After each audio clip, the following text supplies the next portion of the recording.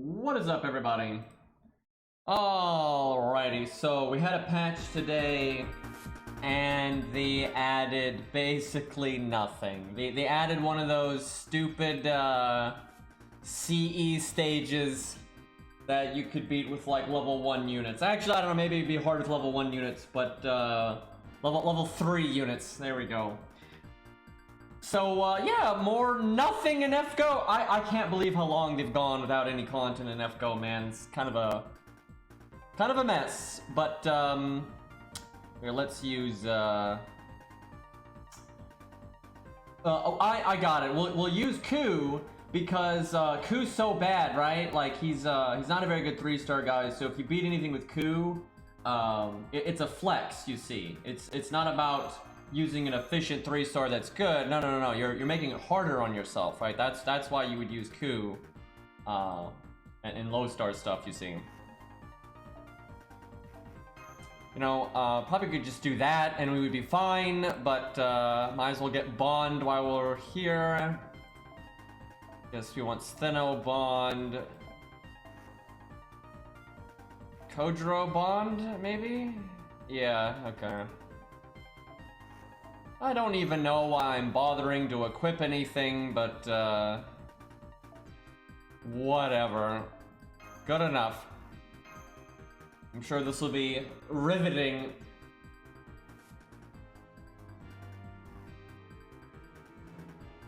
Okay, a little bit of...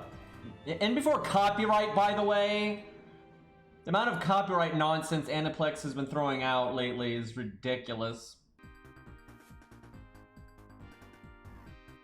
So yeah, they buffed Miyu, and some people, for some reason, think she's better than Merlin now, which is just stupid. It's so stupid. Like, she's fine now, right? It's an okay buff, but in no world is she even remotely on par with Merlin. It's just not even comparable. So what they did was her NP got buffed. She doesn't hurt herself anymore. She heals for a little bit more. She still doesn't heal for that much though, unless she's a high NP rank. I think it's 1,000 at NP 1. And then she gives an attack buff every turn for 3 turns. So that's pretty good. It ramps up, so you'll get you know, quite a bit of attack up. So that's nice. However, her skills are still blech, like they're not great, and everyone just keeps forgetting like all the things Merlin does, right? You know, his NP heals you, but that's not even the main reason you use it, right? That's just something to help stabilize, you know, make sure you live forever. He also gives you NP every turn for 5 turns. And so Merlin is obviously going to NP again within 5 turns, and then now you have 2 of them, right? And he gives you stars every turn, essentially forever, right? And then he gives you, obviously, the team-wide invulnerability, the team-wide battery, the team-wide attack up, the health boost, the buster up, the crit up, like... Jesus Christ, it's like, it's so silly to me that it's become like a meme. People are just saying Merlin's out of date, needs a buff, so they just keep repeating it. It's the cool thing to say on Reddit, to be like, you know, Merlin bad, he needs buff, lol, right? But it's just nonsense. There's no world. People are saying Miyu's gonna be better for like stabilizing the team. She absolutely isn't, right? Like no world where that happens, because Merlin generates way more NP for the team. And he gives invulnerability to the team. And each time Merlin NPs, it becomes consecutively easier for not only him to NP, but for everyone to NP. Hey, okay, you know what? For a new account, this could actually be a little spicy. Like I mean, a really new account, right? Like a day 1 account. This could be kind of content, but like 51k is more than they would generally do for these stupid promo stages. That being said, anyone that's been playing for like a day, if they want to, could just 1-turn this, right? You could just summon like Mordred or Gilgamesh and just instantly 1-turn it, right? Like it's kind of a nothing burger here. Watch this amazing NP gain from our level 1 NP gain skill. Fantastic. All this Sonic music today. Anyway, how are you all doing today?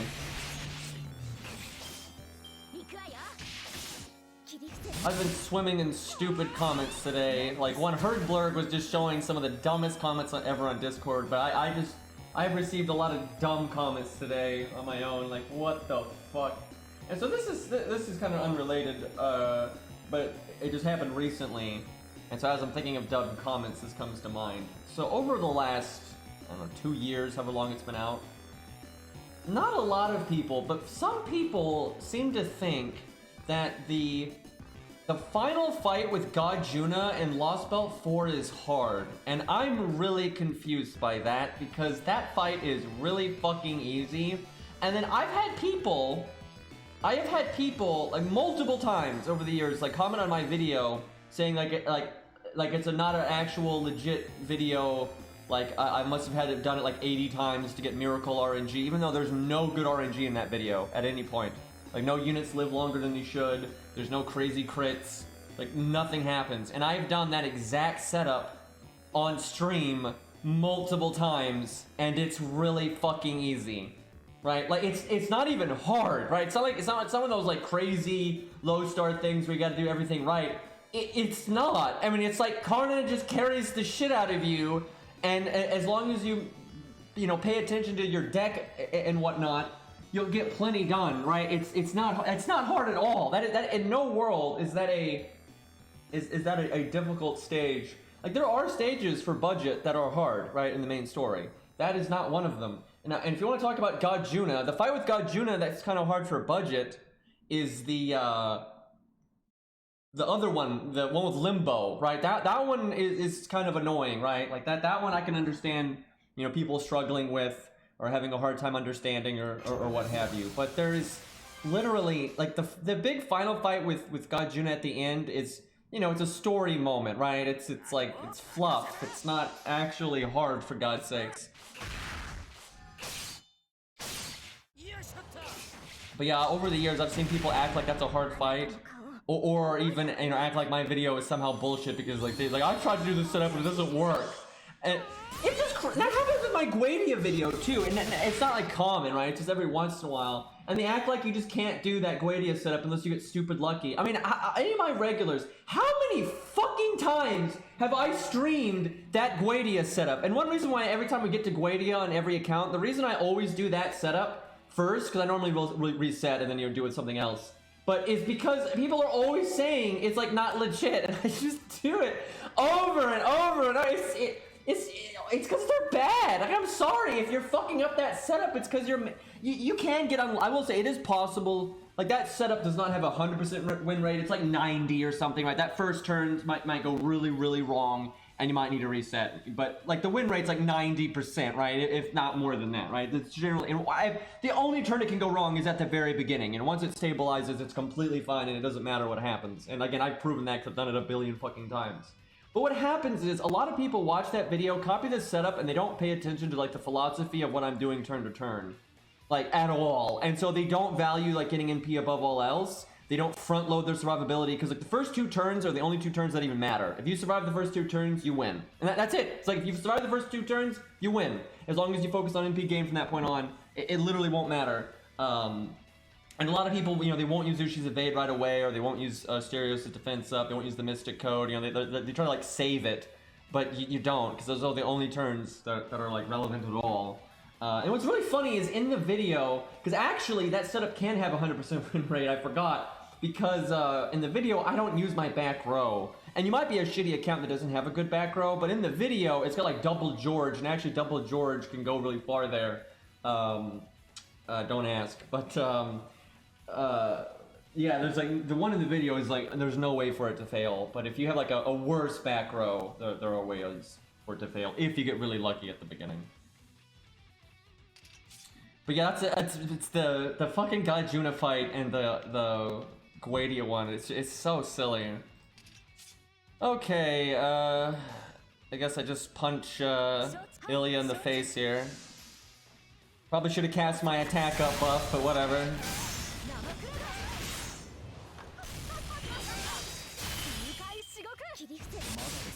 Double George comp. I mean, as an emergency backup in that fight, it's not that bad. Because he's so tanky, because he'll be NPing all the time, and all the defense up. And then you can NP pretty often. Although his NP doesn't hit that hard, if you're doing cleanup, you don't really need it to.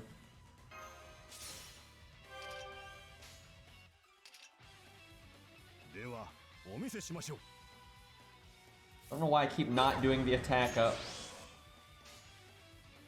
I mean, Ilia's buff is pretty pointless, to be honest. He was already really good before. It didn't really do anything. Like, it's nice, but it has very little effect on her ultimate performance. But she didn't need a buff anyway, so it doesn't matter that it didn't have that much of an effect on her performance. I guess it makes her more consistent, but her peak performance really isn't going to change very much.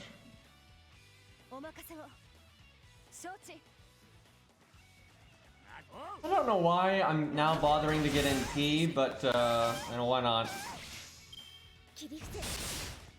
The Miyu buff is definitely the one that matters.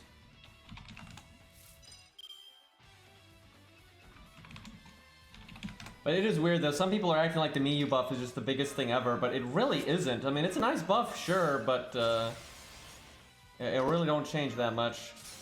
Like, she's still, how to put this? She's still a budget support that you will really only use if you don't have better supports, you don't have access to the friends list, or you're trying to challenge yourself, or you just like her, right? I don't think she's meta at all, right? Like, if you have access to, like, a friend's Merlin, I mean, why would you, like, why would you bother with Miyu, right? Now, if you happen to have her and you don't have Merlin, then sure, right? It's fine. It's not like she's bad. I just don't see people act like she's meta now. I don't think she's meta now at all. Now, I doesn't need to be meta to be, you know, usable and worth a shit, but I see a lot of people like overreacting and acting like she's just so meta defining now. It's like, okay, she heals now, gives an attack buff now. Okay, right? Like that's not like so much value that she's like changing the game here.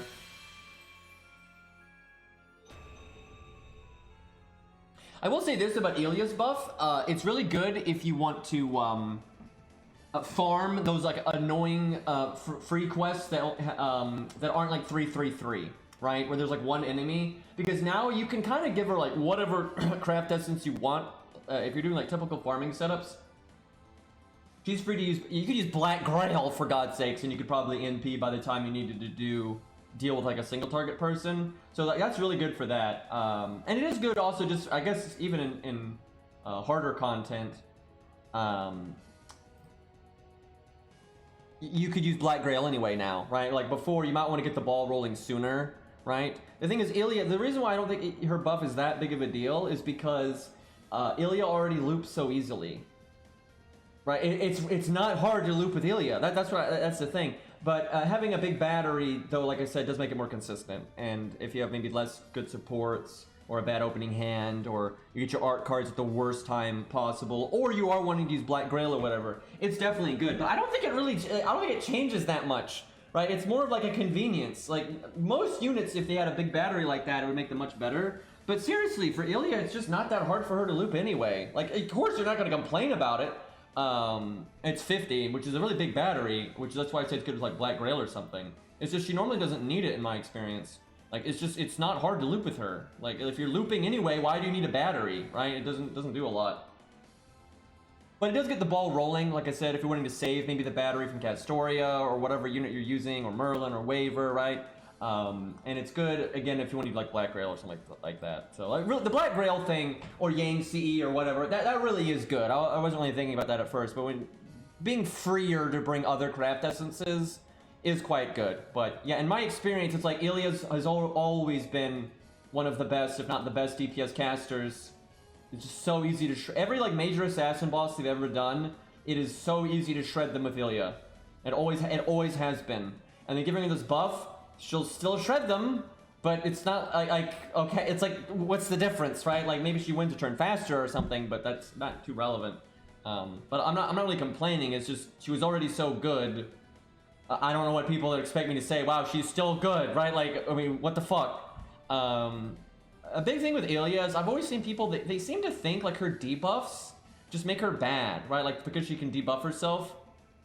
But it just doesn't matter. I have no idea why people think that, because it's only a 10% attack down. It doesn't even apply all the time, because she can land the immunity, and obviously it's a lot of units like you might be using with her anyway can remove it. And then even with the debuff landing, which again, it won't all the time, but even if it did land all the time, you have to NP multiple times for the debuff to add up enough to be a problem, because she gives herself a buster up every time she NPs, right? Like, and then she has her her own buster up. So, but it takes forever for the debuff to outweigh that, and the fact that she's just, if you actually NP like 4 times in 4 turns, you have 4 debuffs. Actually, you only have 3 because they only last that long, but like, if you're NPing that much, you've probably already killed the boss. So who cares, right? Like, literally, who cares? And hey, Mr. Isit, thank you for the gifted sub. Yeah, if you compare it to Medea, right? Medea just does so much less damage. Because Ilia's got a buster up, and then a buster up that applies every time she NPs, and then she also has an upgraded NP, and it's a normal single target multiplier, right? Like, I mean, she's fine, and then she has loads of survivability, and now she got the battery. And like I said, I don't think she really needed it, but you know, more than, you know, it's just an extra option, right? It just gives her more options. So before I said she was the best DPS caster in the game, and now she's still the best DPS caster in the game. Right, so it didn't really change anything, in my view. But yeah, certainly great for farming. Because you have those new free quests that have one enemy a lot of the time, so... I don't know, some people are just convinced that Ilia's bad. And even with this, they probably think she's still bad. I don't even... Okay.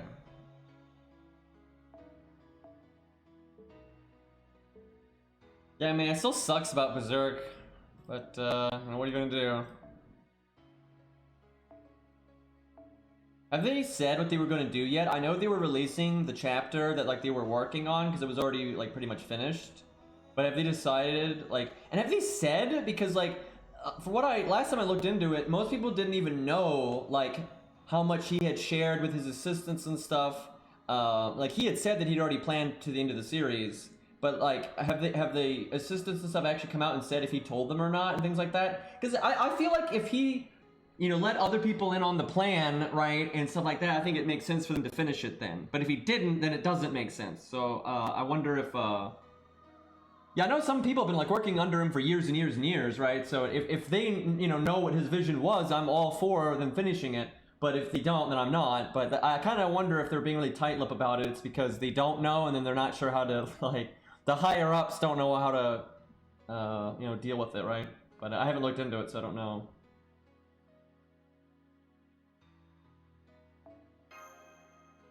But, yeah, the FGO community always really annoys me, because there's so many people in it that, you know, not to sound like an elitist jackass, but I feel like it's just the truth is the truth. There's a lot of people that like saying stuff on, you know, Reddit, Discord, Wiki, whatever, and they just have no idea what they're talking about. Like, there's just so many people in the FGO community. They want to have their hot take, and they have no idea what they're talking about. And I really mean that. Like, they don't actually know the game that well. They don't go out there and try. You see people trying to give people new account advice, but they only have their one whale account, and they've never made a new account and played through the game, you know, from a free-to-play perspective. They've never done that, right? And yet they want to, like, you know, theory craft what's the best thing to do for a free-to-play account. It's like, it's useless. And there's just so many people that, you know, blurt out shit like, you know, Ku is bad and Baldi's got the best potential of any 3-star, but they've never actually sat down and compared Baldi to Ku in a practical setting. They've never actually tried to fight bosses with Baldi. You know, they don't... That's like such a common one, but like it's just, that's such a thing where people... They don't know what they're talking about, but they just open their pie holes and act like they're, you know, that they've got good advice to give, but, you know, Jesus Christ, they don't. Because it's, you know, maybe it's my own bias, but as far as I've seen it, because there's players that disagree with me, or I disagree with them, or whatever, but not in any major way, right? Like, all the players that I'm like, yep, they know what they're talking about, and the proof's in the pudding, because, you know, they're out there doing stuff, right? Like, Ace of Hearts, right? Ace of Hearts is out there doing stuff, and he knows what he's talking about. And we have, like, really minor disagreements on, like, maybe this character's better than that character, but I don't think we have a single disagreement on, like, oh yeah, I think this character's high tier, and he thinks that they're low tier, or vice versa, right? It's just, like, tiny little details that we might disagree on. But because the reason is, anyone with a brain that actually knows what they're doing is never going to be like, yeah, Ushi's bad, or David's bad, or Hans is bad, right? Like, because it's impossible. When you get out there and actually, you know, play, and actually look at it from, you know, these perspectives, there's no, you can't come to the conclusion that like Serenity is better than 100 Face, because it's so obviously not the case, right? So that's why, like, out of all the people that like know what the fuck they're talking about, I don't see any of them disagree, like, ever, because it's you know, it's kind of obvious what units are useful and not useful. There's like that guy with that giant Google Doc saying Hans is bad, and then there was like going on about like how Hans is bad for farming, he's bad for challenge quests, and he's like, because he just dies immediately, so yeah, he can't do anything in challenge quests. Yeah, then never mind all the budget players that use Hans in almost, you know, every goddamn setup. You know, that was just a fluke, apparently. The nice thing about Hans, even if he dies on turn 1, it doesn't matter. If it's a boss that you know can one-shot him, and you're not protecting him behind a taunt, or Mash's invulnerability, or defense up. Because here's the thing, if you want to keep Hans alive, a lot of times you will just have Mash on the team, or St. George, or David, or whatever. And then once you've gotten the basic value out of Hans, you don't mind him dying, and you're ready to cycle him, right? But if it's a fight where you know Hans could easily die on turn 1, and there's no reliable way that you could protect him, or if protecting him was like too costly and it would slow you down too much, you literally just do all of Hans. You give him starting NP, you do this skill, you know, when it's targetable on someone else, so it lingers even if Hans dies. You do his NP immediately, you do his crit immediately. And then, yeah, he died, but then you got, you know, 30% battery, you got a crap load of stars, you got, you know, heal for the team, and then potentially other buffs, but those are random. And then you got crit up. You know, that's plenty! For a budget support, that's a lot! And then it's easy generally to keep Hans alive. You know, if you, because here's the thing, if you want burst support, you don't normally bring Hans unless you specifically need like the crit up and like the battery and stuff like that. But normally if you need burst support, you're more likely to use Mozart, Shin-Gong, Shakespeare, that kind of thing.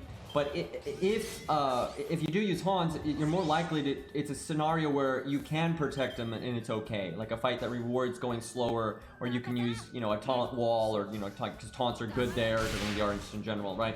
Setups like that, it's so easy to get value out of Hans, right? So easy. And then there are seriously boss fights where all you need is Hans and Mash, and then you can basically live forever, right? Like there are fights like that. Like they have that much synergy. The thing is, you want Mozart to die after he uses his skills, generally. And there might be a few exceptions, but generally you want Mozart to show up, do a whole bunch of support for somebody, and then die, and then have a different unit come in and offer more support, or the DPS you need for the class combo that you're dealing with now, or whatever, right? Like, that's actually a benefit to Mozart, that he's pretty easy to cycle. Like, that's why you use him a lot of the time, because he's so bursty. You know, guaranteed crits, big art up, now you get the crit down and the art resist down, right? You don't need him to linger. Like, why would you need him to stay on the field for?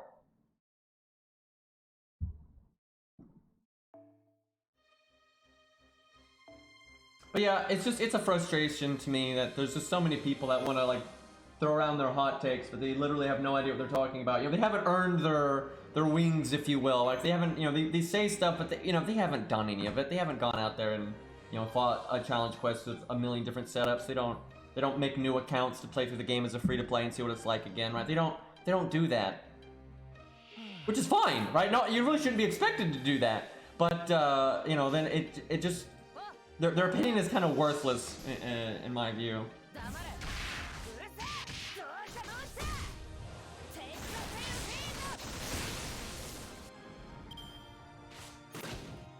Well, about called her Mozart, excuse me, Mordred. Everyone's that name starts with M, they're all Mozart.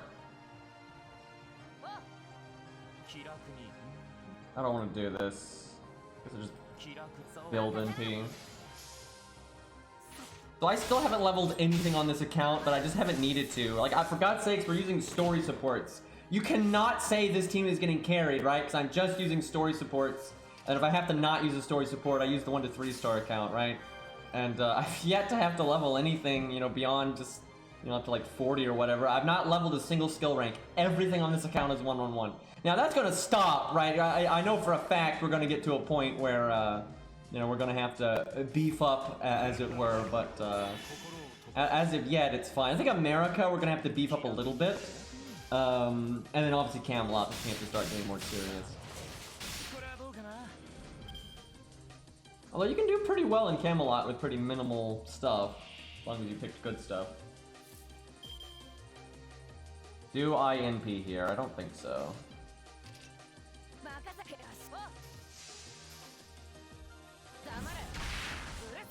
But I don't think it's my bias when I think about it, because every player that I know of that actually accomplishes stuff and, you know, clearly has a mastery over the game, and especially from a free-to-play perspective, every single one of them that you ever see putting out videos or streaming and that are really getting stuff done, none of them think stupid shit like Baldi's the best, or like who is bad, or Hans is bad, or none of them do, and a lot of them you know anytime, like, God, I've seen it from the 1 to 3 star, you know, Japanese player guy, the obviously Ace of Hearts, myself, you know, you often, when they get to like a really nasty boss, especially one where low stars don't have a proper counter class, they use Ku. I mean, that's so fucking common, right? And then you just see Hans all of the time. I mean, Hans is everywhere.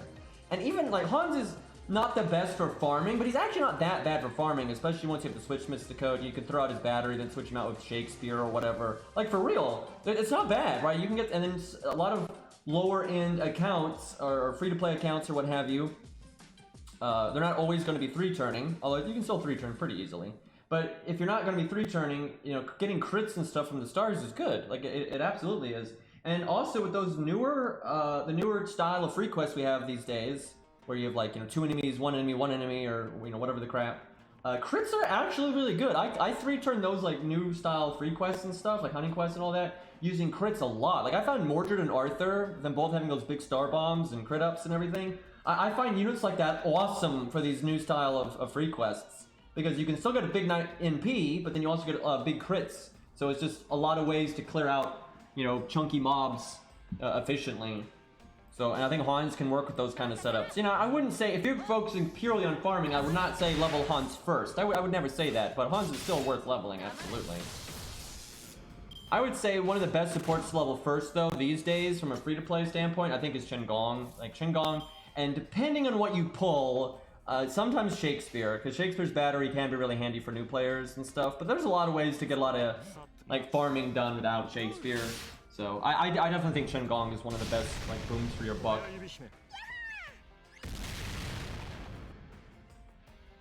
I have to admit, I got baited and maxed Baldi instead of Ku. How did that go for you? Because here's the thing.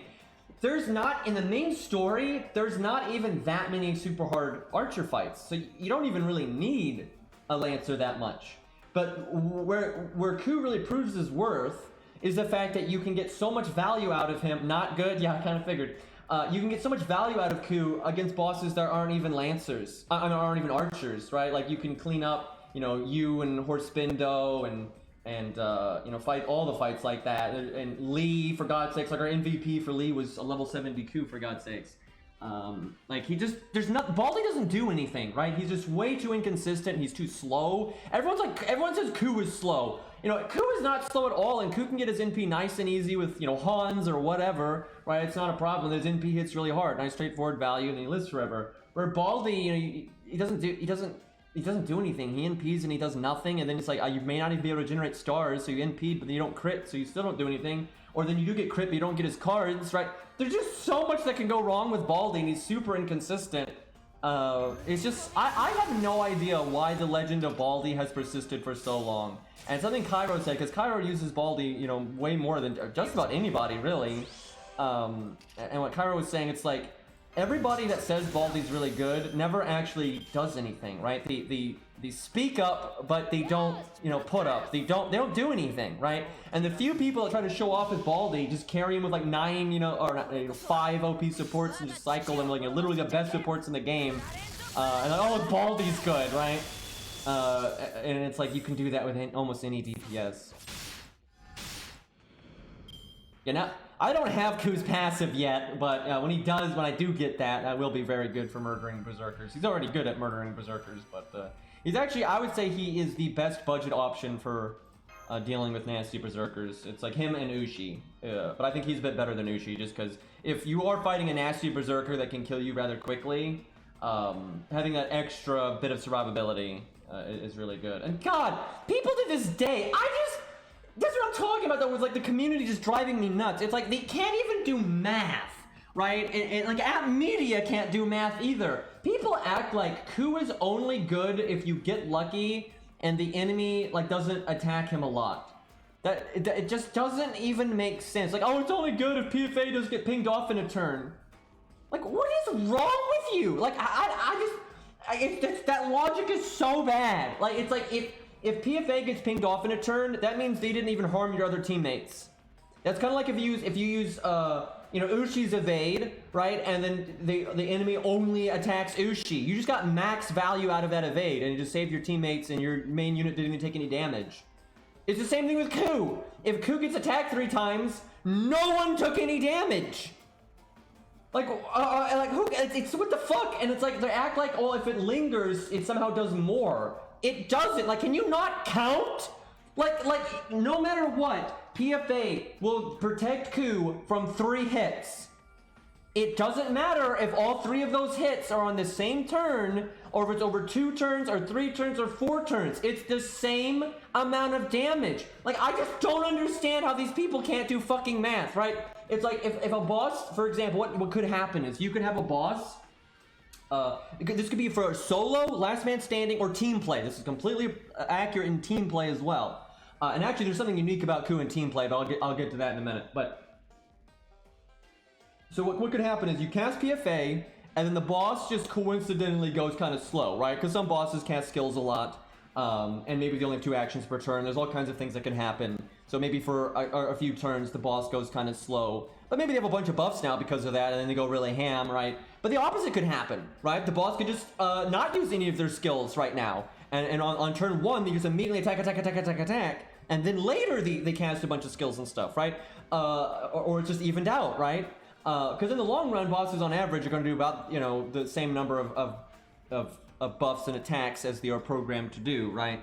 So it doesn't matter when it happens, right? The boss is going to attack about the many times as the boss is going to attack. It doesn't matter if PFA gets half pinged off or fully pinged off. It's like if a boss attacks once and buffs twice, and the next turn attacks 3 times, versus attacking 3 times and then attacking once and buffing twice, that does the exact same amount of damage to Ku. Like, it doesn't matter which order it was in. It makes no difference. And like the fact that so many people don't understand this makes me truly question like people's intelligence, right? When they bring this shit up. It's like, it's nuts. The only way PFA could potentially be bad is if it didn't block up to 3 hits. Because then it could potentially do less for you than a regular evade. But because it always blocks 3 hits, it is guaranteed to do as much as any other evade and potentially more. And what's good about it is it can't be wasted. Because y'all have seen it happen on stream a million times. I'll cast 100 Faces evade, and I'll be all like, yeah, look how good 100 Faces. And then the enemy doesn't attack 100 Faces a single time. Like, not once. They either attack the other 2 units, you know, or they buff, or they don't even touch it. So the evade just went into the garbage, right? That can happen to anybody, right? That can happen to some of the best units in the game, right? Where their evade or their invulnerability just gets ignored like that, right? It can just happen sometimes, and it's unfortunate. That will never happen to PFA. It'll never happen to PFA, because if the boss does that, well, it's still there for you, right? And if the boss does that later, you know, and they attack a lot now, you at least got the value like you would have gotten out of any other evade, right? But somehow people think it's a negative that it can be pinged off in a turn. It's like, yeah, like every other evade in the game. Yeah, I guess that's true, Arjuna. Fair enough. I mean, App Media lists as a con for Ku that PFA can be pinged off in a turn. It's like, but they don't list it as a con for every other evade in the game, right? That only lasts 1 turn. It's like that's literally not a negative. That it's a positive that if it doesn't get pinged off in a turn, it hangs out. It sticks around to get the rest of its value. So you're guaranteed to get the 3 hits out of it. And like if every other evade like that in the game was like that, you know, they'd be way better. You know, imagine if 100 Faces was like that. And it's just a bonus.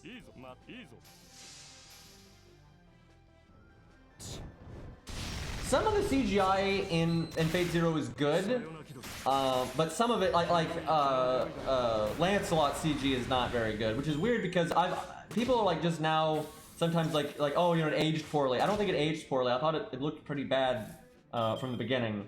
But there's some CG in Fate Zero that I think ages just fine because like they do a lot of animation tricks with it. Like Dyrmid's lances a lot of times are CG, but it looks fine. You know, Aya is CG, but it looks fine. Stuff like that. But I mean, CG in anime generally just does stand out, and it's a few things. It's because there's a lot less experienced people in Japan that are really good with 3D animation. There's way less experience there compared to like North America and such. And also the medium, it's gonna stand out like a sore thumb in it. I have never thought Lancelot's CGI was good. I've always thought it looked pretty bad. And it was just like an excuse to not have to. It's harder to animate armor, right? Just like it's hard to animate mechs, which is why people don't do it anymore. It's a shame because I really like armor and mechs.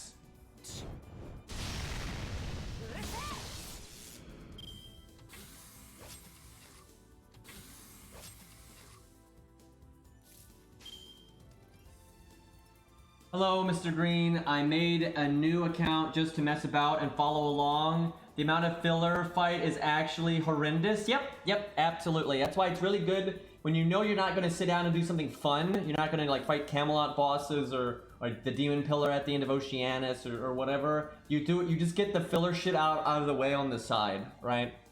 Like right now I'm blabbing to chat while I just like mindlessly click buttons, right? And you know, if you do your laundry or you're eating dinner or whatever, you just do it on the side. That's how you get through the tedious stuff, and then you can focus on the good stuff, right? But yeah, it sucks.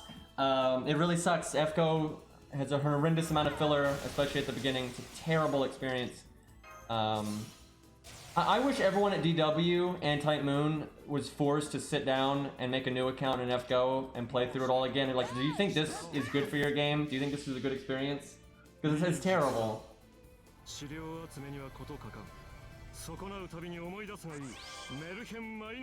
Even Babylonia, though, has an insane amount of filler content in it. I mean, there's a lot of tedious trash fights that just don't amount to anything.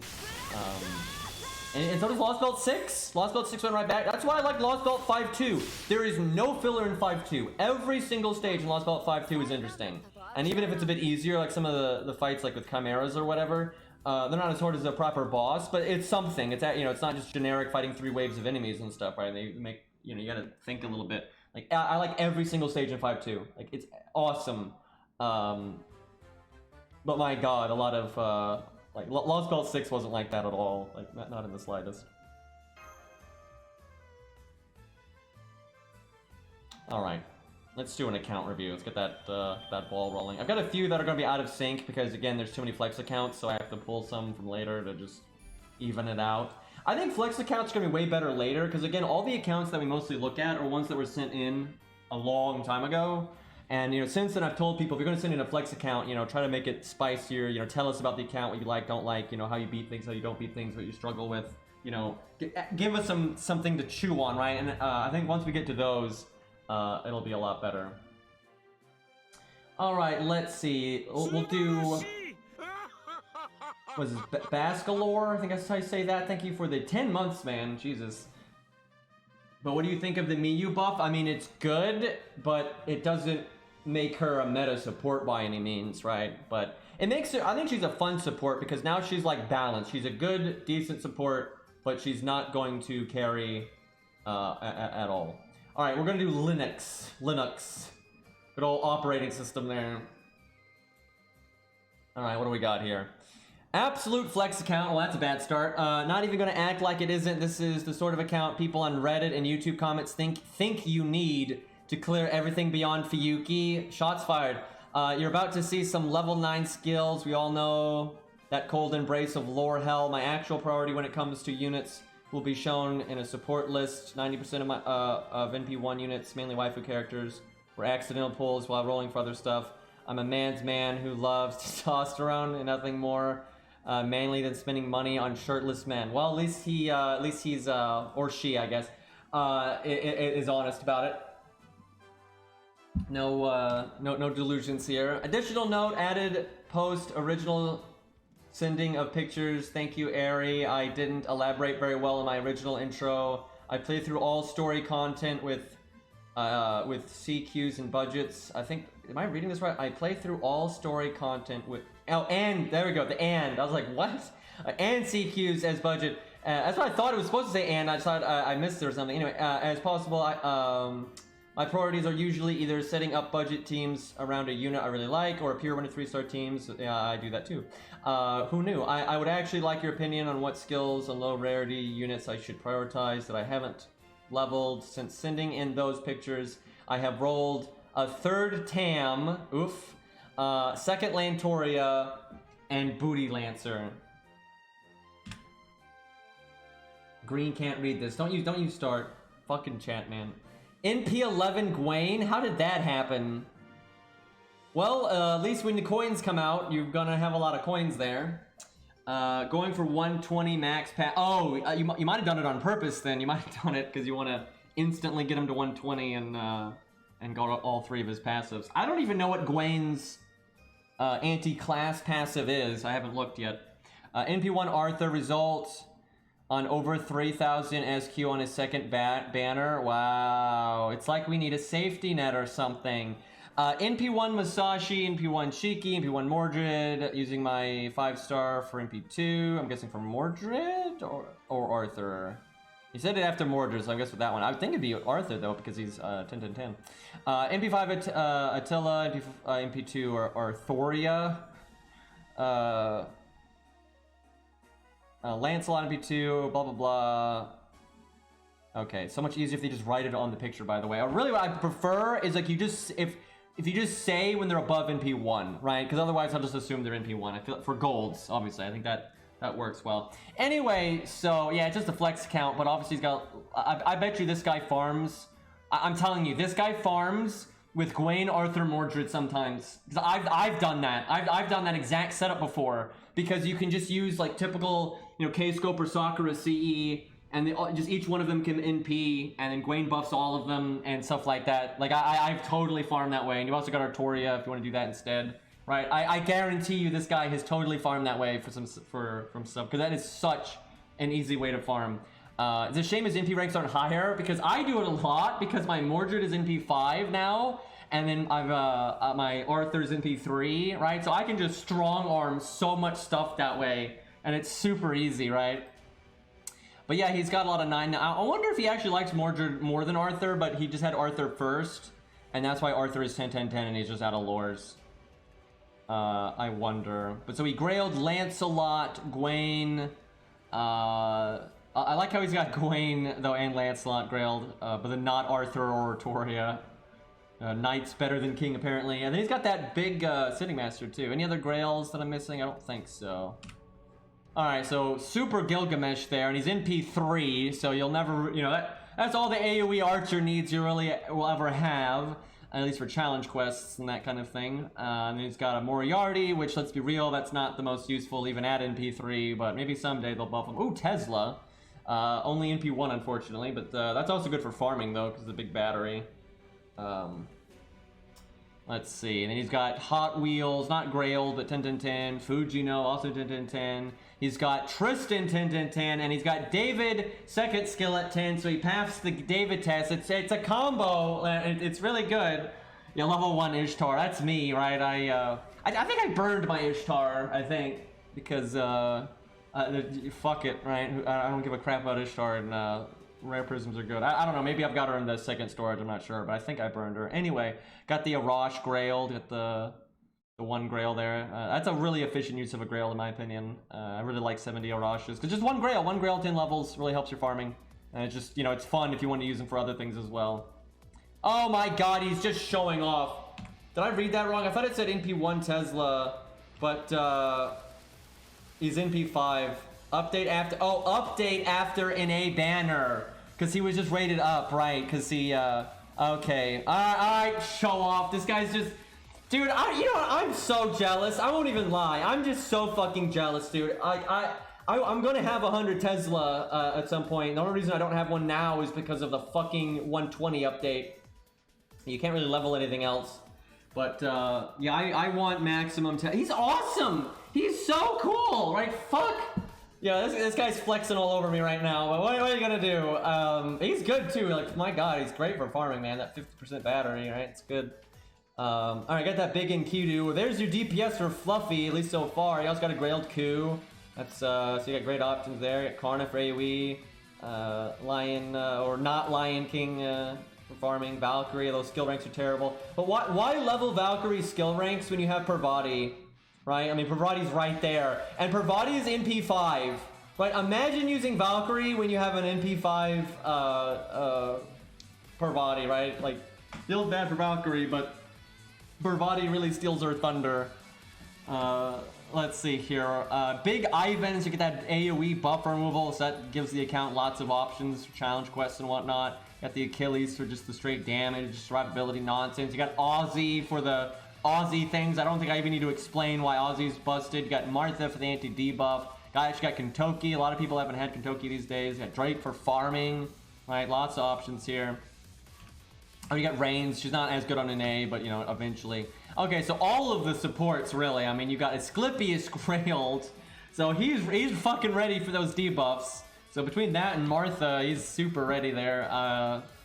Grailed Asclepius is really fun, man. And then he's got Scatty, Merlin, Waver. They're all 10-10-10. Castergill, Tam.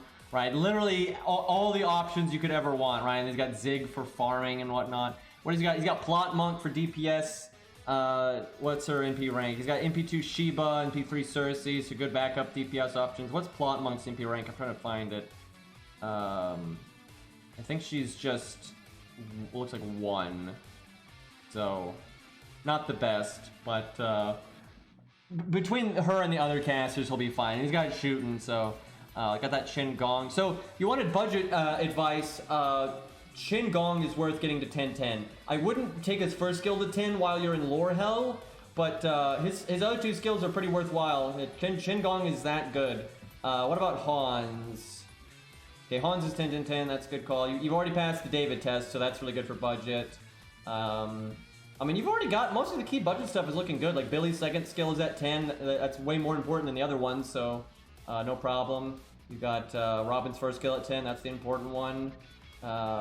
Q's max, right? So for budget stuff, you look fine. George's first skill is 10.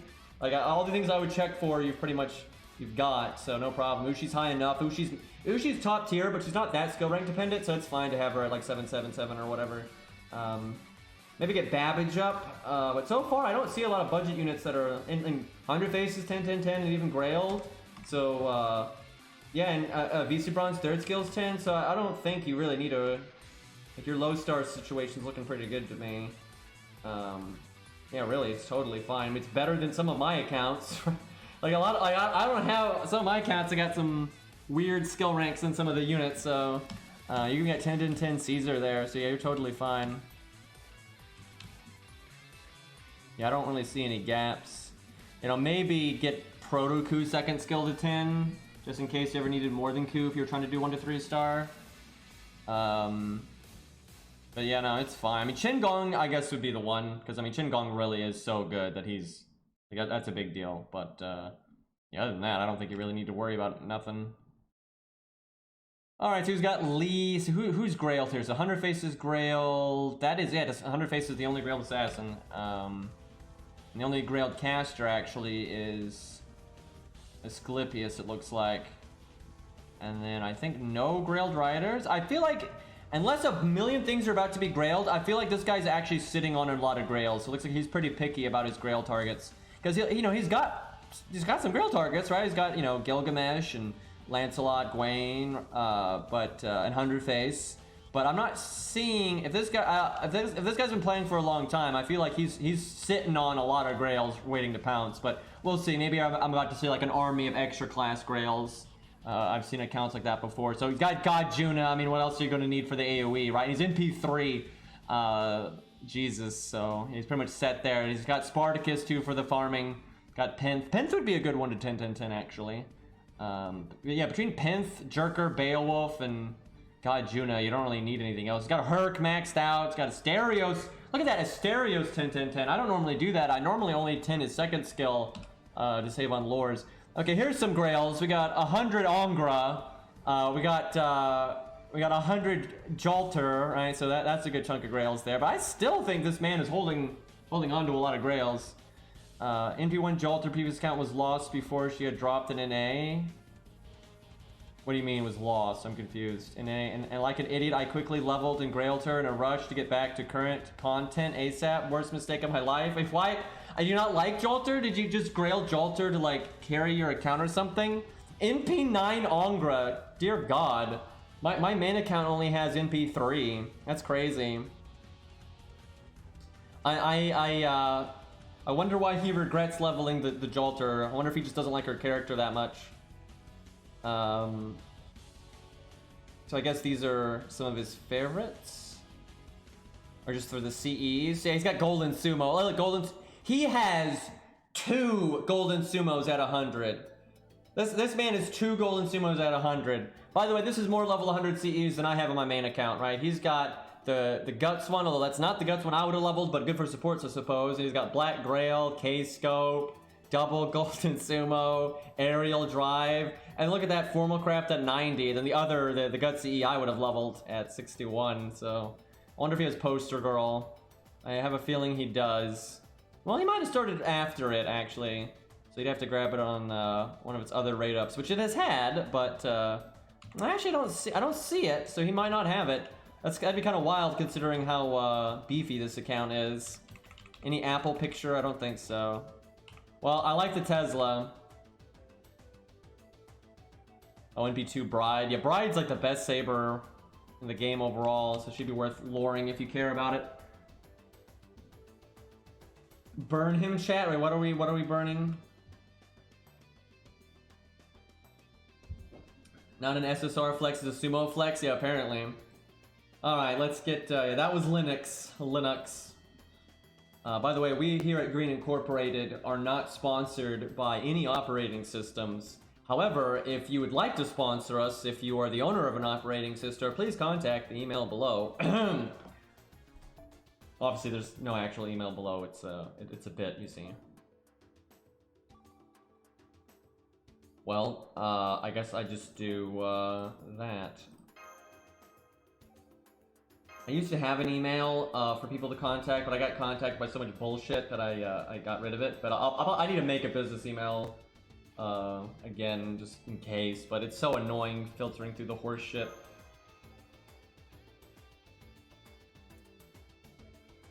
I wonder if anyone has 3 Golden Sumos limit broken. Because wasn't it a drop, right? Couldn't you, like, you didn't need it? I remember you could limit break it without getting a drop, because you, you could get 5, but I think you could also get it as a drop if you wanted to. So you could get 3.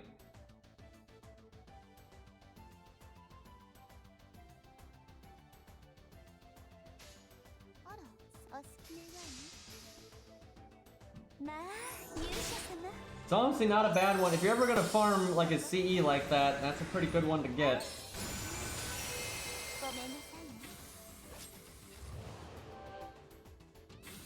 Kind of funny how many people I know in my chat that started playing right after the rerun of Golden Sumo. Big oof.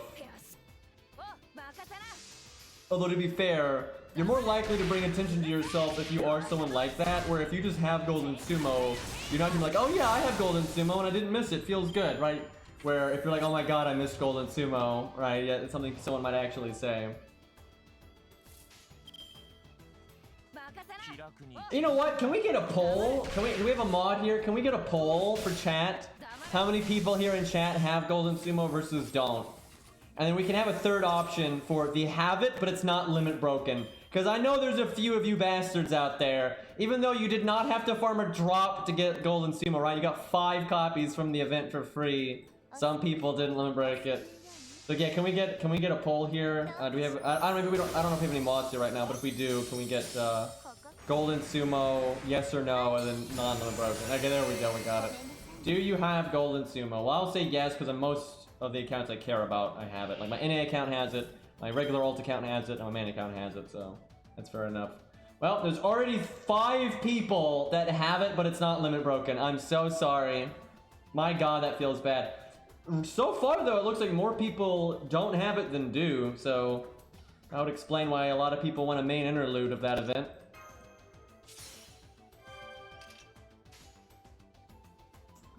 No Buster cards. Time for the amazing Sinnoh NP against a robot.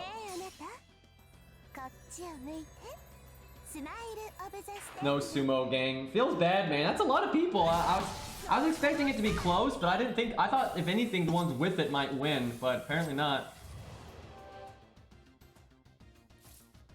I'm gonna be right back, chat. I need to grab water and might get like a snack real quick, so give me just 1 second here. How about all this exciting event content on JP right now, though?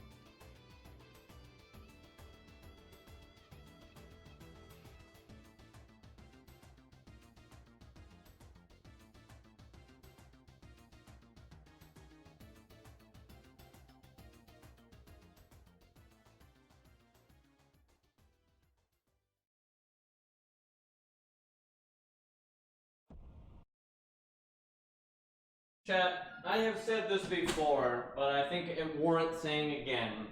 When they do these promo events, like right now there's the Prism Ilia promo thing. When they give out that worthless ass craft essence, it shouldn't be worthless, right? They should be like placeholder, new account friendly CEs that you're probably going to replace with an event CE eventually. Like for example, this Prism Ilia one, it could be set stats, so you can't level it, right, just like it is. But it has 600 health on it, or 500, right? It's 500 health on it. And then it makes 10 stars. It's a 10-star bomb. Now, that's not amazing, right? Like, that really isn't amazing. And once like a summer event comes out or whatever, those normally have star bombs on them, you know, that'll replace it. You know, about once a year, they do a star bomb CE, right? And they're normally 20 stars. So you'll replace it eventually. But that's a nice...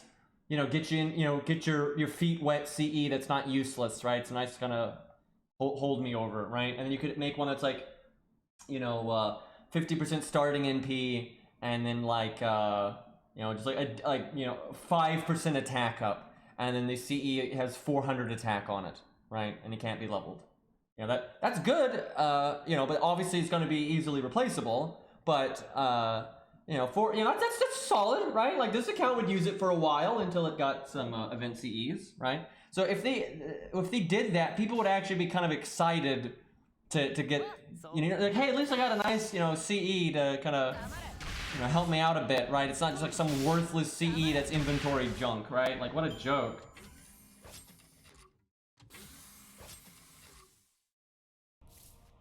Excuse me, I accidentally killed the music without realizing it.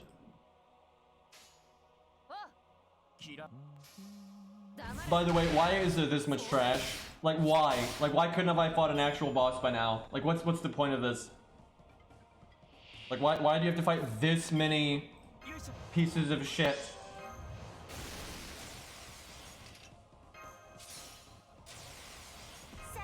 I don't know why I just cast Charm on a robot. Probably just BM.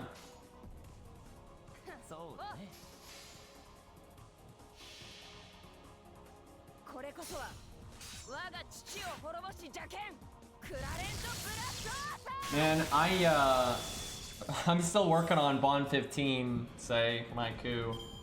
I think he needs like 800,000 right now or something to go. But hey, I'm Bond 14, so I'm getting there. Yeah, very slow going. Hey, there's some skill gems. That's nice. A better reward than I would have expected.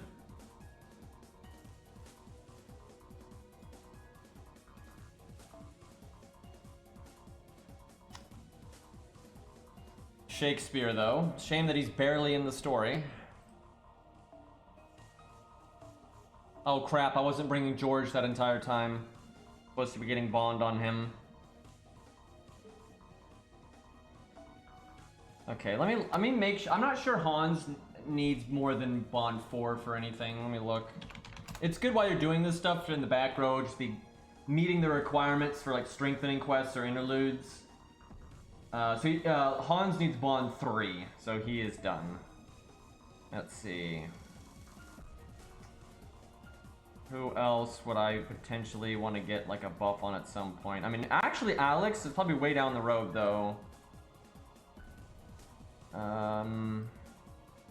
Mozart. I could see this account using the Mozart at some point. This account is less art focused than normal because I'm not leveling Robin yet. Although I might, we'll see. But yeah, I feel like Mozart just in case. Although he may not need Bond. I think he just has to unlock his 3rd skill. Well, he got that new one too, but I don't know. See, what's Kojo? Bond 3. I should at least get him to Bond 4. Well, I'm bringing a lot of units that are really bad. If this is an actual, this might be an actual boss fight. Actually, this could be Babbage. Let me not completely throw here.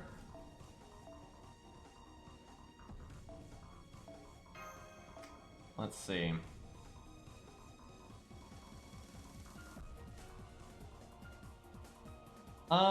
It's hard to say, sir. There's no way they're gonna add every single thing from Fate Strange Fake at once, because the roster is too big, right? I think it's gonna be something like what we saw with APOC, because, you know, they added Semiramis a bit before the collab event in the Valentine's Day event. I think they would do something like that. They would kind of sprinkle some of it out before the collab through various means, and then the collab would definitely add a chunk, but that there'd probably still be more to have. They might add like another one on the rerun, and then maybe just through some other means and stuff. So I don't think they're gonna add them all in one spot. I think though Ishtar could potentially get added if she's popular enough, right? So I don't know, I feel like though, because Rentarded is so popular that they might, it's just like some people are like attacked by Arthur, right? Because they like Artorias so much, and like they feel attacked by his presence, which is insane. But you know, that's a thing, and I don't know. They might not add Ishtar because of that. Who knows though? I'd say if she's popular, she'll probably get added, and if she is not, she won't, right? She's probably not their highest priority though, because she's not technically a servant and all that. So she's not as sure of an include as some of the other ones, right? Some of the other ones, whenever they get around to Fate Strange Fake, are just obviously getting added at some point. Where you know, she's kind of iffy. I would not be surprised though at all if she was added. I wouldn't be like, whoa, how did that happen, right? It's completely in line with the kind of stuff that they add, but no guarantee. I feel like Mordred on the front row is pointless. I mean, she's pointless on the team in general, but nothing I can do about that.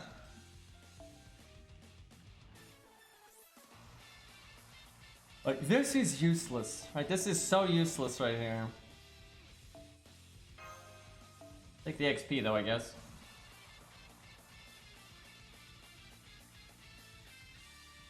Yeah, I don't think Fate Strange Fake Ishtar would be as popular as Rentarded, but Hard to say, really. Man, I have no buffers right now. God, kind of sucks. So we do that, and David can evade the NP or something. This is not the best team I've ever seen.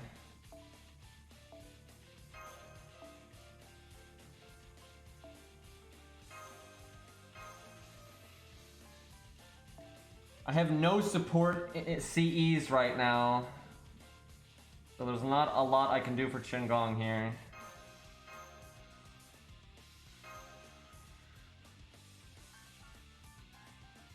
Yeah, tsunderes are very popular, and I do not know why. Like, I don't really get it. I'm not like shocked that they are popular. I'm shocked that they're so popular. It's probably the most popular archetype.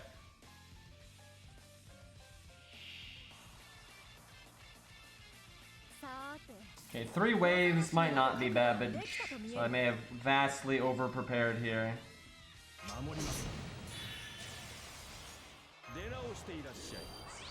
Time to watch George take no damage.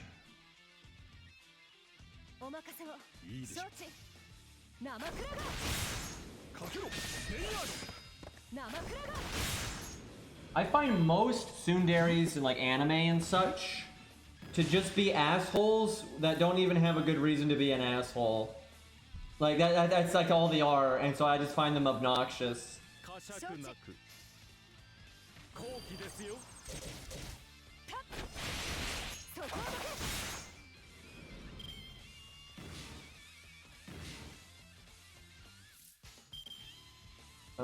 Might as well go for George's NP, I guess.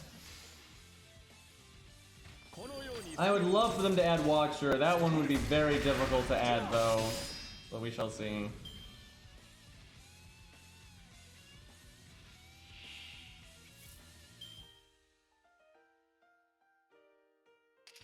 These mobs feel like filler that are there to, like, let you build up your NP. That's what it feels like.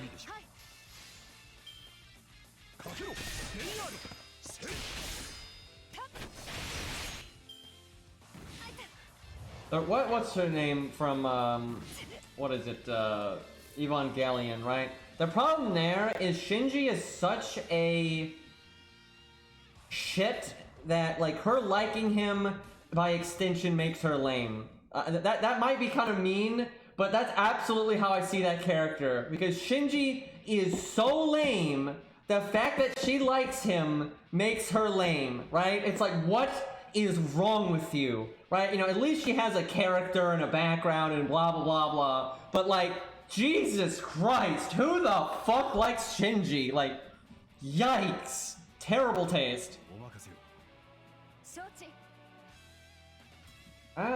This is awkward because their health is so... fuck it. Just overcharge, let's go. Shinji did nothing wrong. That is a lie.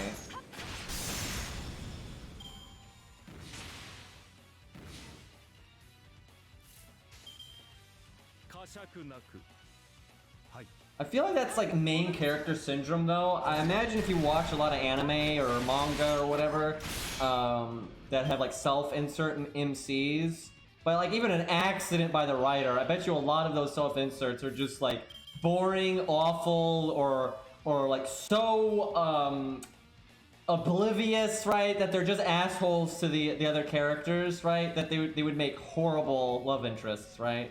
To the point where it's like, why are you even rooting for the waifu to like that guy? Because that guy sucks, right? It's like, it don't make any sense. Okay, this is definitely not a boss stage right now.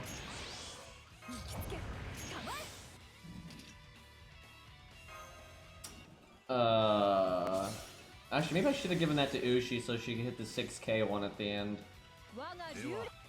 But George is level 35, and I think he might be in P1.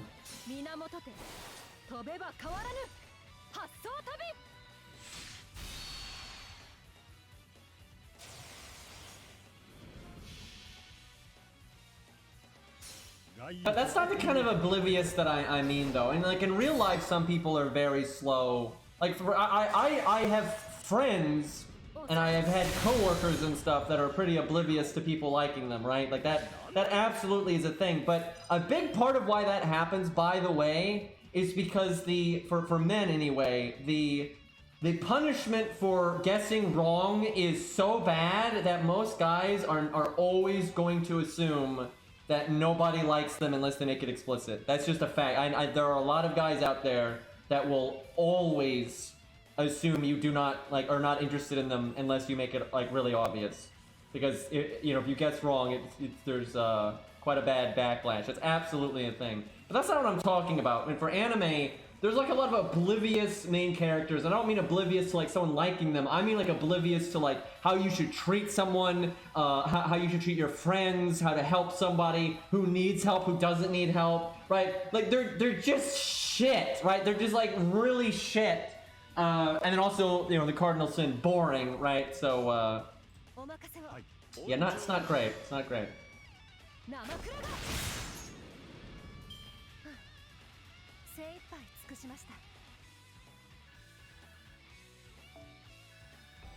Oh man, get that AP! Okay, this was a worthless stage. 100 QP. Hey, Saber Nero. There definitely are, because that's the thing. In real life, you might have people that like are very subtle about trying to let someone know that they like them, right? And so subtle that it's like, of course, no one's going to assume, right? But in anime, sometimes they're really fucking obvious. But like I said, that's not the kind of obnoxious that I'm talking about.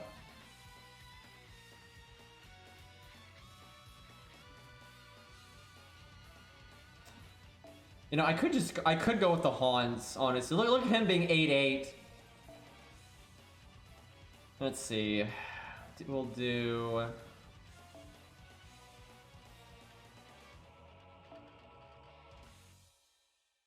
We're just doing this for the attack stat and the starting NP. I don't really have any need of any of these CEs on anybody other than the starting NP, so... Could use a Ryoto Temple right now.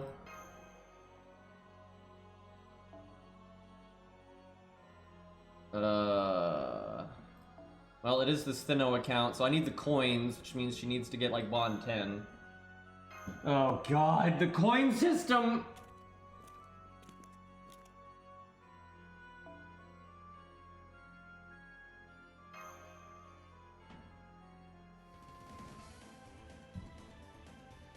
So, I've talked about this before, but I really do not understand why Evangelion is so popular, and I feel like... Because I've watched it, and, I really don't care for it, right? There's a few good things about it, but I don't say this often, right? I really don't. I really think it's, like, held in, like, this, like it's, like, some masterpiece in storytelling, and I absolutely do not think it is that. And from what I've seen of interviews and such with the creators, they didn't think that either, right? Like, quite a bit of it they were making up as they went, for God's sakes. When it started, it was really fucking generic, right? And most of, like, the deeper stuff it deals with isn't really that deep. It's more like teenage issues, right?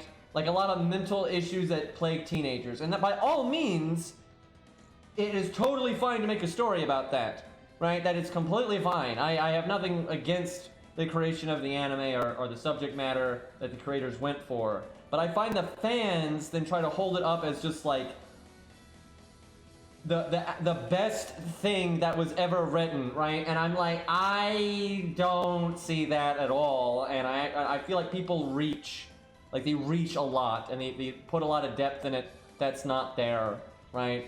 Like, the ending's not really that complicated, right? Like, be it the anime or the movie ending. It's not actually that complicated. It's, again, pretty much teenager bullshit mixed in with some abstract acid trip. That does not equal depth, right? It doesn't, at all, right? And somehow people have... it's made it into like this masterpiece thing, and I'm like, I don't fucking think so. People can have their opinion, right, and that's fine, but Yeah, to me, it's absolutely not a masterpiece, and I don't think it was really even designed to be one, especially initially.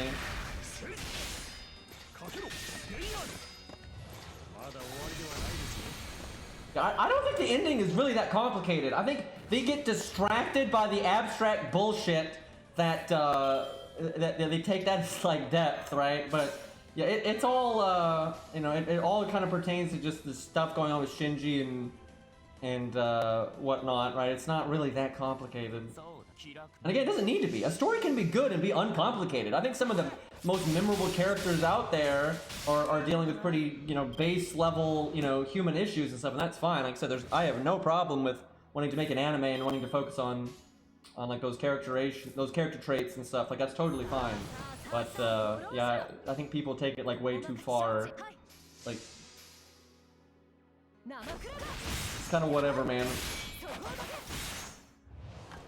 I'll tell you what though, the robots aren't CGI, and you know, the effort it took to like animate a lot of the stuff they animated back then, and like those like prototype Avas or whatever the fuck, you know, the creepy ass things, right? Like those take a lot of effort to animate, right? And they actually bothered to do it. You know, meanwhile, Fate Zero, I guarantee you, it is such a, I see this all the time with anime. People act like, oh no, Lancelot's just CGI to like, it's an artistic choice. It's not an artistic choice. That's a convenient excuse to justify not putting in the work, right?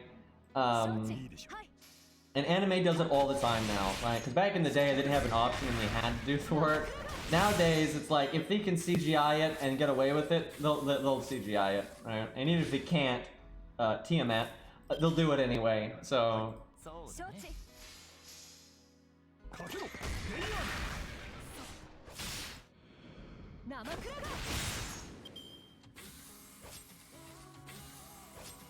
So I'm not, as far as I see it, it's like everyone has their own taste, right, when it comes to anime, movies, comics, video games, all that stuff.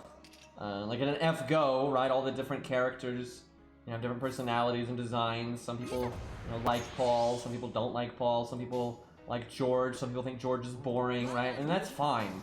And I don't think there are any anime or movies or even books that are must-reads or watches. Like, it comes down to the individual. Like, I really like, you know, Baccano, Black Lagoon, Fate Zero, like, for anime. Like, I really like those. But if someone watches it and was like, man, I'm not into this, right? They don't like the setting, they don't like the writing, they don't like...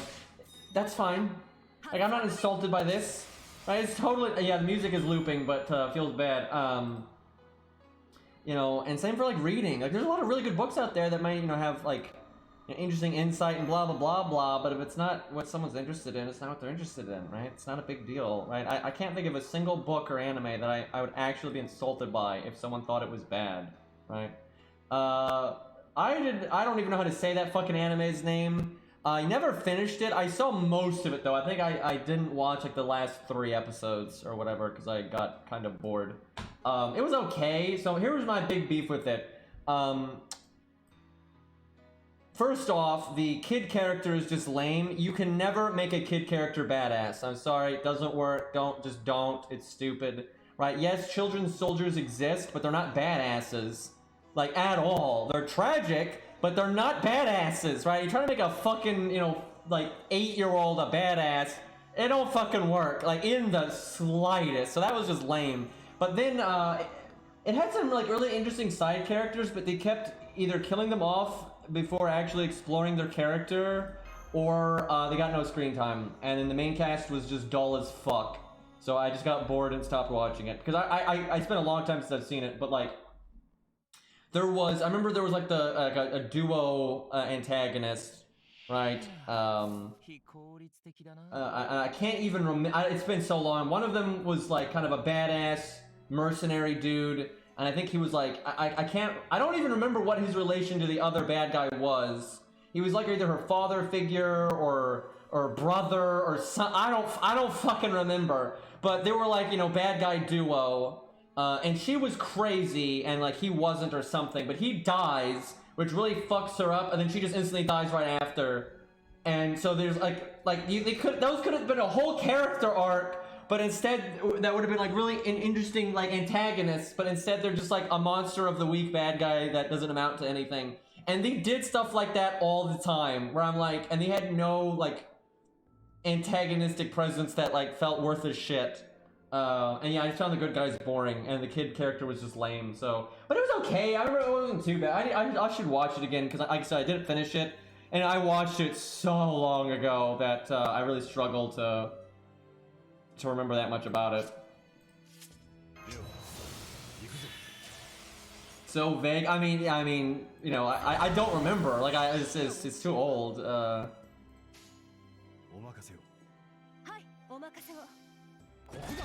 Yeah, I don't mind the setting and stuff, but I really don't like the, you know, like the main cast, like the kid character and everything. Just, I remember there was like a side character that was kind of an antagonist, I think. It was like a crazy waifu. That was pretty cool, but I don't remember. I don't think they got very little screen time, if I remember correctly. But they were kind of cool. But yeah, I don't remember most of that anime, to be honest. How can you not know, like, can you not, like, pay attention, right? Like, Chad is talking about one thing. How do you not know what I'm talking about? Jesus Christ. It's like all those other anime people are bringing up right now. They always like the waifu, take your lifeu.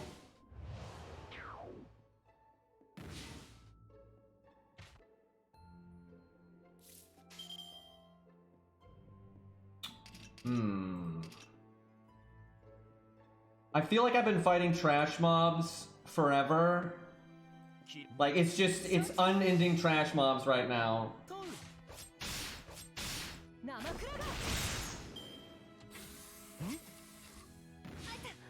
Wait, it's all trash mobs? Always has been. Yeah, apparently. George's getting fucked up right now. I don't know why I didn't cast that evade forever ago. Well, I guess it's good because of the NP. How does... I guess they're quick charging. I guess that's what's happening here.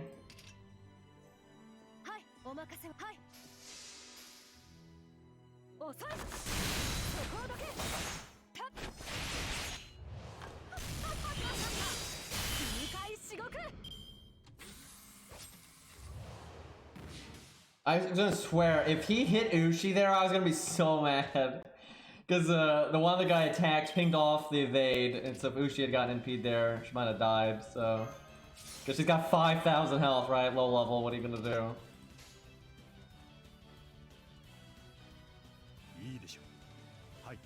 Mad damage, let's go.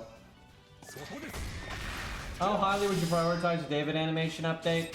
I mean, so like a year and a half ago, I remember saying I wouldn't prioritize it that highly because he's a support, he doesn't attack that much. I think his sprite is aged better than some. Even though obviously his animations are not good and you could clearly use one, it would never be bad to give him one. But that was like a year to 2 years ago, right? And here we are, and we barely had any animation updates. So, at this point, I think the gloves are off. It's like anyone that's a day one servant deserves an animation update. Like at this point, David fans have waited 6 years. Leonidas fans have waited 6 years. Shakespeare fans have waited 6 years. Mozart fans have waited 6 years. That's absurd, right? Like that's so absurd. All of them are so past like how long they should have waited, right? All of them are so past their due, right? It's completely ridiculous how low animation updates have been on the priority. They should have hired new staff to do nothing but animation updates. And they had the money to do it, but instead, they hired staff to make Sakura Wars and then make a bunch of 3D ass models and then shut the game down in 6 months. Right? Imagine if instead of making Sakura Wars and them losing money on it, they put that money into FGO and made the game better, right? Like, we could be playing a better game right now. I'm not kidding. If Sakura Wars didn't exist, FGO would probably be a better game right now, right? And FGO would have more money right now. But instead, they wasted a bunch of time, resource, and literally made a bunch of employees quit because of Sakura Wars, and they lost money. So it wasn't like it wasn't like it was a business decision, right? And shit didn't pan out at all. Fucking sucks, man. Yeah, meanwhile, yeah, let's do PvP. god.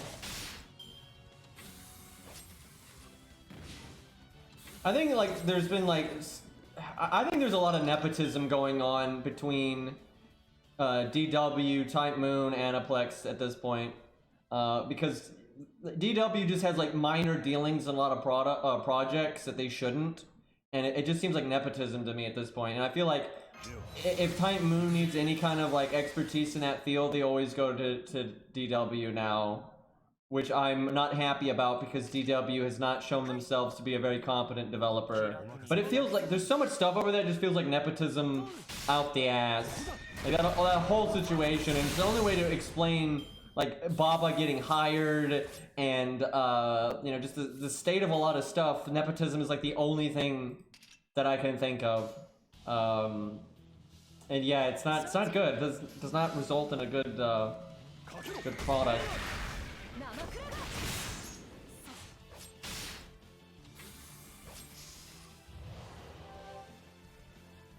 Yeah, I bet you Oberon alone, that doesn't surprise me that Oberon alone would make more money than all of Sakura Wars. That game was a travesty. Like, an absolute travesty. To be fair, it's probably not Oberon alone. I'm sure Oberon was obviously a big part of that, but there were other things rated up too, right? So it's a combination. That whole period for FGO, you know, you had double Morgan for a short period of time. But Morgan is extremely popular. Oberon obviously is really popular, but there's no way around it. Morgan is really fucking popular, and as are the 4 stars and everything. So there's a lot of things that made them that money, but Oberon obviously did very, very well. Because like everyone's like, oh, who would roll on the second Morgan banner? I know for a fact a lot of people rolled on the second Morgan banner because they hadn't played through the story yet, and then after saying the story, like, oh, I gotta roll on Morgan now. That's why they rated her up again. That's absolutely why they rated her up again, because her original rate up, I think, was a little, because it was time gated, right? Most of the story with Morgan was time gated, and so she was gone before people really saw her character. So that 100. Also, so many people saying that was like a bad move for them to rate her up again that soon. I don't think it was at all. I think they even realized that, oh shit, we blew our load too soon and we missed out on like the hype, so that's why they did it. I think they made a lot of money from Morgan's second rate up, but then obviously Oberon as well, yeah, Vinch and all that kind of stuff. But that whole period, all those characters they added, you know, Burgess, Vinch, Oberon, all that stuff was all popular, so I'm not surprised that stuff did really well.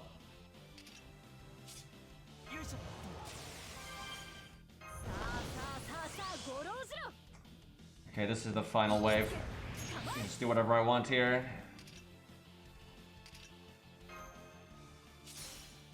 I'm sure David can do 38k.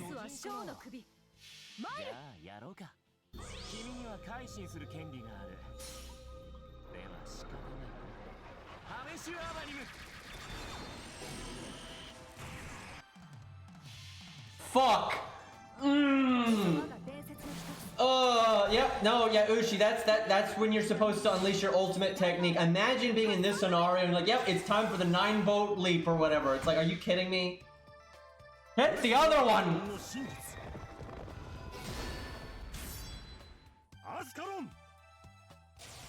Okay, George would have, if that had gone better, George would have killed the final book, right? It would have lined up.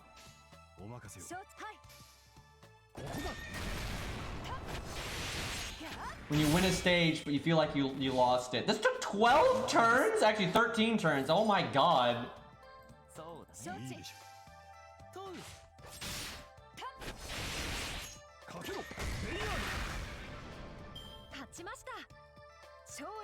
Yeah, I would have been a fan of Morgan if we had gotten regular Morgan, but I'm not a big fan of Lost Belt Morgan.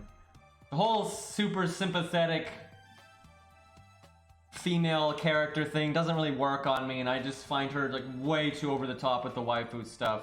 Right? If the waifu stuff wasn't so over the top, I wouldn't really mind it. I just wish she wasn't Morgan though, because it's so pointless to make her Morgan because it's OC. It's literally OC. Please don't steal. Like, just nothing to do with Morgan. But she is just way too over the top with the waifu stuff. Like, it's ridiculous. It's way too over the fucking top. And she threatened the other berserkers, so I mean, she's got to go. I'm sorry, chat. There's, you know, between a Hyde right there, right? Like, you know, that face or Morgan. I'm sorry, I got to go with Hyde here, right? And then, you know, Mori and all that. Like, fuck that, right? Yeah, Percival was good. Although Percival in the story was kind of weird, but the one you summon is just regular Percival, so I'll take it. You know, Hercules, all that stuff. I guess I just bring the same team. So much trash.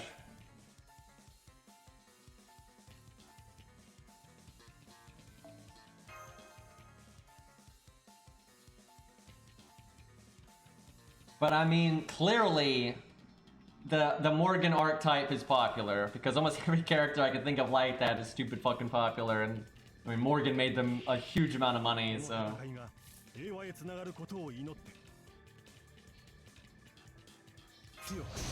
6 enemies, 1 wave.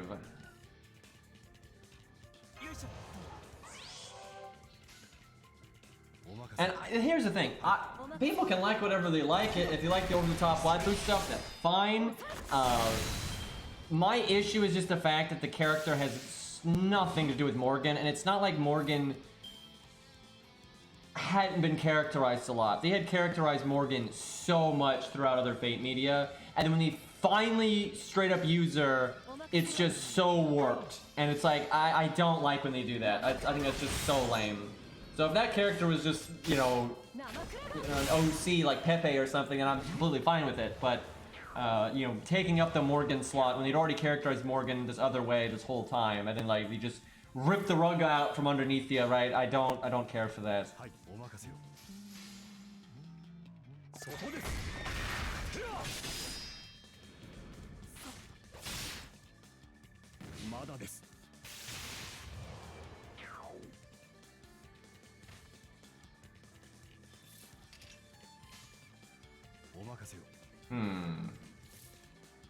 I'd like to point out that canonically, when you summon, the Chaldia summoning system is so weak that when you summon servants, their saint graphs are like pathetic, and it's because the Chaldia system can't summon a servant properly like the Holy Grail War can and things like that.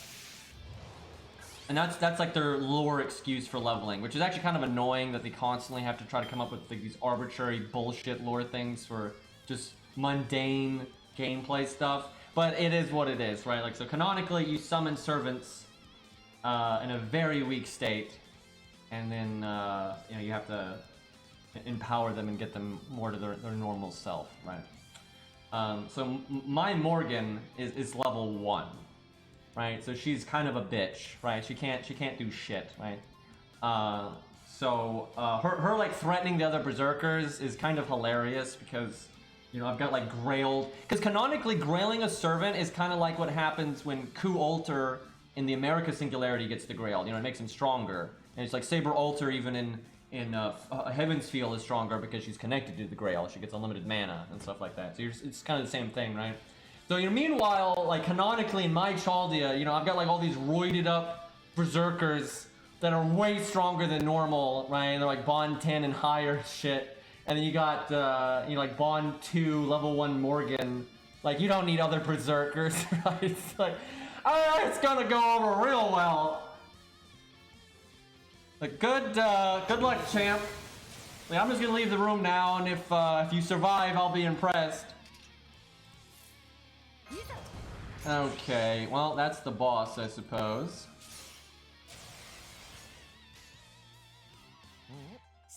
David's probably not going to kill that considering the previous performance.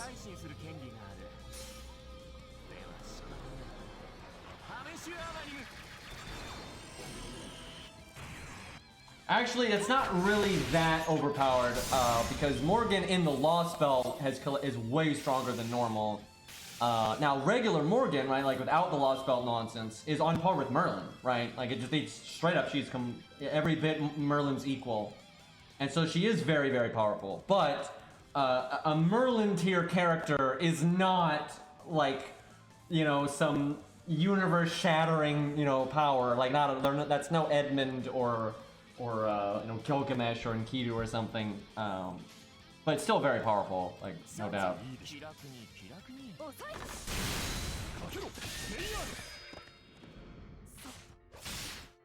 This book, though.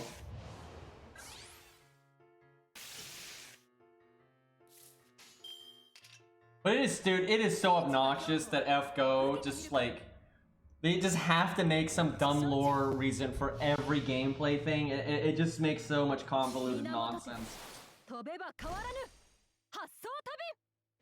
Kind of hard to say. There's a lot of stuff with Medea that they've never detailed, because like Medea in Fates of the Night, like if I remember correctly, she didn't want to use her like best magic, like her Ages of Gods-esque stuff. So it's hard to say. So basically, I would presume Morgan has mastered like the modern magecraft, you know, way more than Medea, but Medea has access to older stuff that Morgan just doesn't, and that stuff would be stronger. So it's hard to say, really. They're kind of weird like that. No joke though, if there's no plot armor and all that, Medea is a real monster. She just has access to knowledge that most things just don't, right? Most things,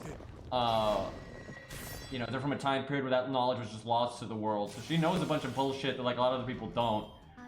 The problem with Medea though is like her stats aren't anything, you know, to write home about.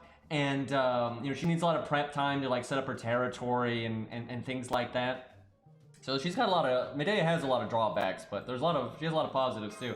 I mean, for God's sakes, Medea on her own, without a master, you know, 'cause that's something you gotta remember. In Fates Stay Night, Medea doesn't have a proper master, right? Kozuki doesn't even have magic circuits. He's just a completely normal person. So Medea with literally no help, and so she's in a pretty nerfed state, is still capable of like tapping into ley lines and summoning her own servant and you know, understanding the Grail system inherently and all this other nonsense. So she's quite you know, quite impressive. But you know, Morgan's got all kind, like Morgan has completely mastered basically any form of magecraft that's around in her time, right? And I would say Morgan has the better like noble phantasms. Like Medea might have access to older spells and stuff that Morgan doesn't. But Morgan definitely has better noble phantasms. I mean, for God's sakes, Medea can't even use one of her noble phantasms, so. I will say that I do feel like they've kind of forgotten what they even said about Medea back in the day, about her, you know, having, you know, like pseudo-true magic. I think they've kind of forgotten, like, what that entails by their own lore, about, like, how, you know, the older you go back with magic, the stronger it gets and everything. I feel like they've kind of just, because Medea is an old character and she was never that popular, they don't really want Medea to be powerful. Even though everything they've said about her and everything that's in her character material book, she should be ludicrously powerful. But, like, yeah, she's some old character. No one cares about that, right?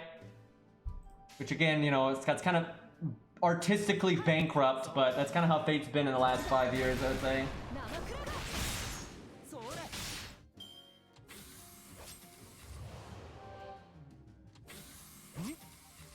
As far as I can tell, in terms of ability, the Lost Belt Morgan shouldn't really be any different than regular Morgan.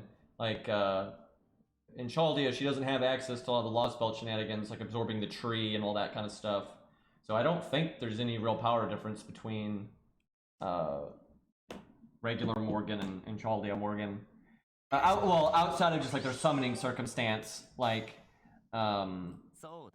you know, Chaldea being a piece of shit and all that, but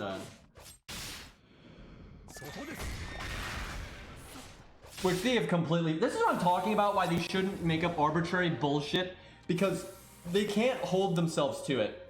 They're too artistically bankrupt, right? It's like they got to make the new thing fancy and shiny and blah blah blah blah, because what they said was the Chaldea system is like so weak it can't summon Hercules properly, right? It can't, Hercules is too powerful for it.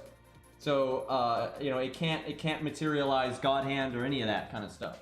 So if you want to make that rule, you can make that rule. But then, and I you know, they've even said with some things like Gilgamesh can get around it because the way Gate of Babylon works, and that's fair. I mean, like how they described Gilgamesh in the past, that, and he already does shit like that, like in Fates Stay Night and Fate CCC, so that's fine.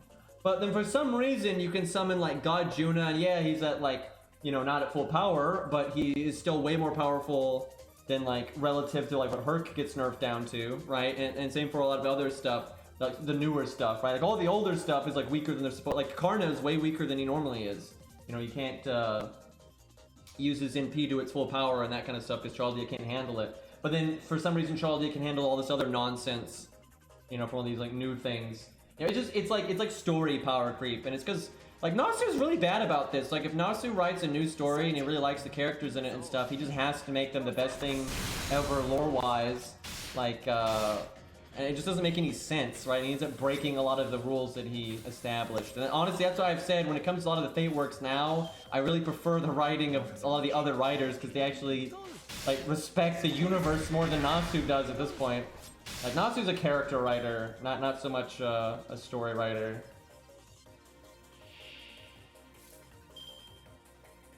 Yeah, Medea's pretty high on my favorite list.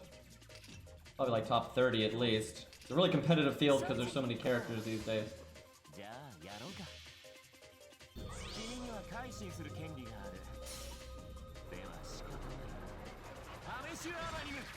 I mean, that doesn't mean anything. Nothing about that sentence makes any sense. Lost Belt Morgan mastered Rongo Bongo's mage crap. Like, how does that sentence mean anything? Right? Like you can't put anything behind that because that's such a vague ass thing.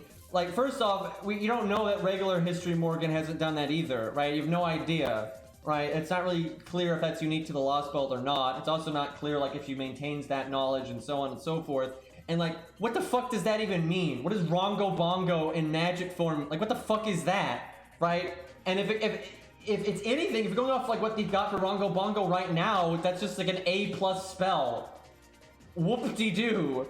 Right, like Medea has already demonstrated to use magic attacks that are on par with like an A+ Noble Phantasm, right? If anything, what's impressive about it, it would be the effect of it, right? So like raw oomph right now, Rongo Bongo is just listed as an A+ Noble Phantasm, just A+, right? That's weaker than Excalibur, right? Like that's not that impressive. There's a lot of mages out there that have mastered spells that have destructive force of A+. Now, Rongo Bongo, though, comes with unique effects and stuff like holding the world together and all that other nonsense. Well, it won't help you in a fight or anything, but like that's like, you know, the impressive part about it. And then like the goddess version of Rongo Bongo is much stronger. And I think you have jackasses out there that are just assuming that Morgan can literally throw out Rongo Bongos like the goddess Rongo Bongo can, which nothing points to that at all. If it points to anything, it points to like the regular servant version of Ritoria without the goddess, which right now is just a fucking A+ Noble Phantasm. They might change that later because it's kind of disappointing like that. But who knows? I mean, they may never use it in the main story again because they've already used it so many times. You know, you might be right. It might actually be A++. You might be right about that. Let me look. I may be remembering wrong. It's hard to keep all your fucking eggs in order. Or chickens in order, whatever the fuck. And so A++ would be better, but even then, I mean, you know, like Solomon shits on that, right? Like that's nothing. I don't think. Okay, it is A++.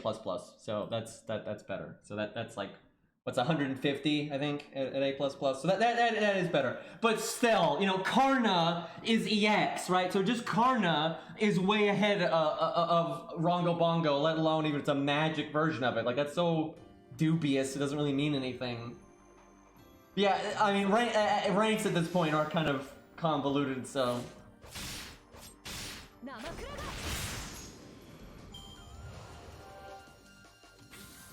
But yeah, if I hear she has a spell version of Rongo Bongo, that does not translate to me into, oh my god, she's like the strongest servant ever. You know, it doesn't at all. I get some unique properties with like, you know, the texture of the world and all that, and that's useful, right? Of course that's useful. That doesn't make its raw destructive force that strong. I mean, like a fucked up Wadim blocked it, right? A fucked up Wadim blocked it, okay? That does not equal some god tier nuke ability to me here.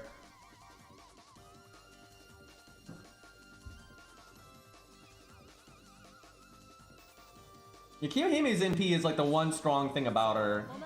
She's got very poor stats and pretty useless abilities for the most part, but her NP is EX rank, so.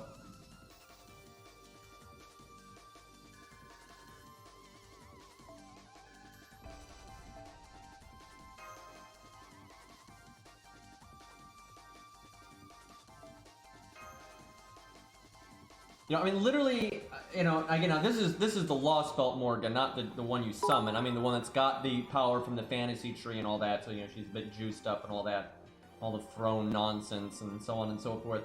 You know, that version of Morgan is obviously stronger than normal. And that version of Morgan, you know, the best that they ever demonstrated for her is the Rongo Bongo thing. Now, she may have other abilities and stuff they haven't detailed, and that's fine.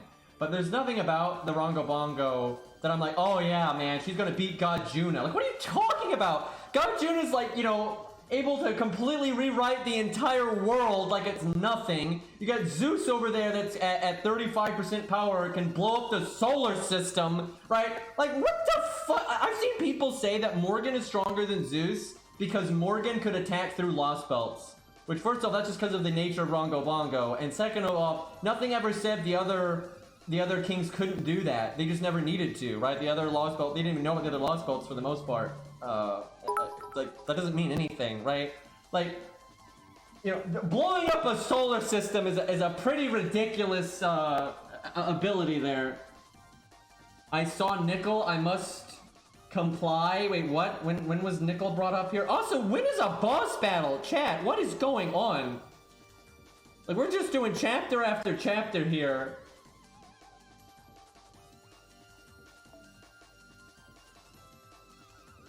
This is such a thing in the FGO community and the Fate community. It's like, whatever is the latest, greatest waifu, they just gotta somehow do mental gymnastics to make it the strongest lore character that ever was until the next popular waifu comes out, and then that one's got it. I just dropped my pen cap, and it like fell in a crease in my chair, and I'm so annoyed here. Okay, I got it.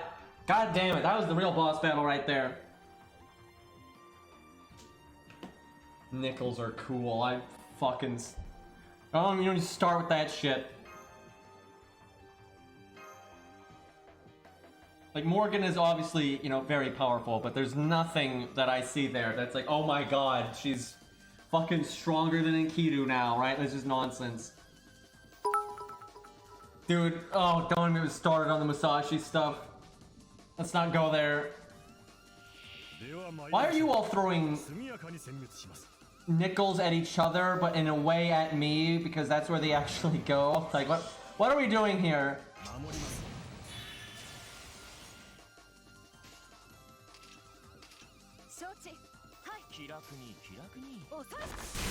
The show of strength nonsense.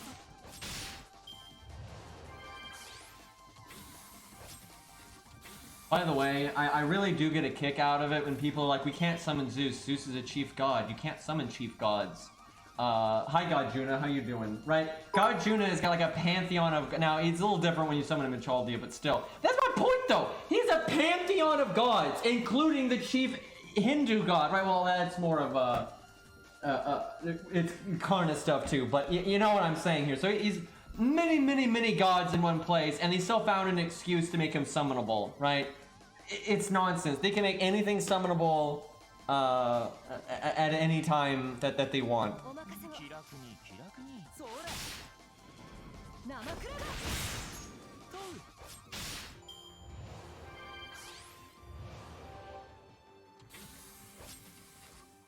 You rolling in nickels now? Apparently. I do wonder how many nickels Boy has thrown at me over the years. A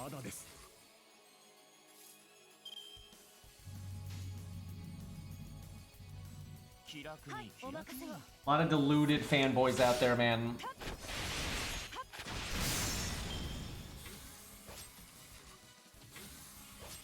I am so bored of London right now, though. This is so dull. I'm like not even paying attention to what I'm doing. I cannot believe there's this much trash.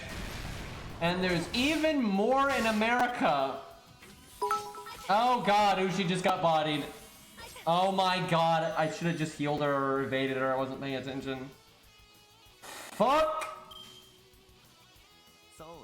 See, that's their strategy. They're boring me into mistakes.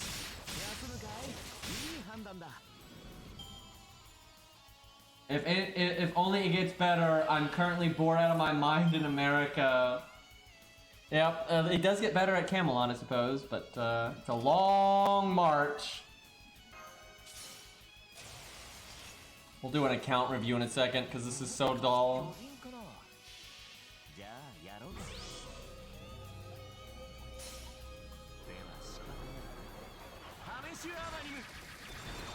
I just thought we'd have a boss battle by now.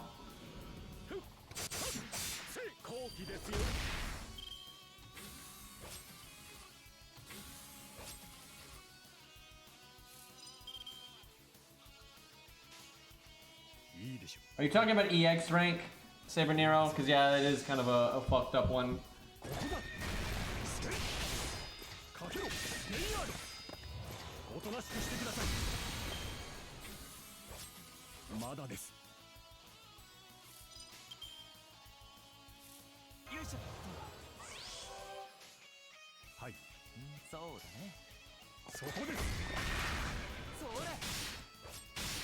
It's kind of sad too because I got that other account that I had just gotten to Camelot and then I haven't played it, and it's because I'm just in case I want to use Gwaine for something like in a video or whatever. But I got that like solo account, right? That has like no servants levels and we solo everything. You know, it got through the slog, and as soon as I got through it, then I haven't been able to play it since then. But eventually I'll use that account for videos and stuff. I'm actually looking forward to that account. The problem is I'm not playing it, so I'm not leveling the mystic codes, so I can't like make videos for a lot of servants because you need like anniversary blonde or whatever, so it's a little annoying.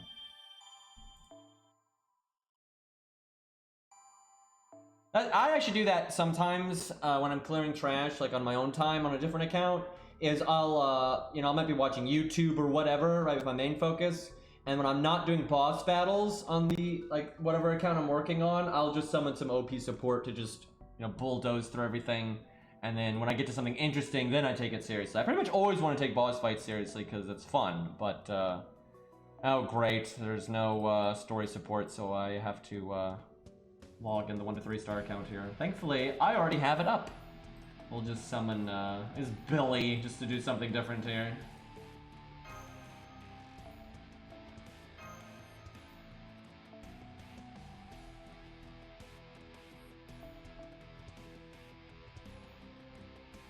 Don't think there's any Saber bosses left in the story, so this is surely trash mobs. We're just going through like legions of what am I looking for right now? Oh, there we go. We're going through legions of like Babbage's boys, if you will. It's just, there's no reason to have you fight this many. It's just so pointless.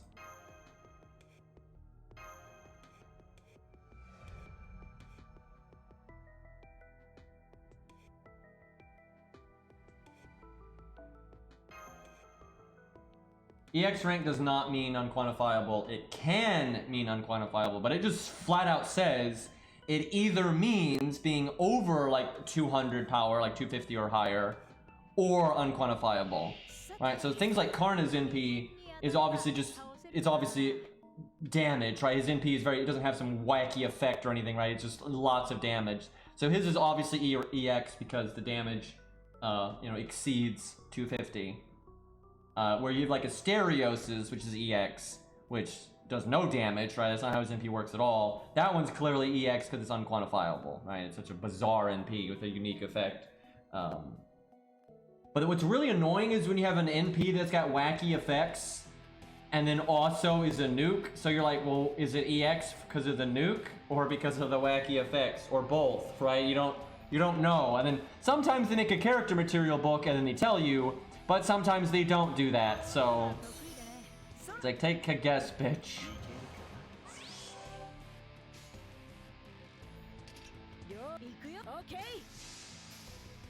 By the way, Arash can generate 10,000 arrows and fire them in like super fast volleys that explode, and he can do that as just a regular like skill, not as an NP. It's pretty crazy. Like people say, he can do Atalante's NP through just skill alone, and he can like generate like unlimited arrows on his own. It's really fucked up. Arash is crazy. If you ever want like it's so funny that he's a 1-star, but you know, I mean, stars don't really mean anything, but it's just funny that he's a 1-star, and then you read his character material book, and he's just so powerful. And also, like, Arash is really humble, and you know, he like advertises himself as just kind of a whatever servant, right? Which is just bullshit. And then Ozzy's like, yeah, right. It's like total nonsense.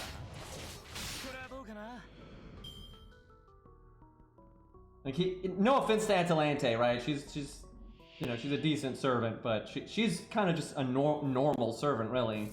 Arash really puts her to shame, like, completely.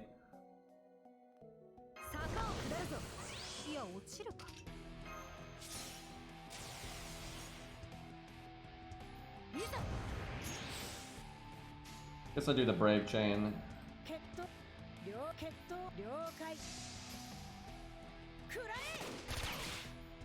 Wait, does it say it can level a city? Jesus Christ, that's honestly better than Atalante's. And his is a skill, not an old Phantasm. That's ridiculous. I mean, why wouldn't Ozzy like Arash? Like, there's more to it than that, obviously, but like, why wouldn't he? Right? Like, Arash is very impressive. Like Ozzy is a good judge of character. He knows quality when he sees it, and Arash is quality. Like, that, ultimately, that really is the reason. I'm not even memeing. That is the reason. But there is more to it than that. Like, when Ozzy was young, he knew of Arash's legend and you know, like, looked up to it, right? It was like but you know, just Arash is worthy of praise. It's that simple. It's like Arash is worthy of praise because he's intelligent, he's humble, he's ridiculously powerful. You know, he's got, you know, really great accomplishments, right? So it's like, why wouldn't Ozzy hype him, right? It's not like, you know, Arash is not a toxic streamer, you see. It's not what's happening here. Still no support, I see.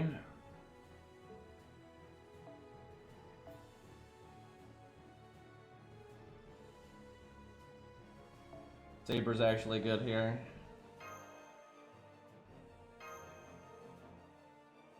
I'm sure somebody out there thinks Arash sucks.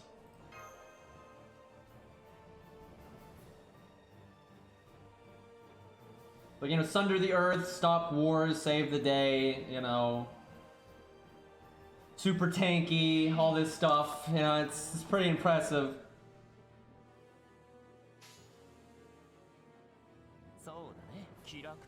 Serenity just takes note that Arash is immune to her poison, because that's like all she ever thinks about.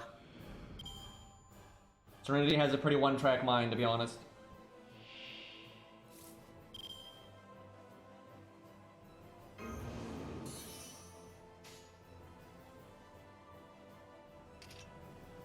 I don't know if there's a lot of people that think Arash sucks. Like, I've never really seen anybody. I've seen people that like don't hype him. It's not their style of character.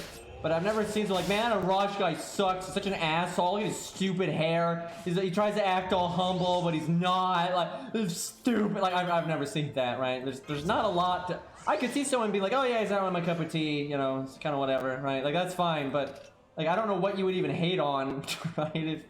If you were gonna, you know, diss Arash.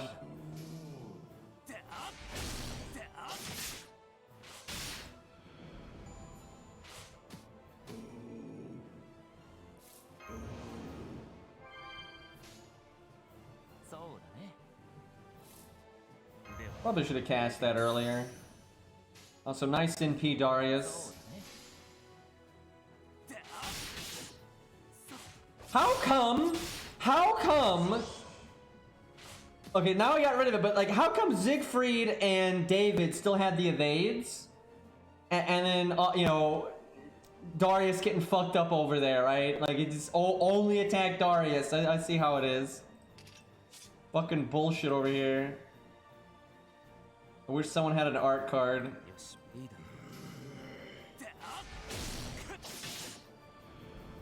They're never doing Vivian, by the way.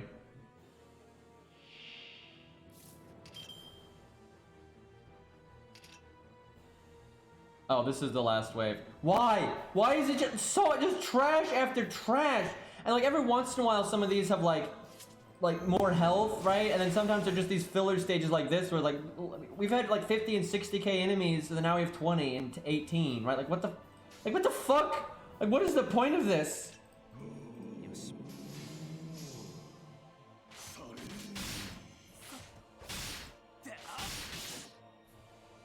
This is where Shakespeare would have been good, though, because I could have just NP'd. They really did not care for Darius. Don't know why I'm buffing. This is a level 70 Darius. He might be using ley line, right? So there's no damage up and like 400 attack stat or whatever, but I think he can handle it.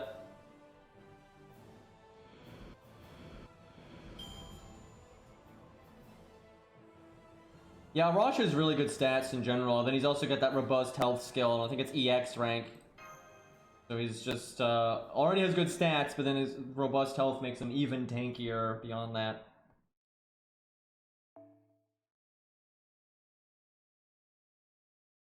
And they're really really on about this no story support right now.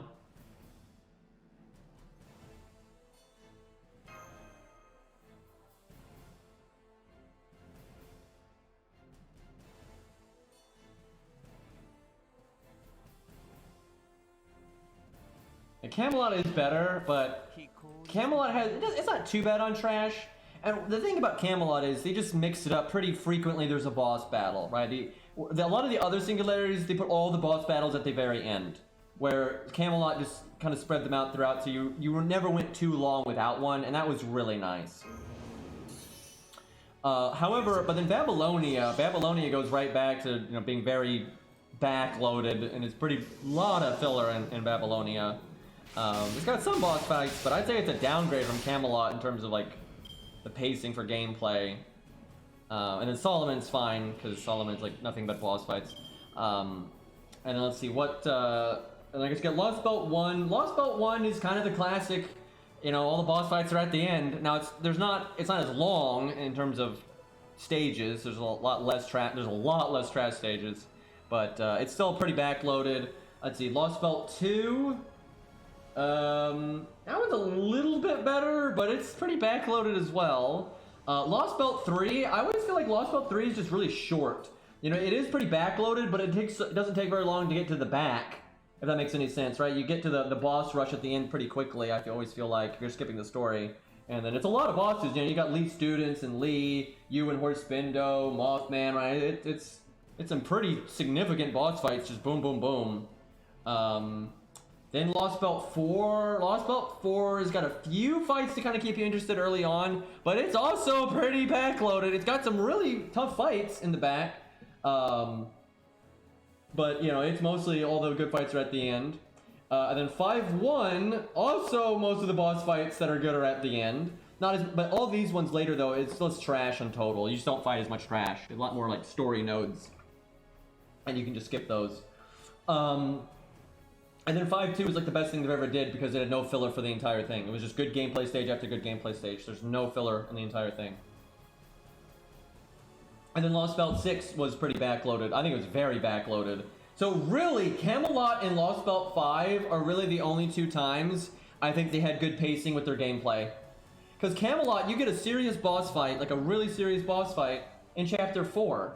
Right? And then you fight like Mordred in like Chapter 8. And then you fight like Tristan in Chapter like 10 or something. And then you fight Lancelot. It's all pretty close together, right? And just kind of boom, boom, boom, boom. There's like no huge breaks. And same for 5-2. So 5-2 and Camelot, I think, are like the should be the role model for pacing. And what's so obnoxious is you might say, oh, maybe the story doesn't line up. It's bullshit.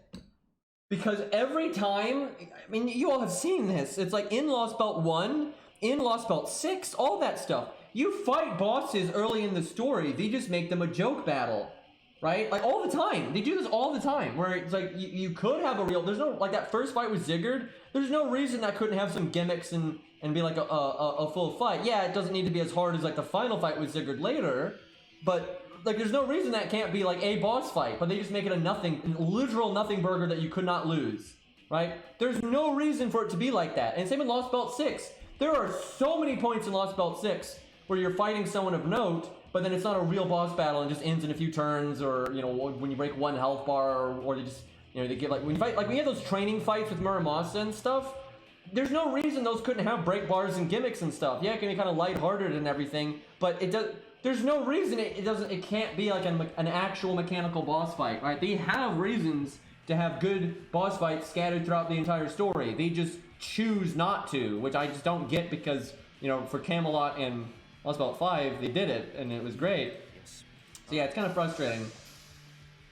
The Lost Belt 6 I thought was really bad with its pacing for trash and boss fights. Especially without the time gate, I think it's going to be atrocious. I think it's going to be so atrocious without the time gate.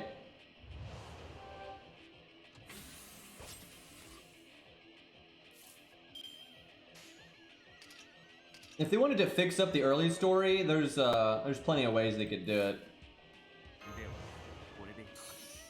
Because like the early stories, you know, like you said, you fight Caesar, you fight Lancelot, you fight Sanson, right? There's so many reasons that you could make a good boss fight early on. You just need to, you know, actually do it.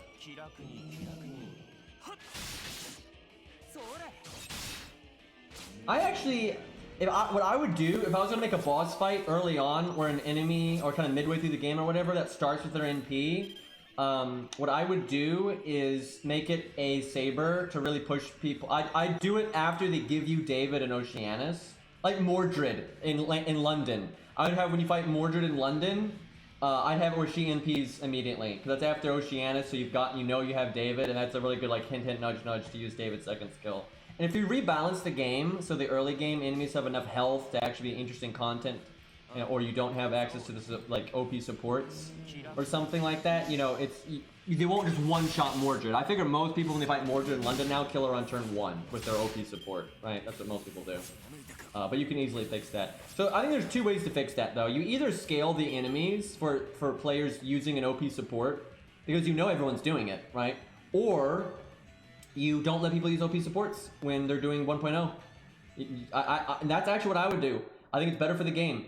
You're gonna have a minority of crybaby Care Bears that cry about it, but I don't think that's the majority of players. I think the majority of players start this game, think it's so boring, autopilot, and lame, and they quit. And to make those people, you need to have it needs to be a real video game. There's no reason going through the story, it needs to be a slog fest. Right? Now cut out the filler. Cut out the filler, right? Because a lot of people use God Juna to go through the story because they're just so bored of fighting. I mean, how many of these Babbage bots have we fought? Like, it's ridiculous, right? They get bored of doing that shit and they don't want to do it anymore, and fair enough, right? But if you cut out all of this goddamn filler, right? People, I don't think, will feel the need to, so if you make the total amount of stages in London, Oceanus, and Fuyuki, you make it like way shorter in the number of stages that you do. I mean, like a third of long. You make it like the total length a third of what it is now, right? So very little trash, and maybe in some cases half. I mean, a third might be too small for some, but you know, that's what you do. And then for there's 2 ways to address OP supports in 1.0. You either make people use story supports like they do for Demeter and Zeus and Fluffy, but that's not really fun because then it makes it harder to solo, and it's fun to use your friends' units and stuff. The other thing you do, you only do this for 1.0. You don't do this for events. You don't do this for any of that nonsense. You can. This is what Arknights does. Your supports are only as strong as the player's best unit, essentially, right? So, the only problem with that is they made up that stupid free ascension thing now, and everyone can now max ascend any character, so that kind of messes it up. Basically, they've really fucked up their early game, but I think it is fixable. And they need to fix it. Like, they need to fix it, because the way it is now, it loses them money. It absolutely does. I mean, the amount of players that quit this game is unbelievable. Like, it's crazy. Like, the game is so fucking boring. Up until Camelot. And when you get to Camelot, the game has conditioned you. The game has completely conditioned you to just summon God Juna and just floor it. And I bet you a lot of people get to I think 2 things happen when people get to Gwaine. You know, either they're so conditioned to just always throw God Juna at it, they just murder him with God Juna and they don't even notice that he's anything of note. Or maybe for whatever reason they didn't bring God Juna and they get destroyed and they think it's unfair and like, well, I could never beat that. So of course I'm going to summon something OP, right? It's just such a bad look for the game when it does not need to be that way.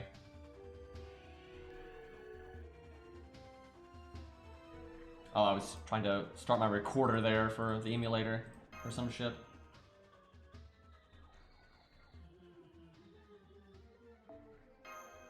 Like, dude, it's shocking how bad early FGO is and how badly it's aged. and how they don't seem to care at all. Who knows though, maybe, you know, they're working on it behind the scenes and someday they're like, hey guys, we're revamping the early stuff, but I mean, dude, I think 1,000,000% that it is worth the money and the effort to really touch up the early game, cut out the filler, cut out the story filler, you know, make it harder, make it more interesting, teach you people how to play the fucking game, give them more like rewards for just being the singularity so they can level up smoothly, you know, give them skill gyms and stuff like that. I think it's completely worth it. But I don't think they think it's worth it. I think, you know, because that's just a common mindset with developers for games like this, where they think, we got to cater to the whales. If we're not catering to the whales, we're not making any money. So we got to keep making content that makes the whales feel interested and engaged. But you're not going to get whales. You're not going to get those veteran players in your game unless you get in new players, right? You don't gain a new whale, a new veteran, a new hardcore player without getting them through the new player experience. Right? That's it's fundamental to games surviving. And it's shocking how many devs are bad at this. Oh, excuse me, I thought I cast his first skill in accident. I thought I needed to still cast the second skill. I wasn't paying attention there.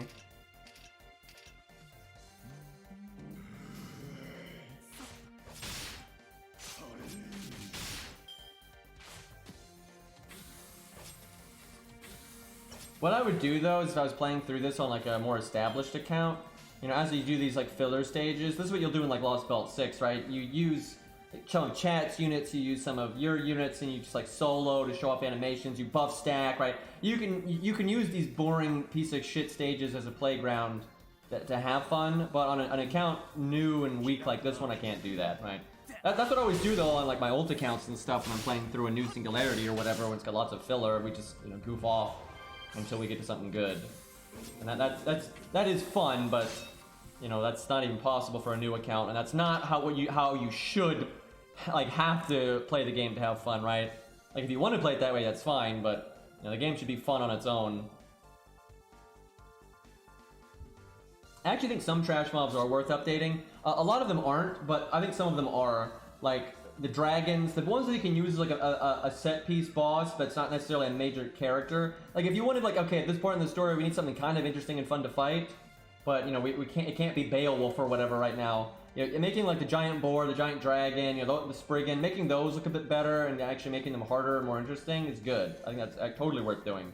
You know, enemies are an important part of video games. They're the other half. They really are. Like obviously they don't need to have as flushed out animations and stuff, but you need enemies to be engaging and interesting because that's what you're, you know, dealing with all the time. That's what you're fighting all of the time. So you don't want them to look like ass. You don't want them to be boring, right? That's not good. And like, I would actually give an animation update to skeletons. I'm serious, because they're just so common and they can use them all of the time.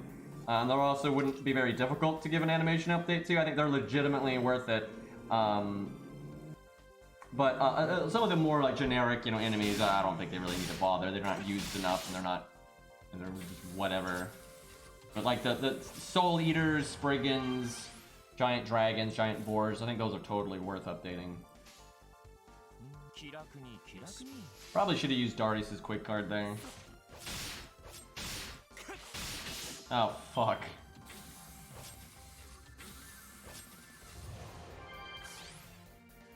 Like, I'm all for also, like,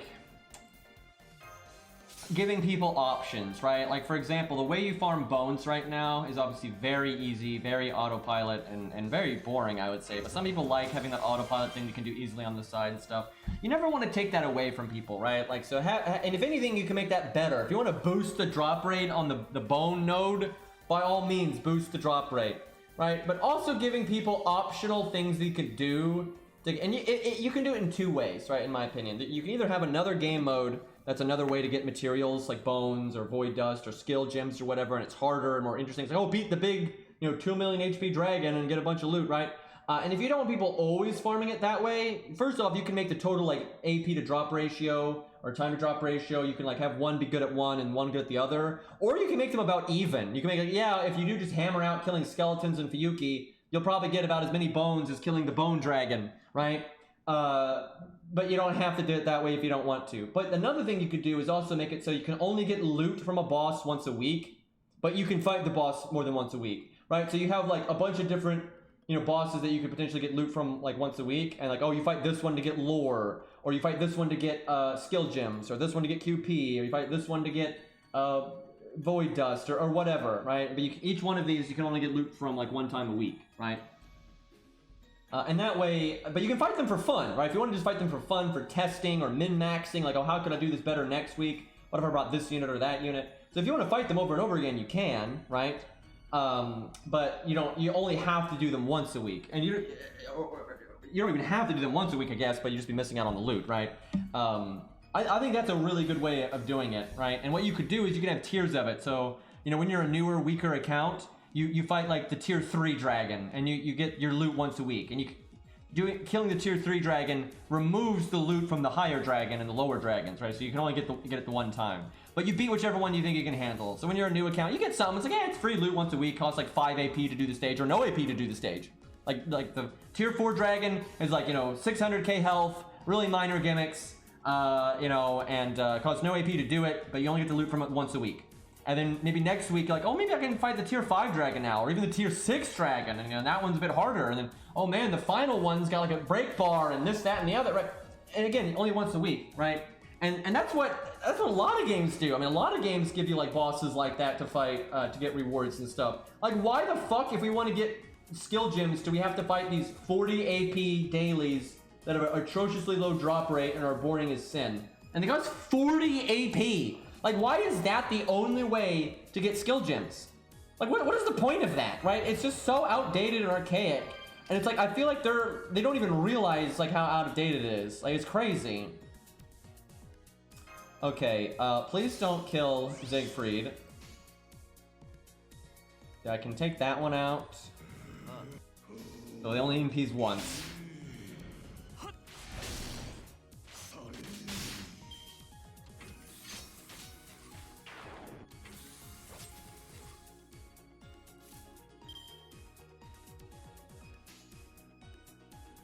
Yeah, the attack wheel there does have text on it.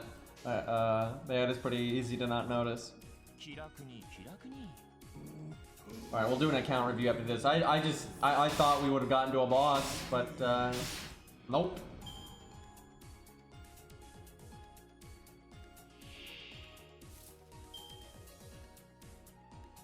This is not a boss stage either. Oh, what in God's name is going on right now?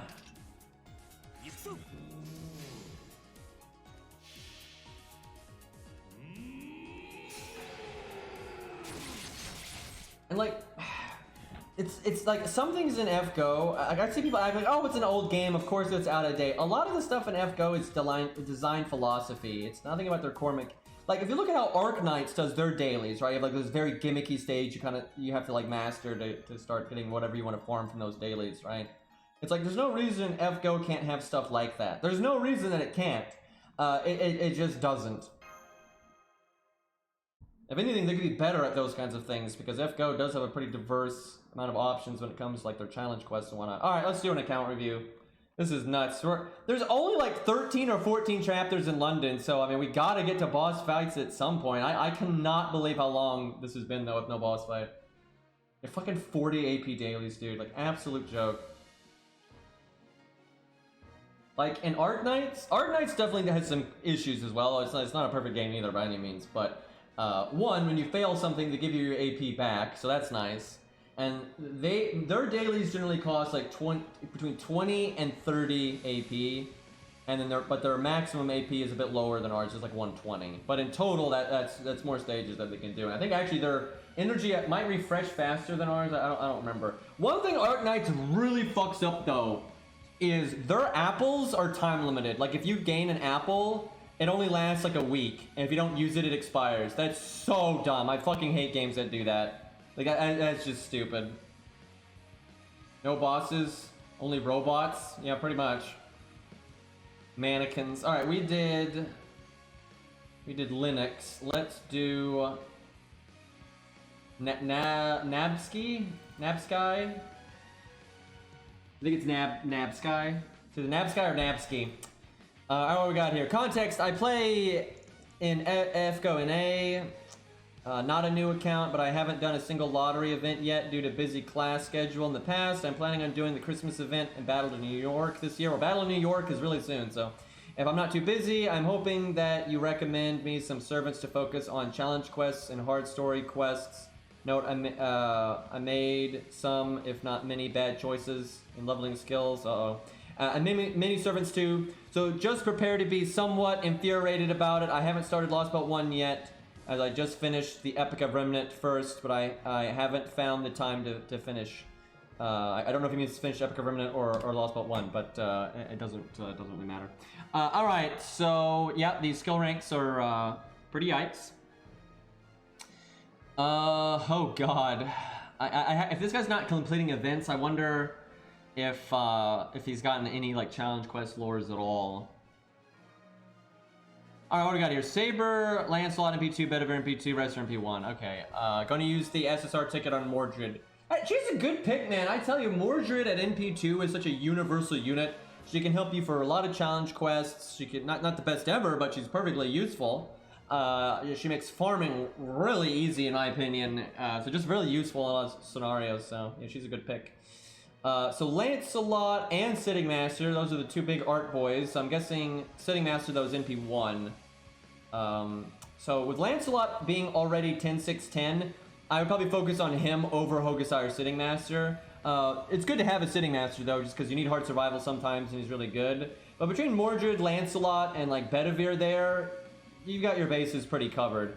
For farming, I mean, obviously Mordred, and then you don't really have anything else, but you probably don't need it. If you've got like Spartacus, you'll be fine. So we'll just kind of look here. Let me skip ahead to caster. Okay, so you've got Scatty, so that incentivizes quick stuff.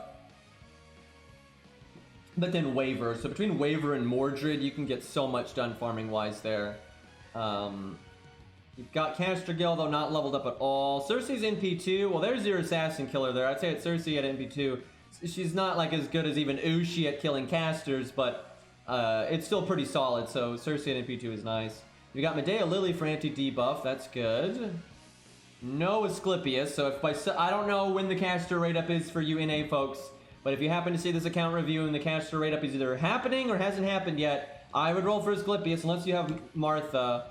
You do not. So because you don't have Martha, it's today? Okay, well, I hope you see this account review today, because, yeah, you could use Asclepius, in my opinion, for a lot of challenge quests, and even for farming and main story. Asclepius is really useful. Just, if you're having SQ problems, just try to get one copy. I think that's pretty reasonable, trying to get one copy.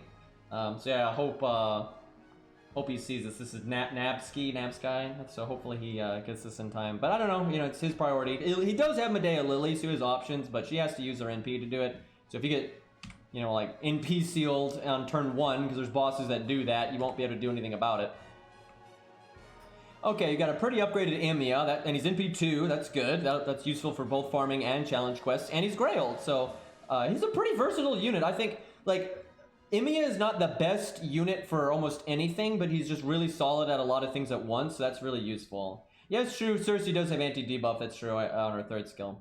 I would still get Asclepius, though. Like, that's still pretty limited in the kind of anti-debuff you get there, and Asclepius is just too good, because he's got the battery and everything. But that is true. If you really want to save your SQ, like you've got something coming down the road you're saving up for, you could probably make Cersei work for the meantime. It's a shame you don't have Martha, because between Cersei and Martha and Medea Lily, then you'd probably be okay. But eventually, I think all accounts need Asclepius, really. Like, it's just, unless you're Omega Whale, I think all accounts should get Asclepius. No reason not to. Because even has debuff immunity, for crying out loud. So Chiron's NP2, that's another really flexible DPS. You haven't really leveled him yet, though.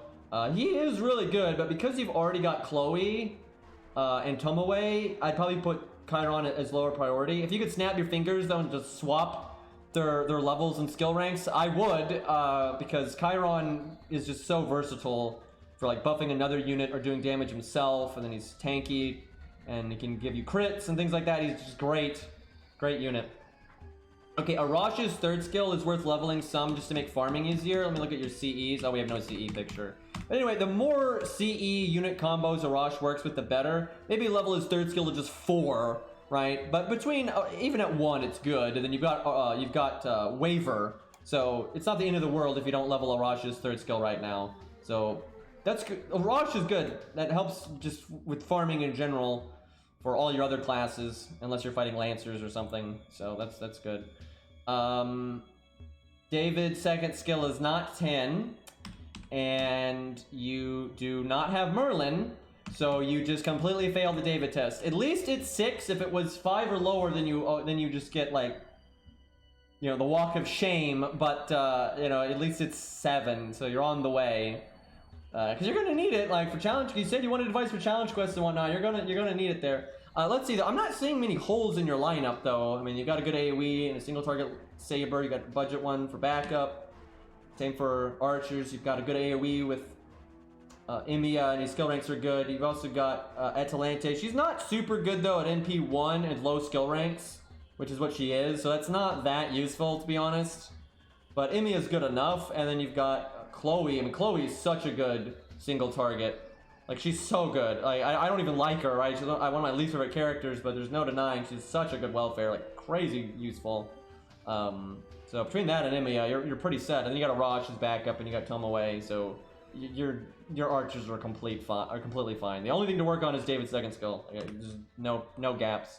Okay, what do we got here? Pravati's NP3. Well, there's your AoE Lancer forever, and she's Grailed and NP3 Pravati 10-10-10. I mean, there's the Taiga challenge quest is coming up on NA in a few days. 100% you should use your Pravati, and you've even got Scatty and Waver, right? So you should have no problem with that challenge quest. And for the Romulus one, you've got Mordred and Lancelot. That's in Bedivere. That's totally fine. For Achilles, I'll look out. What do you have for Achilles? We'll see. Maybe Enkidu. What do we got here? So the Divinity thing on Achilles is only for his first health bar. So your main DPS doesn't have to have Divinity. It's easier if they do, but if you have to, you could use, you know, really whoever the fuck who has Divinity to just blow up Achilles' first health bar and then transition into your actual DPS, who can be anyone that's male, genderless, and then they can't be an assassin or a caster. So Scath doesn't work, which is unfortunate because Scath would be a good DPS, but she doesn't work. Enkidu does. Looks like Enkidu though is NP1. That's so unfortunate because you're planning on getting Scath upgraded. That's not for a while, but yeah, Scath would be good for Achilles, but she doesn't actually work in that fight. So what is your DPS for Achilles? Because you specifically asked for challenge quest advice, and that is definitely the big challenge quest coming up. Let me check Berserkers here. You've got Ku Alter. That's probably the one. I'd say either Ku Alter, maybe even Hercules, but I would say Ku Alter. I feel like Ku Alter is a really good way to beat Achilles, especially if you use like your Waver as the support. You could summon a Merlin. Like that. The only bad thing about Ku Alter against Achilles is Achilles can kill Ku Alter very quickly, but you can kill Achilles very quickly. So yeah, I would say Ku Alter. You might need to level his skill ranks, and you might be able to do that from the mats and skill gems you get in Gilfest, right? Battle of New York, right? If you get his like PFA and guts up, you can probably do it. I mean, you've got Waver, right? So Waver and Merlin, I think, will get that done. But if Ku Alter doesn't work, your other options, from what I can see, are like Enkidu. I don't think Kentoki Berserk. I mean, Rider Kentoki just dies immediately. He's got no survivability, and he's also so NP focused. Rider Kentoki is super NP focused. He's all about looping his NP, but your NP does no damage to Achilles, so that's pointless. You need big crits, right? So definitely not Rider Kentoki. He'd actually be pretty low as a pick in my opinion. Although you do have Scatty, but still. But yeah, your Lancers, you got Pravati for your AoE, you've got Scath and Enkidu for single target. I would definitely level Enkidu's skills, even though you have Scath. It's like, he's so good. I mean, he's good against all archers, all berserkers, basically all foreigners, even some things that aren't foreigners because they have that to humanity. He just wrecks like everything with Divinity and Lost Belt 5 and stuff. Like, he's super good. Scath is really good too, though, and if you like, because you said you're going for NP2 or 3, you could probably get away with not leveling Enkidu's skills right now and just focus on other things, because Scath can get a lot done. You could just level, if you want to get the anti-divinity stuff, you can just level her 3rd skill. So if you're a big Scath fan, you can definitely make her work instead of Enkidu. But it's good to have both, because they're both powerhouses. For AoE, you've got Pravati and I guess Liz, and that's actually fine for farming. Liz is pretty good for farming. You don't really need any Lancers. I mean, there's no holes here. I mean, okay, there's one hole. You don't have Leonidas leveled up. And that, even when you have Waver and all that, the more taunt walls available to you, the better. You want to have the option to team build, and taunts can be very important in team building sometimes. The only time I would say Leonidas doesn't need to be leveled is if you have Poster Girl. And I can't see this account CEs, so I don't know. But if you don't have Poster Girl, you need to level George, you need to level Leonidas. That goes for every account ever. Thankfully, your George is leveled. You've got what you need to beat Demeter down the road, because you've got, I was going to say Golden. Well, that's good enough. But you've got Rider Kentoki, you've got Ushi. Their skill ranks are scuffed as fuck, but they're good enough.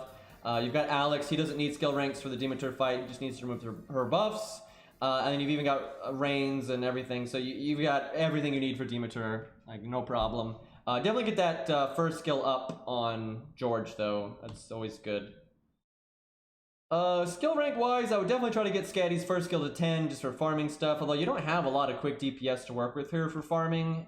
I guess Atalante, it's a shame that Atalante's NP rank is so low, because Atalante is amazing with Scatty. But for it to really work, you need Atalante to have her first and third skill at 10, and you need Scatty to have her first skill and third skill at 10. But something to work towards down in the long run, that really would be good farming. Even at NP1, it can do a lot, and if you ever get another cat, it'd be really good. But if you don't care about farming that much, it doesn't matter. I mean, you have other options. Between, like, Waver and Mordred or Rosh, you have a lot of farming options. You shouldn't be struggling too much to get stuff done. And you can always use Scatty for the raw battery, and you get Switch Mystic Code and stuff, so farming should just not be a problem in this account. I don't see why it would. And you got Needlecris, that's another good farming unit. So yeah, I don't see how this account could have farming problems. Do you have Spartacus? You do. So yeah, I mean, and you even have Musashi Berserker. So yeah, there's no reason for this account to have issues farming. So I don't think you need advice there at all. Probably would level Mozart because you've got Lancelot and Sitting Master, and Emias will get the art NP eventually. You don't really have any art lancers other than Fionn, which no need to level him right now. So Mozart's not that high a priority, but if you want to do some farming with Nidochris and Castergale and things like that, there's uses for him, but yeah, not that high a priority. If anything, I would level Cersei's skills, honestly, because she's your assassin killer, and because you don't have a lot of anti-debuff, getting the shorter cooldown on her debuff clear would actually be really good. But no, there's no holes in your lineup. I mean, your account's in good shape, so I don't think there's any...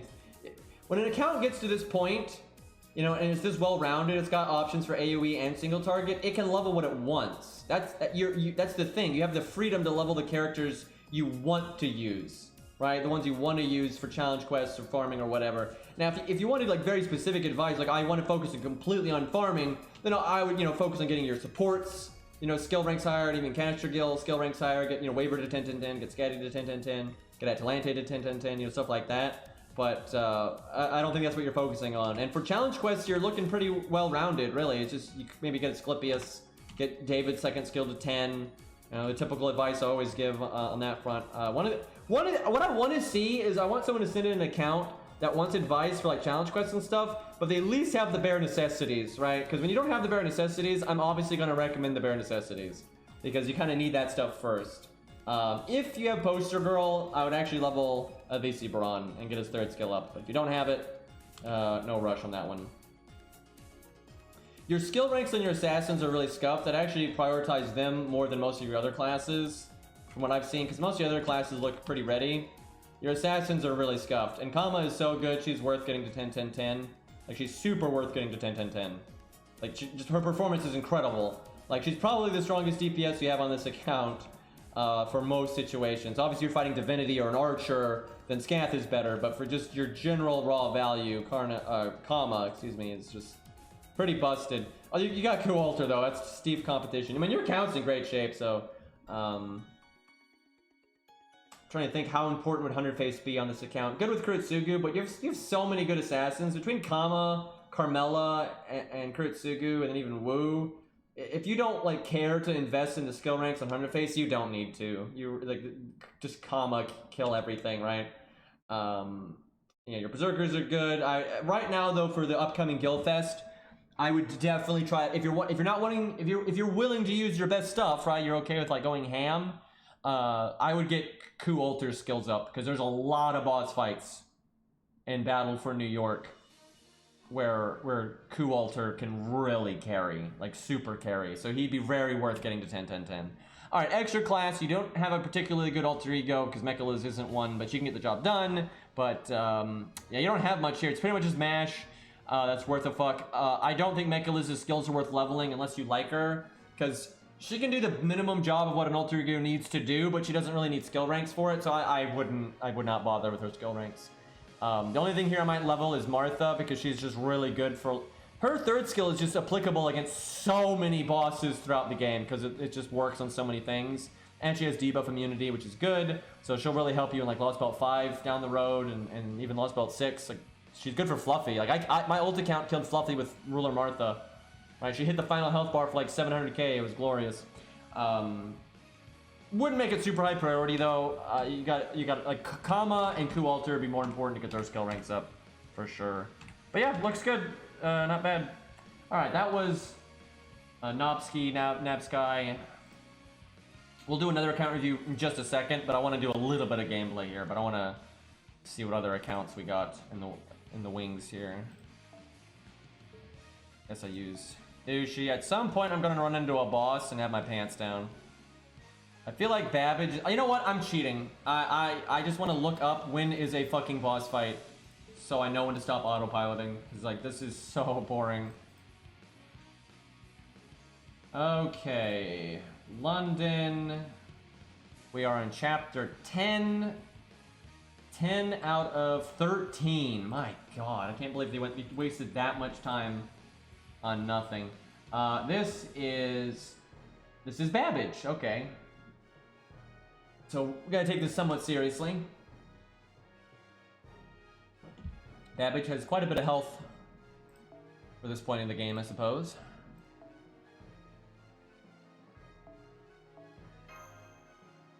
I remember the Babbage fights pretty well, though. It's not too bad.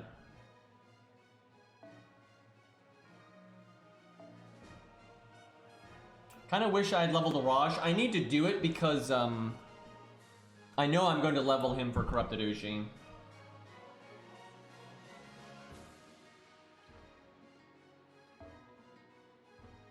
Do I use him at level 30? What's his NP rank? He's NP 5.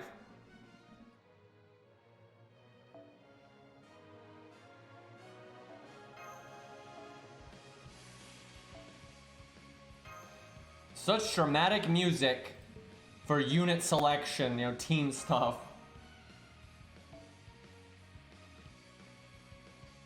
I'm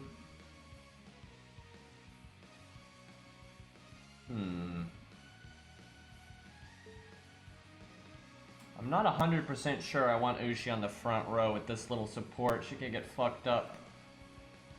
Unfortunate she doesn't have her evade yet. Yeah, I still play Punishing Grey Raven here and there. But I see it on like Arc Knights. I don't need to keep up with it. You know, the story's not going anywhere. I can go in there and play it whenever.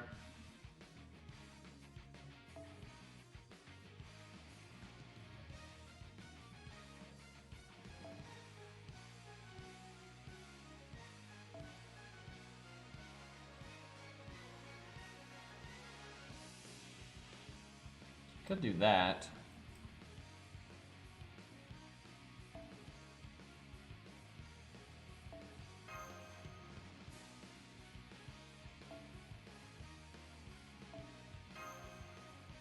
Alright, off we go.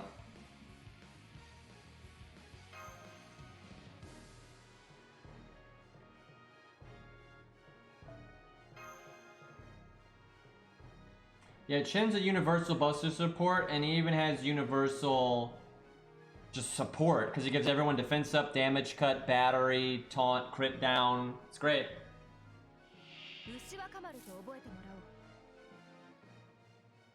Do I think this thing will get its NP off? I kinda do. It's a bit of a yikes. Please don't murder Ushi. I think I want him to hit a Rosh the most. The Rosh is definitely killing himself at some point.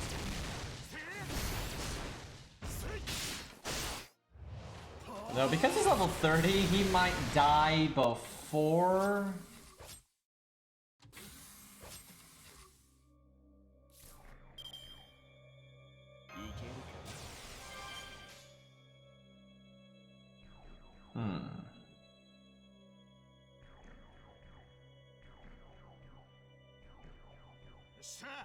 This is a pretty obnoxious hand combo. Would have been nice if David could have given us an art chain.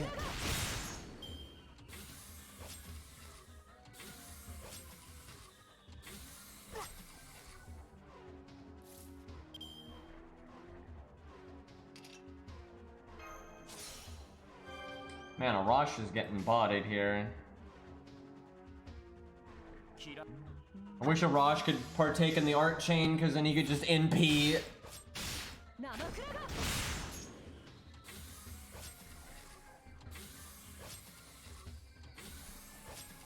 Man, this is not great. I probably should have brought George in the front.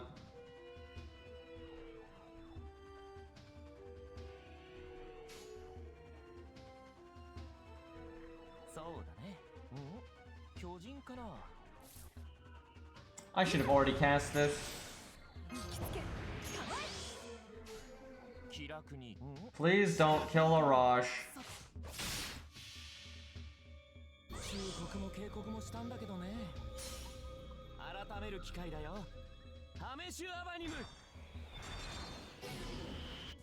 I need more copies of David. That's pathetic.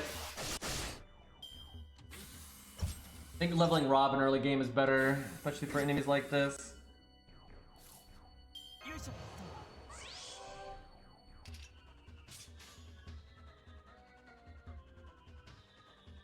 Art Chain or Brave Chain? I think Brave Chain, because this thing's still got a decent amount of health.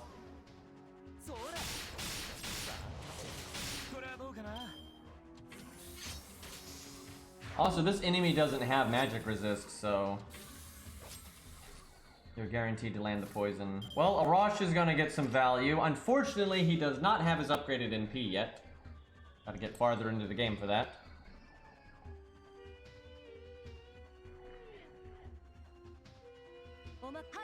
Thought about doing like Arash cards first, just because he's counterclassing, but I want the NP gain on Ushi.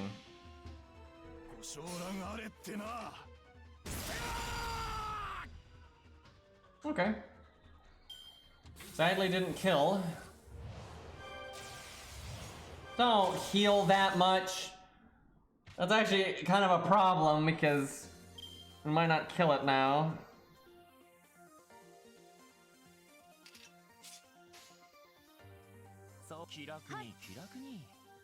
His double attack buff, so he could really fuck. Come on. Yeah, if he had hit Ushi, oh my, there it is. Dude, fuck this guy. We were in pretty good shape, and then just like that, because we just barely didn't kill him, we get completely fucked up. That sucks. He did like 5,000 damage almost to Ushi right there. Like 4,500 or something.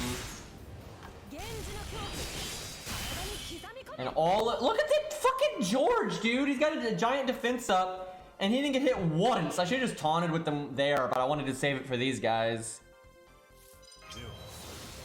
Fuck. We might actually lose. Slightly caught with my pants down there. Do I want a quick chain? I think we take the art cards.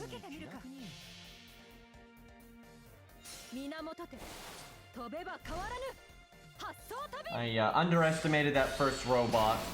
That was definitely the problem there.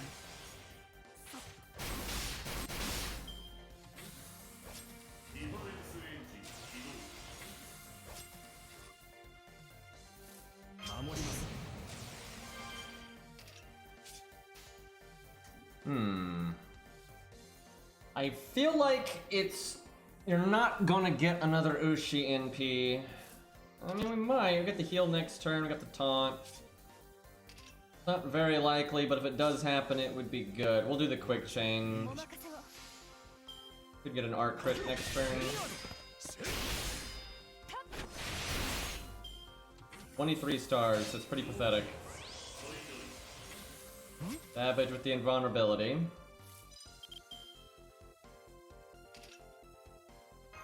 David taking every goddamn card.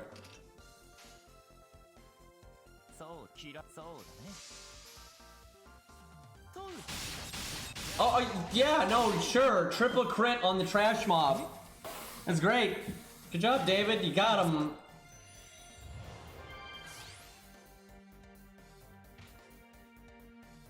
I wish I had given Hans more starting NP. He could stabilize Ushi right now.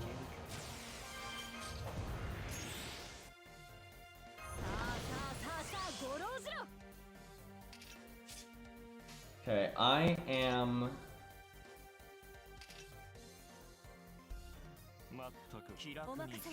Yeah, fuck it. See if we get another Ushi NP somehow. Don't kill me, Babbage.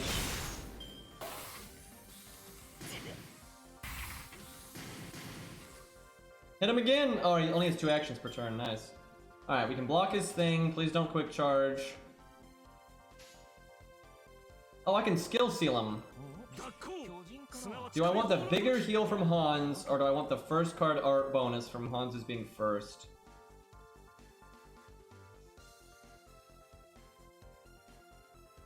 I think I'll take the art card bonus, because our maximum health isn't... I don't know why I'm yelling. Our maximum health isn't so high that we really need extra healing.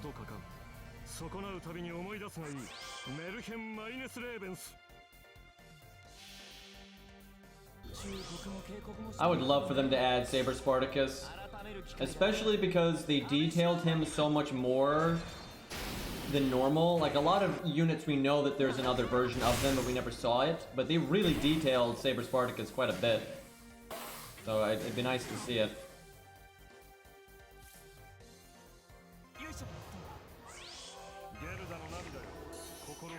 Hans is saving our asses, like for real. Like Ushi is totally getting stabilized because of him. I got the heal and the defense up. That really helped us. And if Hans had his 3rd skill upgrade, man, we've been looking good. Alright, what do I do? What's that?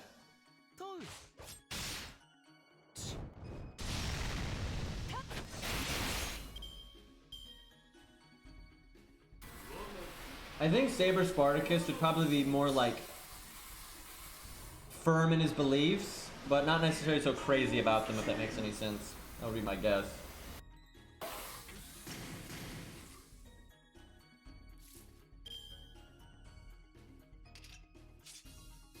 Not the smoothest time for Ushi's NP right now. Do I just take the art chain? I don't know. It's like Buster card bonus, 3rd place counter class with Ushi's Buster card. Do some damage.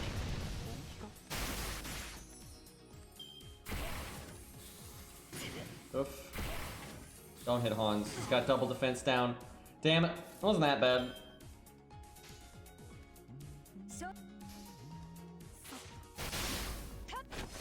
Surprised we're struggling with the NP game there because we had 2 units that both had art decks. Well, David just got bodied.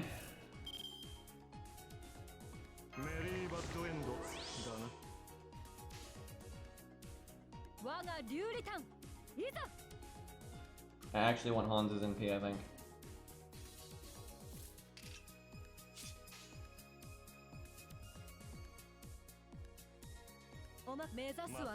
Brave chains a lot of damage, but you know, because I can survive his next NP with the Mystico to evade. So just keep Ushi's normal health up and we win. And Babbage's damage output from normal cards isn't that high. We'd only die to an NP at this point. Thanks to Hans.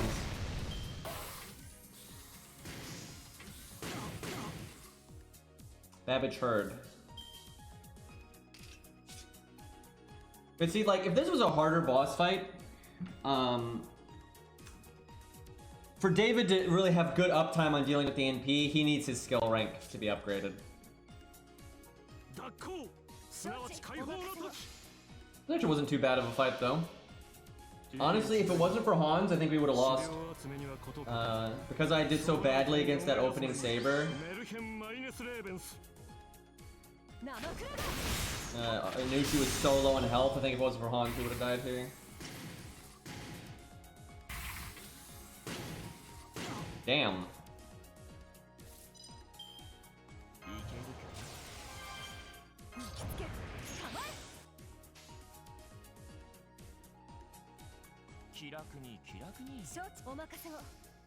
I don't know. I probably, now that I think about it, probably should have transitioned into normal card damage since that last NP, but kind of too late now. Well, that really sucks because now a new unit comes out to the field to get NP'd by the boss. If Hans had lived there, he would have like shielded one of them, so that is super unfortunate. Thankfully, Ushi is enough, and we'll be able to win, which is that, but that is not a good feeling.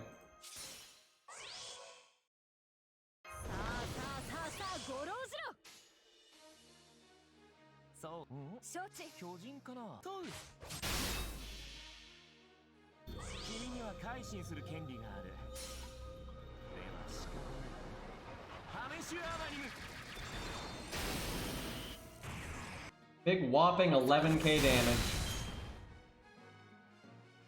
Oh, the music is rather obviously looping.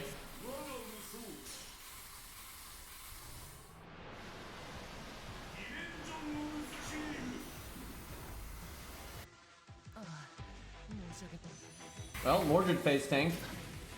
Shame she doesn't have her third skill because then she'd have a good chunk of health left. You know what, we'll heal her just to be a distraction.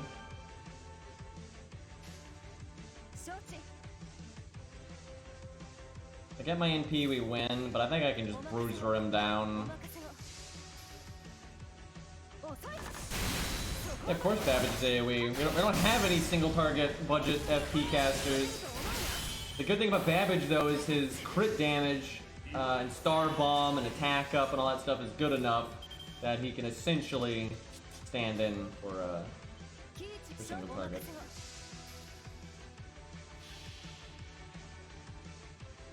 Dude, if he was single target, he'd be like completely on par with like Ushi, Ku, and 100 Face for being a boss killer. He keeps up though, he does keep up, and the only reason he's a little bit behind is because he is AoE. Now I'd say Babbage is better than Dear Mid. Like, if you mean Lance or Dear Mid, Babbage is better.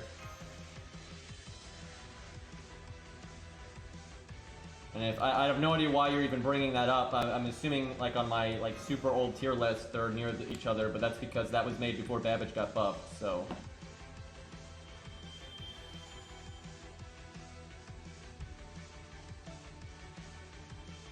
Like, Babbage is a very good boss killer. He's just not quite as good as some of the other classes. Oh, I'm not sure I've done FP today. I should probably do that. We'll do an account review. That was fun. Like, see, if I had content like that more, I'd be entertained. I was thinking, right, we had to play that team properly. I squeezed quite a bit of value out of it. I'll make an update to the 3-star tier list when there's more 3-stars. The only 3-star that's been added since I made it was Ricky. It's the only one. All this time. The only fucking one. So if they add more, I'll get on it. Double Blackboard though.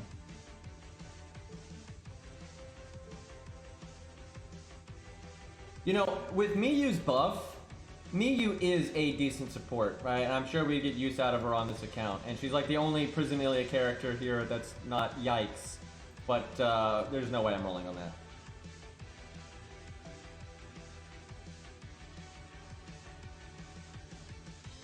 Let's see here. This is probably...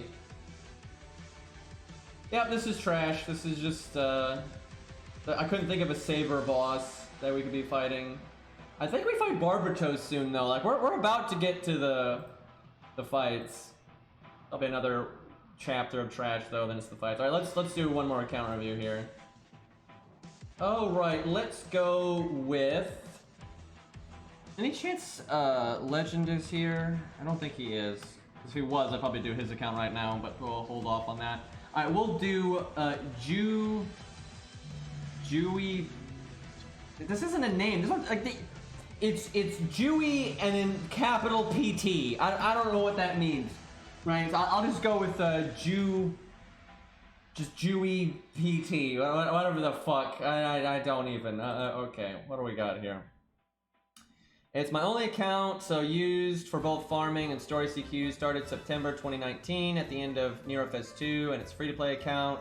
Notably missed Kentucky, Golden Sumo, Feels Bad, MLB 4 to 5 copies for Drunken Jolter. Why did you do this? Imagine just missing Golden Sumo, and then you only 4 out of 5 Drunken Jolter. That feels so bad. I'm sure this guy's kicking himself about that one. Because Drunken Jolter's a really good stand-in for Golden Sumo, but not if it's not limit broken. It's not, so. Need help with skills to prioritize on servants, mainly Saber, and which skills are worth 9 to 10 for lore. Besides that, what are the rare mana prisms CE worth buying? Anti-divinity or Pierce Invulnerability? Depends on what you've got. If you already have Pierce Invulnerability, you don't need it as much. So Anti-Divine is good. It's not my top pick though for that kind of stuff, but it is certainly good. And it's really good by Law Spell like 5 and 6. It's super good then. So I definitely would get Anti-Divine at some point. But the Pierce Invulnerability one's really good if you don't have good Pierce Invulnerability CEs already. Because you're going to want that for a Buki and some other fights. It's good as well. But yeah, it's what CEs are worth getting from rare prisms in what order are very dependent on what CEs you have. So hopefully we have a picture for that. Next banner objective, Gilgamesh NP1. So I'm assuming you mean Battle in New York. Space Ishtar NP1. Super Orion is totally fine on NP1. If you're really a big Gilgamesh fan though, you're probably going to want NP2, but that can be rough. Hot Wheels this year. When was this sent in? When the SSR ticket gets to NA, we'll probably pick Aussie or Kahime or Tam. If not, started in the comments the gold servants are MP1. If not stated in the comments the servants are MP1 or MP5 if they're welfare. Yep. Count don't always watch the stream live due to hour difference, but we'll watch the VOD the next day. Okay, fair enough. Okay, what the fuck am I looking at? Probability at least 1 copy. Oh, this is like, I don't know why this is here, but that's like that's a chart for the odds of getting like a rate up, I think. I have no idea why this is included, but as you can see, even though the 3-star rate up is lower than all the other rate ups, because you get 3 stars so much more frequently, 3 stars are indeed the most likely thing to get. And then 5 stars the least likely, even though they have the highest rate up. It's just like 5 stars are so rare, so.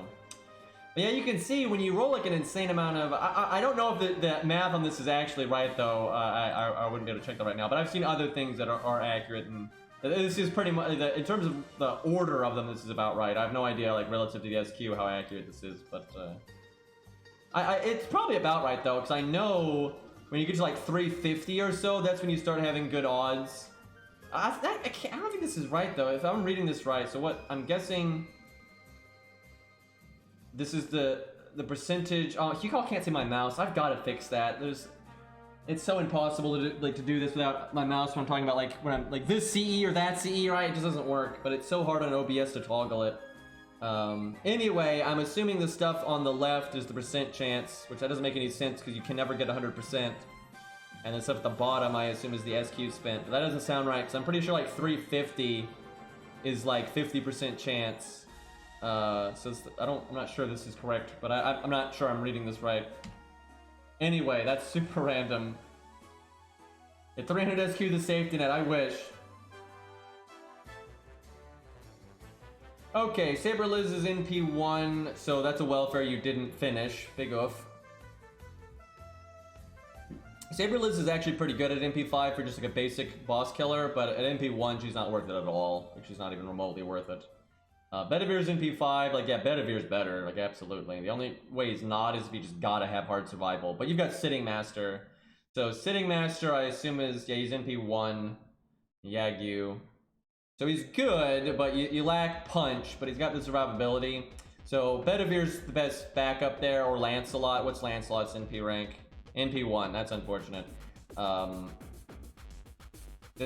what I see from this guy, especially with what he said here with Gilgamesh and everything, it's like rolling a little bit on everything, but not going ham on anything. And this is just my preference, but I really think from a performance perspective, maybe not from a fun perspective or a waifu perspective or whatever, but from a performance perspective, it is absolutely better to get a few key DPSs to NP2 instead of getting everything at NP1. Because when everything's NP1, nothing's actually really one-upping a lot of the budget stuff that's going to be NP5, right? They kind of can, but they're not like that staple, oh man, this is going to fuck up bosses, right? Or beat challenge quests, or just be the best farming thing, right? When everything's NP1, like when all your golds are NP1, a lot of times you're better off with an NP5 Bedivere and shit like that. It depends, right? Especially with Sitting Masters, really good survivability and normal card damage and stuff, but that really is a problem. When every gold you have is NP1, nothing, it really is like that big, because NP2 is such a huge damage increase, right? After NP2, they don't see that big of damage increases anymore. But like Gilgamesh from NP1 to NP2 is a huge damage difference, where NP2 to NP3 is less, and NP3 to NP4 is tiny. But like, it's hard to give it, like when I see an account like this, like if it was me, I'd be kind of you know, it's like, when all the golds are just NP1, it's like some of them are still pretty good, like especially Sitting Master, he's still really good, but yeah, it's kind of iffy. Yeah, NP2 is fucking huge, yeah, indeed. So you said you especially wanted advice on sabers. I'm not really sure why though, because you've already got 10-10-10 Sitting Master, 10-10-10 Landling, and you've already got Bedivere, who's not very skill rank dependent. You got Gwaine for kind of farming, and then Saber Lily, so that's fine. So I don't know what you would need advice on. And you got Saber Alter too, so you know you definitely don't have anything to do like quicker art looping farming, but you don't really need that. You got a bunch of units that can just self battery and go boom, right? And it's pretty good for farming, so not much to worry about really. You've got loads of. So you've got Landling. What is his NP rank? Guessing just NP1, as it looks like. He is good. He's a good art support at NP1, but you really want NP2 or 3 for that disgusting like defense for the team. But he's still good. Landling is still really good. Okay, you already have Gilgamesh, so I'm super confused. Do you mean like get another copy of Gilgamesh? Because if that Gilgamesh is NP1 and you've 2K fo'd him and he's 10-10-10, I would absolutely try to get him NP2 if he's not already, because then you've got a super strong archer right there, right? That's so good. Like when he's already 2K fo'd and everything, that's where you really see a huge improvement. So, because the way attack stat and NPs work. Okay, so David, you got a second skill to 10. How about that? Someone passed the David test. Feels good. And you have Tristan, so you got Tristan and David together. That's always really good. And you got Gilgamesh for AoE and single target if they're servants, not a. Like Tuna Cannon in Lost Belt 5.5 is not a servant, so Gil's not particularly good there. Although AoE is still fine, so he's still kind of okay there. But then you've got, for regular single target, you've got Tristan, which is super good, Chloe, Chiron, like you're fine. And Chiron could buff Chloe, right? And then you can use Landling for art support, stuff like that. Like, really good options there. Yeah, I don't see any advice I could give. I mean, you're fine. You've got AoE options and single target options, and you got a Raj, right? So all the no cardinal sins here. All right, you got Pravati for AoE, and she's NP2, so that's really good. So there's your DPS for Taiga coming up. You got Ku maxed out. That's a really good option. You got a Reshigal for AoE and kind of single target. Looks like you're gonna Grail her down the road. So she's just NP1 though, but she works pretty well at NP1 with the way her toolkit works. So right now, Enkidu is your best DPS for Fluffy way down the road, so that's going to be worth investing in, depending on what happens. You got Fionn for farming. If you're planning on getting Castor Artoria down the road, then I would probably get him 10-10-10, because just get that maximum farming, disgusting looping stuff going on. And if you're only going to lure one of them, I'd probably lure his evade just for the extra battery, and so his evade's not RNG anymore. But yeah, I mean, you don't need any advice. I mean, your account's fine. Nice Achilles there. So there's your AoE. Got Ushi for single target. Got Alexander buff removal. No Martha, unfortunately, but it is what it is. You could probably handle Demeter with just Alexander, Ushi, and Achilles. That's enough, I would say. If you wanted to be safe, you know, maybe level your skill ranks on an Ushi or something, but I think you're fine. Well, you got like so it's nice that you've got Castergill and he's max, because that works with Landling. So you've got, hey MFJ, what's up, man? Haven't seen you in a while. Thank you for the 40 fucking months. Long ass time there. We old. But yeah, you got a lot of art stuff between Landling and Caster, Gilgamesh, and Theon. So all the more reason to get Caster or Toria down the road. You've already maxed out. Yeah, I mean, this is just a flex account, let's be honest here. This account doesn't need advice. You get like all the OP supports, but then Grail, like yesterday, Grail Hans. So, you know, cares not for the meta supports. But that won't deter him from grailing Hans. But yeah, Caster Toria would be godly on this account because you have so much art support. You got Plot Monk for DPS, and your Caster Gilly says MP4, so that's really good. Is Asclepius worth rolling on story banner? Well, you don't have Martha, you don't have Cersei, you don't have Medea. Oh, you've got, oh, I see, you other NP ranks. So I would say it's good to at least get him NP2 for those bosses that have NP drains, so you can actually go above 100%. There are some, it's niche, so if you don't use them, if you don't worry about it too much. It's not that big of a deal if he's NP1, right? It's not that big of a deal. But it is certainly nice to be NP2, and I actually really like him NP5 because then he resurrects you with enough health that if then you get healed between the bonus health from NP5 and the healing, the unit can kind of get back into things, right? Whereas NP1, you're kind of like completely on death's door from the guts. So it's not bad. So I like NP5 Asclepius. I very much like it. But obviously Asclepius is mostly used for his skills, I would say. And then just maybe the heal and the debuff immunity. So like the resurrection part of the guts is not that important because sometimes he uses NP and you're not even planning on the guts proccing. I've used Asclepius that way many times where you don't cast his NP for the guts, you cast it for everything else. So maybe get one copy of him just to have that buffer in, you know, HP and being able to go over 100% NP. But I wouldn't worry about it. If you're pushed on SQ, it's not that big of a deal. There's bigger fish to fry. You know, NP1 Asclepius is very helpful, and most of what he's there for, he accomplishes. I'd probably level your Mozart just because you got so much art stuff, and you've already got his third skill up. So I would go ahead and get that to 10, and then get his first skill up. Because there's some setups you can do with Castergill and switch Mystic Code and whip out Mozart and stuff. Because you don't have a TAM, so it's not bad. It's pretty. I see a lot of people just not using Mozart, but even with an account like this, it's pretty easy to get value out of him with the switch Mystic Code. To work with your other supports, especially if you're doing an art team with like Waver and Castergill, you could switch into Mozart, or start with Mozart, switch him out, things like that. You're totally good. So yeah, Mozart's still worth using, I would say. Unless you just don't like doing art teams or something, or you plan on getting... I think you said you plan on picking Tan for your free 5-star, but that's not for a while, so... it kind of depends on how pushed you are on mats. So Assassin, you've got Grey for AoE farming stuff, you as well, work with your Merlin, that's good, and Waver works with anything. For single target, you've got Shiki and 100 Face. I mean, what more do you need? And Izos, they're totally fine. You got Fuma for the utility stuff, so your Assassins are in good shape. If you want to do something fun, you could level Steno to work with your Gilgamesh because of the divinity stuff. But because you have Merlin and Waver, you don't need it at all. That'd be purely for the fun of it, or if you just didn't want to use Waver and Merlin. But yeah, between Waver and Merlin, you've got all the support you're going to need. And you have Qin Gong. Yeah, you got Qin Gong too, so yeah, you don't need Steno in any way, really. Most for the buff removal, but you've got Alex leveled, and what else do you have for buff removal? Let's see. Not a whole lot, to be honest. I guess you got Medea, so you have Medea and Alex. That seems to be it, unless there's so many things I could be forgetting here. Oh, Tristan. Oh, yeah. So between Tristan and everything else, you really don't need Steno. It just... If you had like fuck all buff removal, it might be worth it, but especially because of Tristan, I don't think you're gonna need it at all. Tristan is so good. And that's why it's so good to also have David with Tristan, because it's such a good combo and it's so easy to get off the buff removal stuff, so. Yeah, your utility looks fine. Okay, you got maximum Herc there, that's nice. Well, I guess he's not 100, but he's 10, 10, 10 in Grail, that's really nice. I assume he's bond 10, so that's a really nice one. So got Juniper AoE.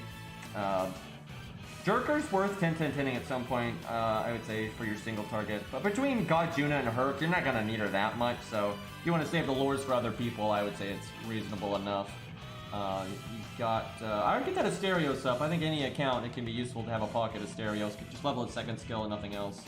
That's always worth it. Okay, so Alter Ego, you got King Potato Chips, which is pretty good, and then you've got Mecha Liz, which is not, but she gets the job done.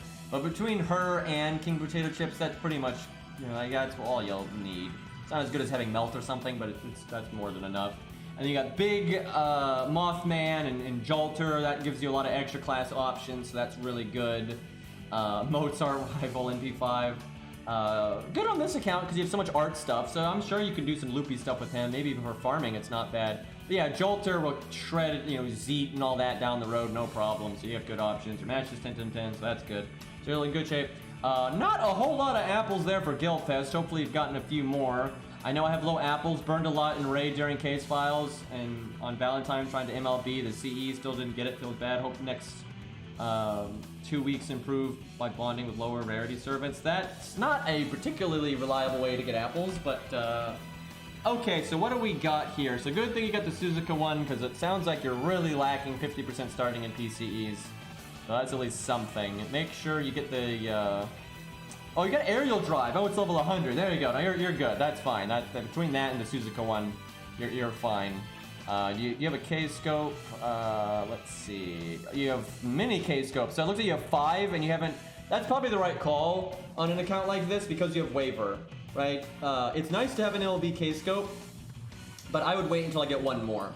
Because you have waiver and Merlin, it's really easy for you to 3-turn with just regular K-scope, right? You have and you have Gilgamesh with the big battery. You have so many units that have batteries that you don't really need MLB K-scope right now. It's certainly awesome to have because you can slap it on Asterios, right, and have him show up and just NP immediately, or whoever the fuck. But I would wait until you get one more. So I think you made the right call there.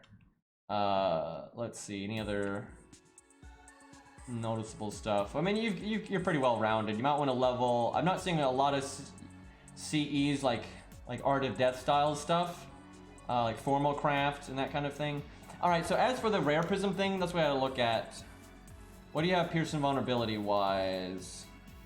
I'm looking for like Decapitating Bunny, Origin Bullet, the Emio one. Oh no, that one's Sure Hit, excuse me. There's the Nuke Head one. That one is so hard to notice, and a lot of people wouldn't include it in a screenshot like this. But it's actually good.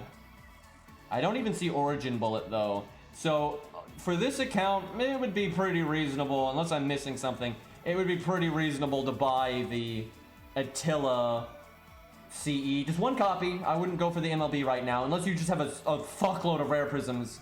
MLBing it is only 10% extra battery. It's not that big of a deal. But if you get one copy of the Attila CE, you get Pearson vulnerability and 40% starting NP. That's really good for Ibuki and any other fight that you need Pearson vulnerability. Good to have the option for that. Definitely good to have the option for that. Anti-Divinity is good, but I probably wouldn't buy it right now because when you get to Fluffy down the road, you've got the Anti-Berserker CE right there. And the Anti-Berserker CE is very good for Fluffy, as is Black Grail. Do you have a Black Grail? Let's see. I'm not seeing one, which is kind of funny because you've got enough K-scopes to MLB it. And no 2030 either, it says down there. That's rough. Okay, so I don't think you have Black Grail. So I will say the Anti-Divinity CE is better than the Anti-Berserker CE for Fluffy specifically. Because the Armor Ignore aspect of the Anti-Berserker thing doesn't do anything, where the Anti-Divinity thing comes with starting NP and that does something. But I wouldn't worry about it right now. If you get to Fluffy and you're stuck, then maybe buy it, but I wouldn't buy it preemptively or whatever. But I would definitely get the Pearson vulnerability. Oh, you do. I see it now. You do have that Nuke Head CE. It gives you Buster Up and Pearson vulnerability. So if you ever get, you could hold off on buying the Attila one unless you got stuck on something. right? So you could fight like a Buki or whatever, see if you can beat it, which is that CE. If it's not enough, then you buy the Attila one, right? So no reason to really buy any CEs from the rare prisms right now. I'd be more worried about Melty's Sweetheart, if anything, or just buying like Anniversary Blonde if you don't have it, stuff like that, so no rush. So I will say this, I think you messed up with that Sakura CE there. It's level 55. It's terrible to level that thing because all it does is level its health, and it's not worth it. It's not worth it on quick units. It's not. Like, if you have a DPS quick unit, giving them 0 attack stat is not good. It is absolutely better to give them like the Suzuka Gozen CE there, and just to give them the NP up and the attack up. That's better than absolutely. That is better than the Sakura one. Like, it's not even close, right? An aerial drive, a level 100 aerial drive on a quick unit is absolutely better than the Sakura one. Like, there's no comparison. I have no idea what that Nukehead one is called. It's right, again, you can't see my mouse. It's next to the MASH, you know, Tea Time one, and next to Lantoria Altar one there, level 19, that one. I think a lot of people have it and they don't realize it. It's a free CE from an event, and it gives Buster up and Pierce Invulnerability. It's quite good actually. It's really easy to overlook. I even overlook it. Let's see, so you got double star bomb right there. That's good. I don't know why these CEs are so chaotically organized. Like, what the fuck is this? Like, what the fuck? Like, you top is 15, level 100 down here. That just completely I can't even imagine what the filter settings are for this account right now. I'm trying to tell if it has, you know, certain CEs, but it's just so hard to root through all this. Well, you got good options. You got the Cainith. Oh boy, Cainith. You've got the 500-year obsession. That's good for several boss fights. That's something to keep in mind. There's something like the 500-year obsession is good for Ibuki. It's good for Zeus. It's all kinds of things. Zoken CE, right? 500-year obsession. It's good. It's something to keep in mind. When the main threat from the boss is their NP, like Ibuki, slapping that on a unit can really turn a fight around. So I call it the Cainith C A, B, C, D, E. I call it that off stream still because that's just always what I call it. So probably not the wisest thing I could be doing, but can't take this from me, chat. Okay, well I think this account's in good shape. I wouldn't buy anything with rare prisms for CEs unless you get to a situation where like, wow, I'm stuck and I need it, right? You've got good CE options. If anything, I would buy Anniversary Blonde if you don't have it. Zoken for Pseudo Serpent win. I mean, somebody would probably like it. Okay, give me 1 second here. I need to get. I'm gonna use this team again because I think this is trash mobs, but I need to get water.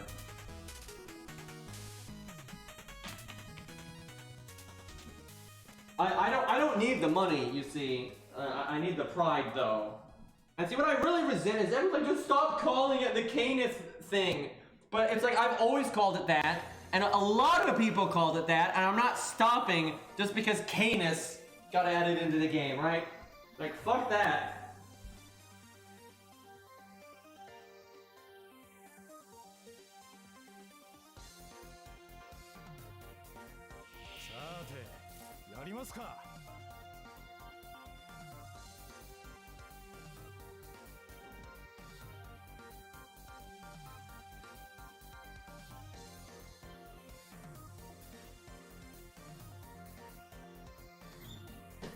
And I don't even, like, I know it's like something Volman, right? I don't remember the fucking name, and like, who the fuck is gonna say that mouthful of bullshit?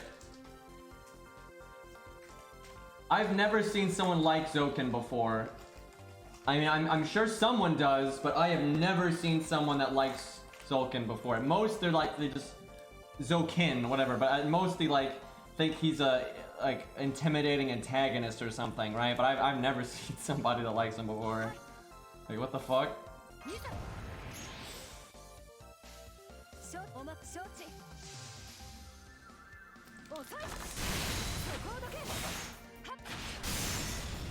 By the way, the Ufotable anime really did not do Zokin's death justice. It's way more brutal in the visual novel.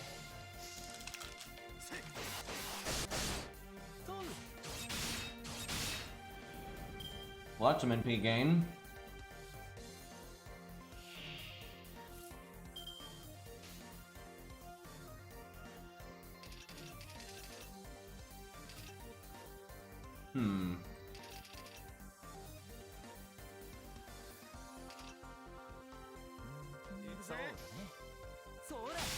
Damn it.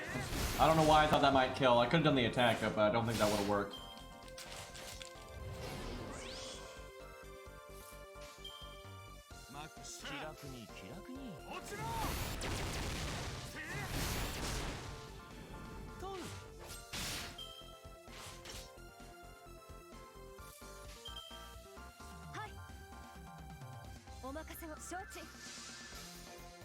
So, talking about Arash earlier, and his robust health and high endurance. That's why he's able to survive Lancelot's NP though, which is pretty impressive because Lancelot's NP is pretty powerful.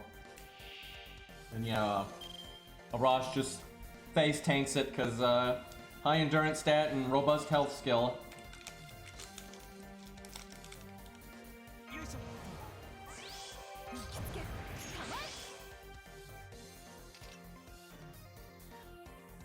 What a boring stage.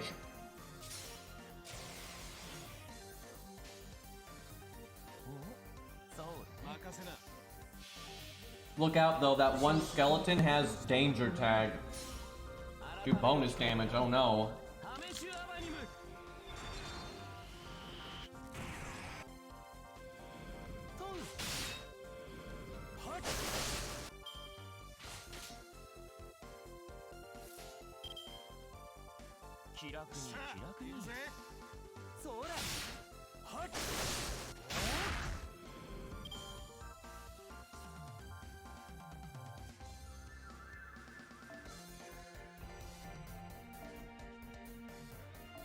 How does Arash die again? He uses Stella.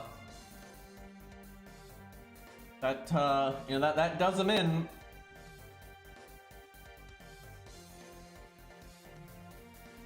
Oh, Zokin, he gets, like, exorcised by, Kodamine.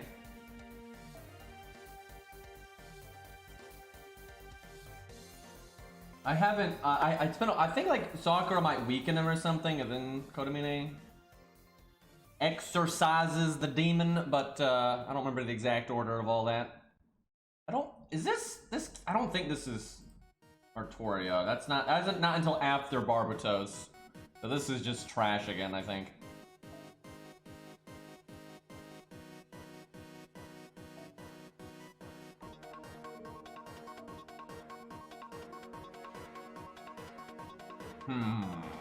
I guess we do that.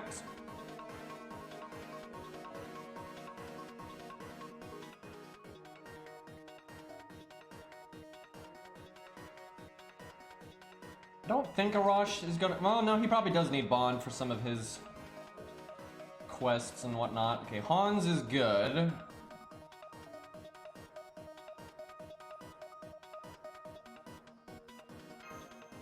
I really need to be bringing Steno, but there's so many units that I need to work on to at least get them to like Bond 4 or 5 so they can unlock their strengthening quests.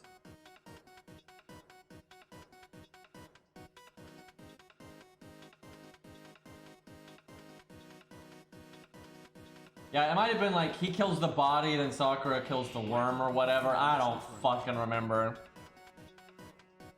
Either way, though, it's way more brutal in the visual novel because, like, in the anime, he basically just, like, you know, grabs him and exercises him, where in the visual novel, he, like, drags his, body over the, like, the roof, and he's, like, pulp, right?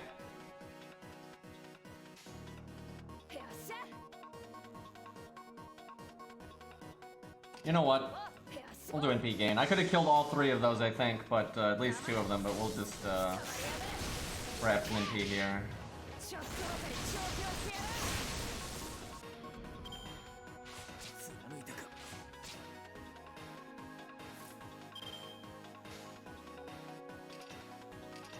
I mean, all the roughest deaths are not even in the animes because they normally abbreviate them.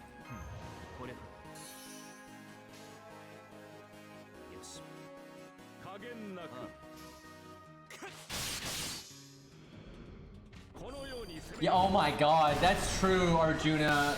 Some of the bad endings for Shiro are insane. Everything from getting eaten by bugs to Medea, like, dude, Medea does some like weird hack shit where like he is turned into like a liquid in a vial, right? But he's still conscious, but only kind of, right? He's like this weird abstract consciousness in a liquid in a vase or a vial or whatever. It's like, what the fuck? There's all kinds of nonsense. He dies many deaths, stabbed, shot, you know, blown up, you name it. Pretty sure Herx turns him into paste at some point.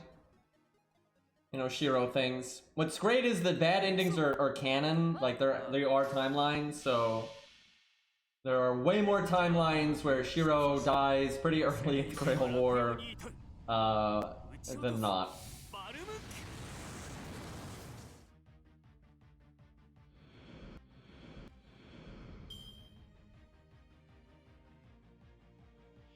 It'd actually be cool to have like an OVA that kind of just briefly goes over some of those timelines and what like who would win the war in the end and stuff like that.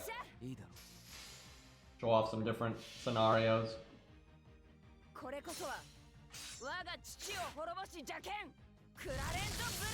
Dude, Medusa in the visual novel, or no, Medea, excuse me, like her death picture when like Gil is impaling her is pretty over the top. Medusa's death is gruesome, but she probably didn't feel anything, really.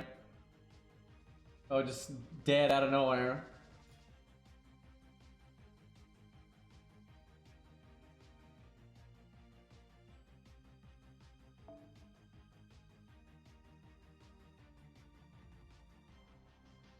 Ilia probably didn't feel that much there, to be honest. Could be worse. Mordred versus Archer stage. Fantastic.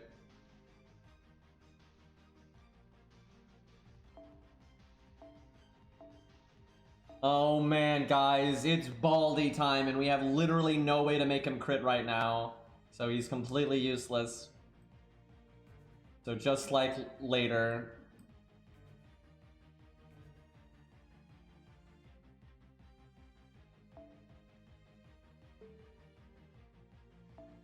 I don't really need Bond on Ushi, it's just nice to have the bonus damage for Guadia, but it's not needed by any means. Shut up, phone. Trying to stream here.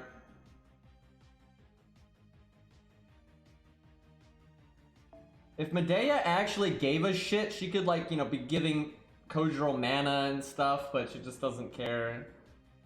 She wants him to die, pretty much.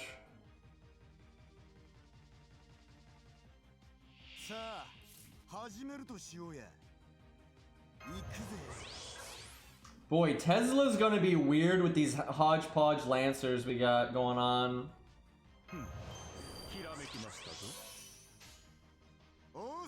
I probably could have just art chained that.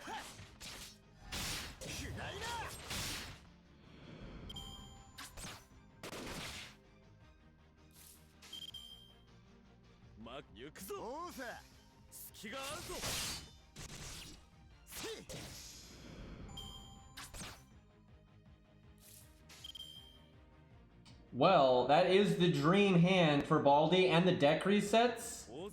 So, you know, his whole deck is to play for next turn. So we're fighting such weak enemies, who cares?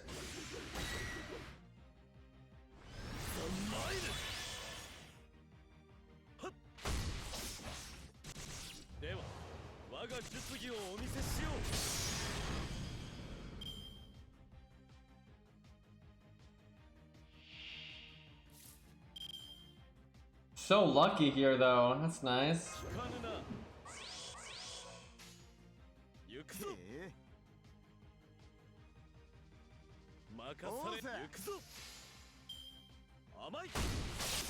Fucking Christ, that was still not that good.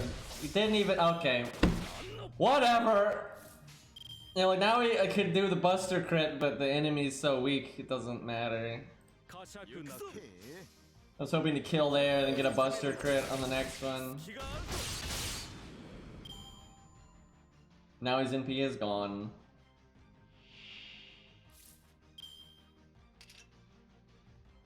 I'm going to taunt him.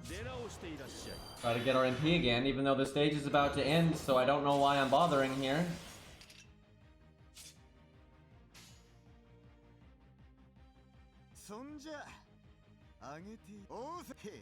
Not gonna lie, Proto-Coup is probably more useful here just on this turn.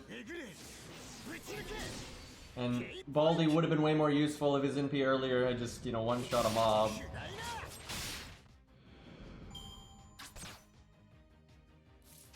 We'll get some value out of Baldi eventually, though. It'll happen.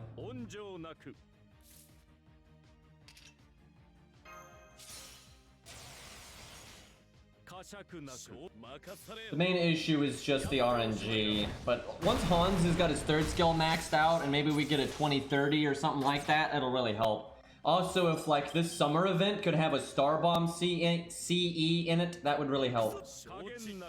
They generally give out a Starbomb once a year, but it's kind of random in what part of the year they do it. I don't think they're ever going to make a Fate remake just because of FGO. They probably don't want to do Fate stuff. At best, you might get an anime adaptation that Nasu gives his blessing to that's like a new route. Or a touched up Fate route, right? I could see that happening. Okay, this must be Barbatos. It's question mark. I don't remember what Barbatos does, so we'll see what happens. What was that CE? Okay, for a second there, so my brain, thanks to Say there, I saw the Say CE on Joan of Arc, and I was just like, what the fuck? But it was just Say kind of peeking in there, right? It's the hair, man. Like, you see this, and, you know, even though I don't really realize what I'm seeing, I'm like seeing Say at the bottom of the screen, so I thought it was the CE. Wait, Zerp, you already did that! Like you literally already did that. I don't even, but thank you for the year resub. How you been, Zerp? Alright, I'm gonna assume Barbatos is AoE.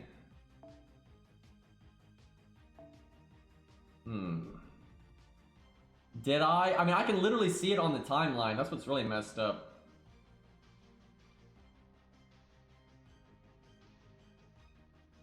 I gotta scroll back a bit. Because I've had a lot of follows, so I don't know, which is kind of strange, because we're not doing anything. But yeah, no, yeah, it's on there. The fuck? Okay.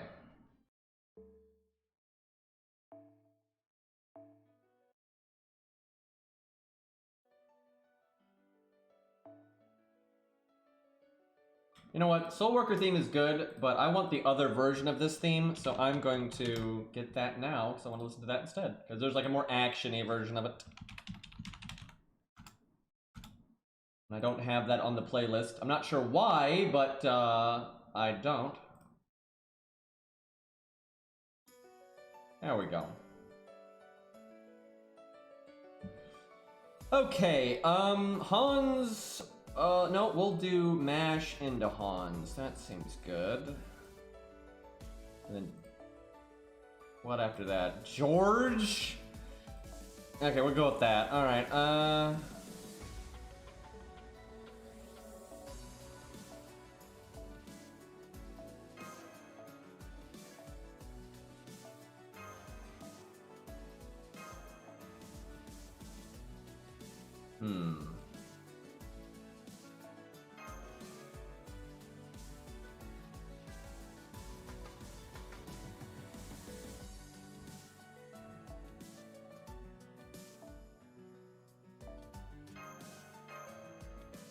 What a team.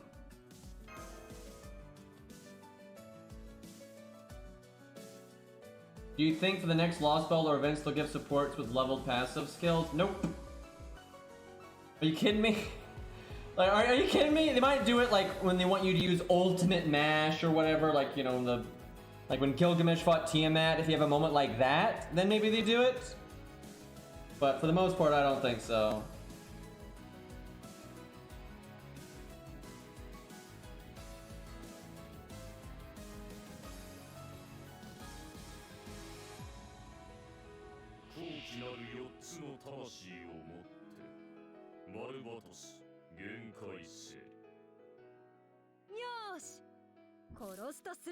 All right. 200K. Let's do that, and then I almost want to use the second skill on Ushi just to get her NP going, but we'll wait. I don't know how much damage we're gonna take here.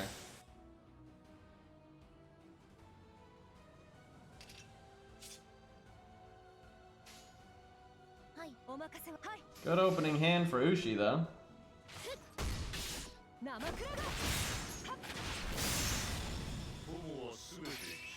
And right into the crit. Okay. And then debuffing my most important unit. Why couldn't you do that to Mash?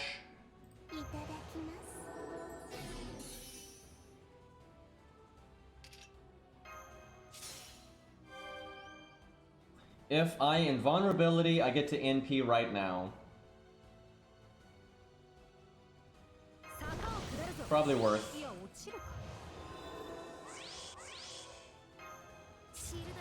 Ushi, why can't you have Divinity? That would be awesome. Would make no sense, but you know.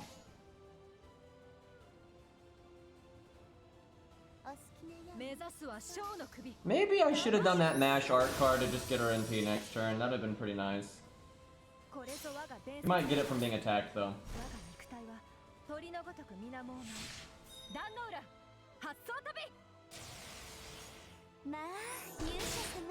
I mean, Kojiro is happy to fight anybody that he deems worthy, really.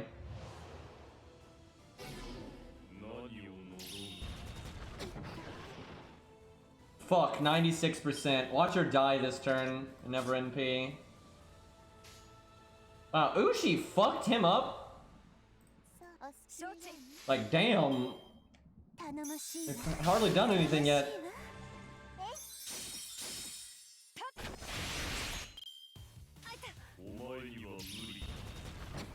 Don't kill Mash.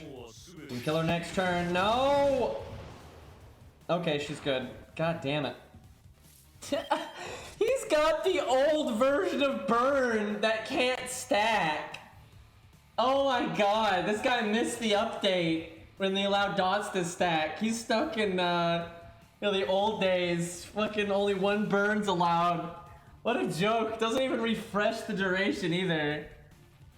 That'd actually be nasty, because at this point your health is low, so if you had like 2 or 3 burns, that'd actually be really rough. So I need I need Hans to show up like right now. If Ushi dies here, we're in trouble. Oh my god, that NP animation. At least it's brief, I'll say that.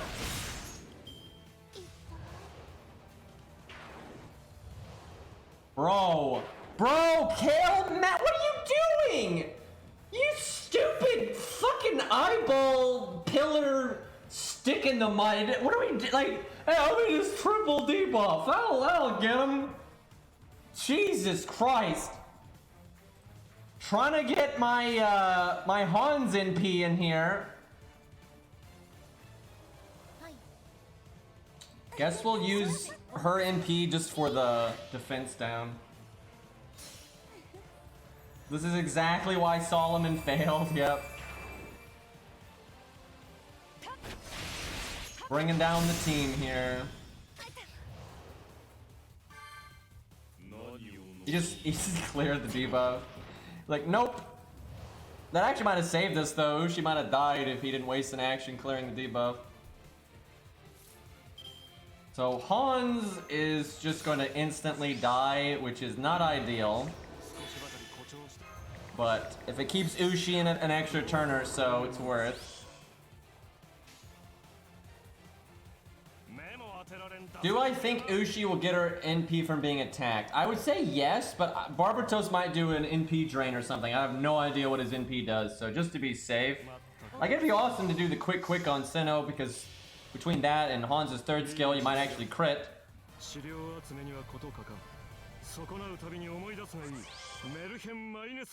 But playing it safe is good. Oh my god, my Ushi's in P1, so she can't go over 100%.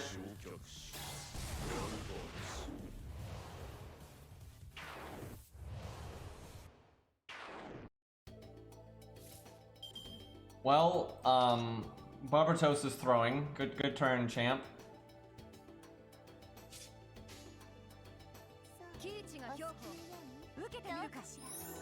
If she was just in P2, we'd be doing so much more damage. Like, she'd probably be dead right here. Yeah, I think between the two NPs, he would definitely be dead right there, absolutely. We should be okay, though. Well, there was an NP drain. And a crit, and everyone's gonna die now. Fantastic. Actually, a swallow, though.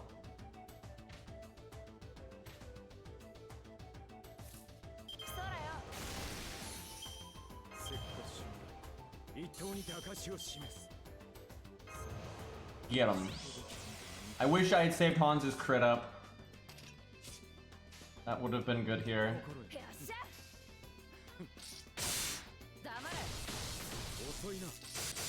Very nice. It was a swallow all along, just really ugly one.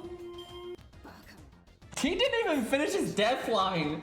Maximum disrespect right there. It's like, oh, shut up, Barbatos. We'll see you in Solomon. Give us your mats. Only one Void Dust. That was real gameplay, though, and I had to bring an actual team. Okay, I think we get like the boss rush now, pretty much. There's probably trash mobs though. This game, dude, they can't have you just fight bosses.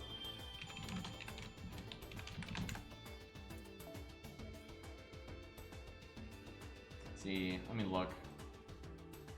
Yep, it's trash mobs. We have a whole chapter of trash mobs, and then we get Tesla, which I think Tesla will be tough. I don't remember if he's got a 3-tick NP, but if he does, that's going to be super nasty. We might even have to level somebody. I could see Tesla actually bitch slapping us.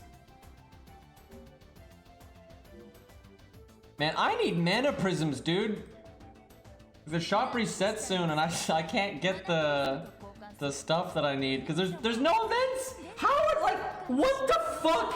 We have gone so long without anything, right? Like, oh, Lost Belt 6. First off, the third part of Lost Belt 6 was super short, right? Like, it was fuck all in it. And obviously new players can't do it, and doing Lost Belt 6 doesn't give you any mana prisms, right? So, like, we're just fucked here.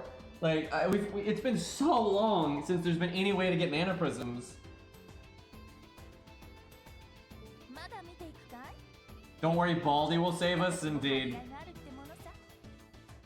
Hey, Vortigern is awesome, thank you. It's just Fate Oberon equal Vortigern that is dumb, but actual Vortigern, be it the normal Fate version or the actual Legends, is awesome, so. Oh yeah, we've never picked our free 5-star, but it's unlimited duration, so I can pick them whenever I want, so. Feels good, man.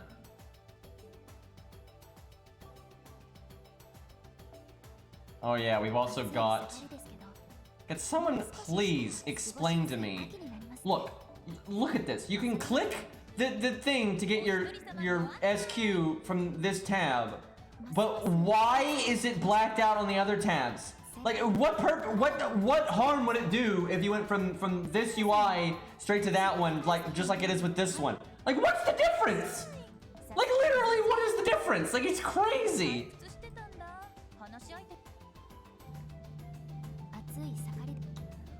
Okay, let's murder some trash mobs, and then probably die to Tesla.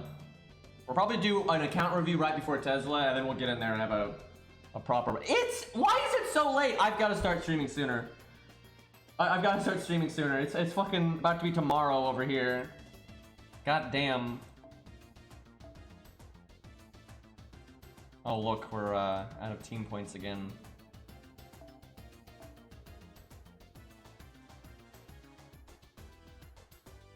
So George is the only person that truly needs Bond because he gets the Bond CE. Ushi is just, it makes Guadia, you know, faster. It's not even remotely necessary. And then Kojo just needs it up until like his interludes and strengthening quests and whatnot. So probably Bond 4 or 5.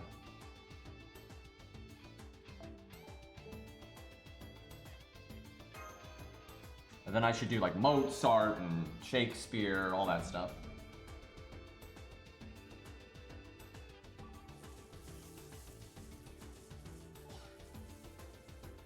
I wish he had actually gotten characterization here. That would have been cool.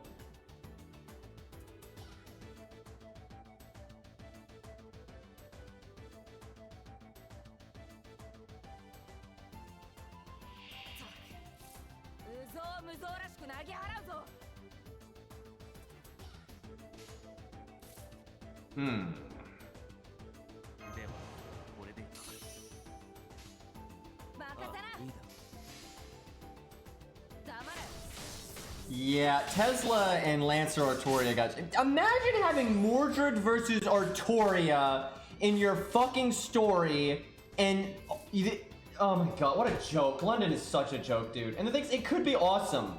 You know, imagine if Mordred had a proper character arc like she did in APOC, and then you had Lancer Artoria having a character arc going on, you know, at the same time, and then you have a big climactic battle at the end. That'd be awesome! Right? That's how you tell a fucking story, but nope. Triple dot. And then Mordred puts her helmet on, and that's it. Although I will say, I do like Mordred putting, she's like, hold on a second before the fight, and then she puts her helmet on, and then the fight starts. Like, I actually like that, but, good god, overall it's a complete joke. Hi, Cairo. How you doing? You rating me, you're doing that backwards. We're getting ready to fight Tesla. Which I actually think...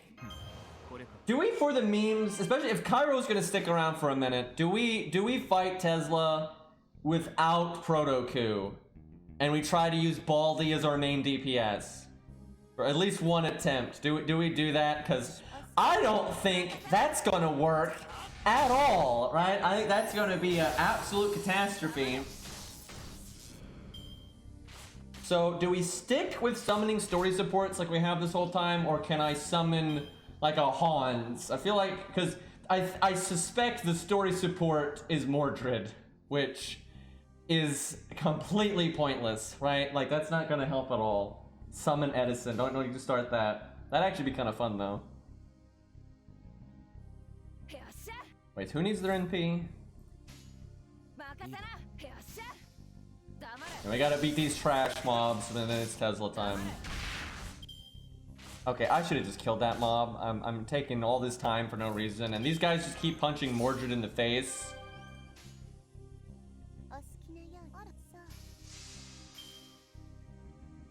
What I would really like is if somebody has like a level, like, you know, like mid Hans, not maximum Hans, right? Because the 65 might be kind of strong at this point, but yeah, we might, I don't know, we'll try it with the one we have, and if that doesn't work, then we'll level 100 Hans with MLB 2030. You know, that could probably just beat Tesla on his own, right? It's like, step aside, Baldy, I got this, right? Imagine if Cairo actually got Hans to 120, right? Just like he opens the book and the earth quakes, right? It'd be awesome. Oh, it's only 2 waves, so I didn't even need Mordred or Siegfried's thing. I am not first. You're not. You're gonna get your Hans to level 120 in the year 2039, right? Like you got a ways to go there, champ.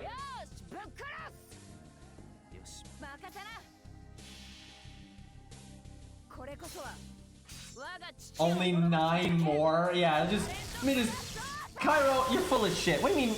Just 9 more. First off, that's quite a while. Second of all, then you need like 1 billion XP. And then you need all the grails for Hans. And then you need all the XP again. Right? It's ain't happening anytime soon.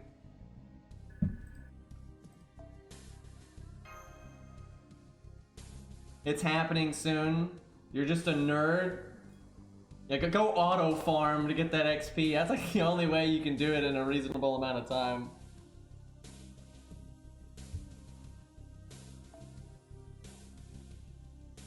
I bet you so many people are using that auto farm app because of the update. Like, I'm so sure of that. Like, no question.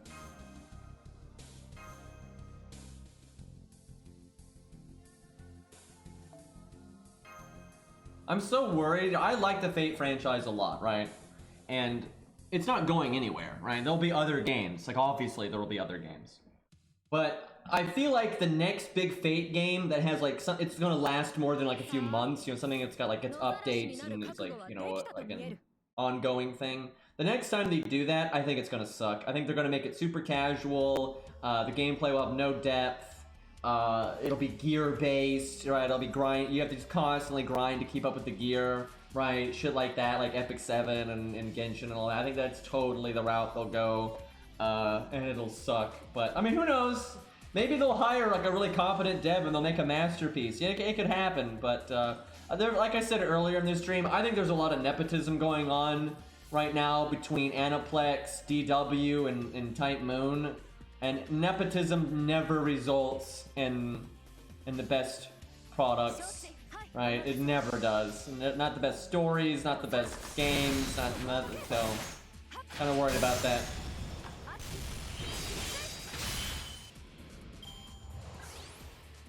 I mean, Cairo, maybe that was my plan all along. You don't know.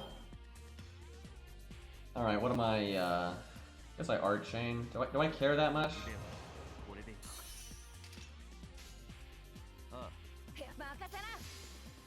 You don't have the foresight for that? Oh, shut up. Although, truly, I would rather see a 120 Hans than a 120 Baldy. Like who the fuck else is going to 120 Hans, right?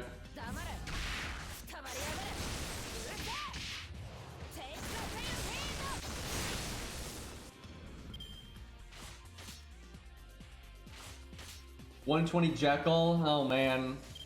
Maybe somebody's doing it. I bet you Max would do it if Jekyll wasn't crap.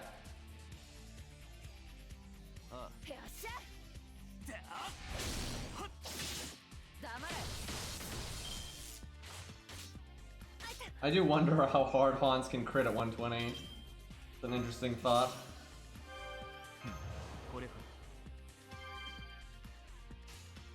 Well, I was trying to get Siegfried's NP, but it didn't work out. I got mortared to 151. Just got that CE though, and I don't have any good CEs for my servants yet.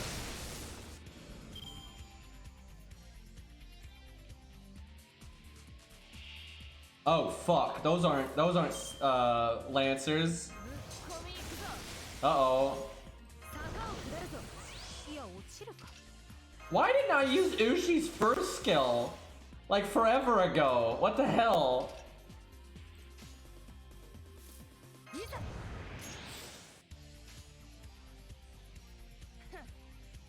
You know what? Let's go Buster Chain. Let's get the damage.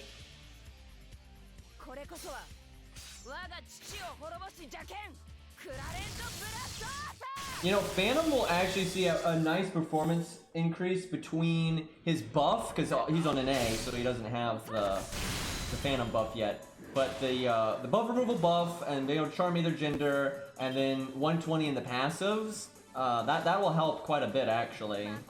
Because then it's just raw stats at that point, right? So his AoE won't actually be complete garbage.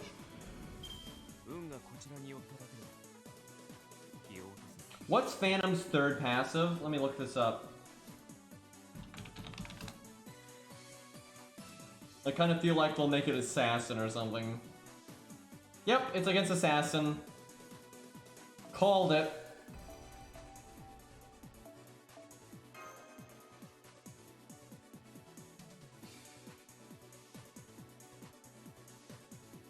Alright, one more trash stage, and then it's Tesla time.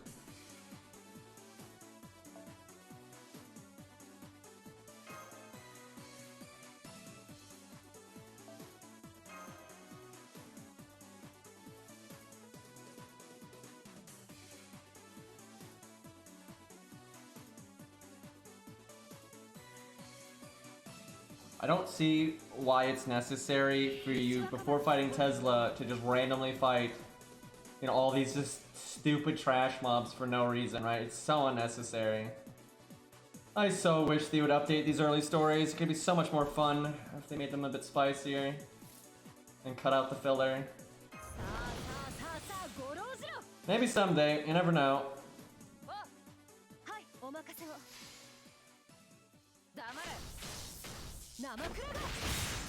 You get retroactive coins for over NP5 for gold servants, but you do not for 1 to 3 stars, which sucks.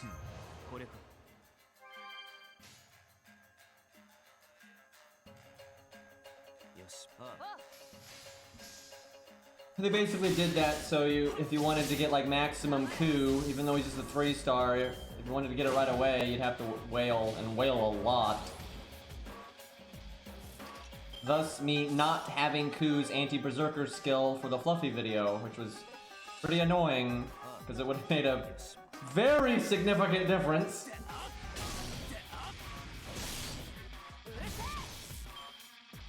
Yeah, Nobukatsu's pretty fucked. I like how they're like, wait guys, just wait for an event, and then there hasn't been an event in just so long.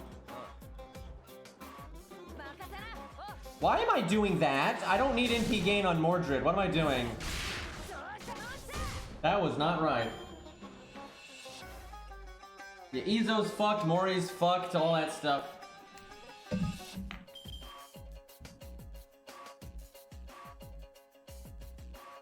So I don't really see me needing to roll on anything in the near future, because I mean Lost Belt 6 was a wash. I kind of hope, like every once in a while they add a summer servant that's not lame, so I kind of hope they add something just so I have a chance of getting coup. Like I just want to roll so I have a chance of getting coup. That's what I actually care about. Fuck it, give me Hawaiian shirt coup, so he, because I want that anyway, but then so they give coup a rate up in like the mail banner, right? I would roll. I would, if coup is rated up, I would fucking roll right now. Shit is stupid, dude. And like bronzes at least get to, you know, get their coins, you know, from FP, where, you know, 3 stars, you know, getting those from FP is just, I mean, good fucking luck, right? Like that ain't happening.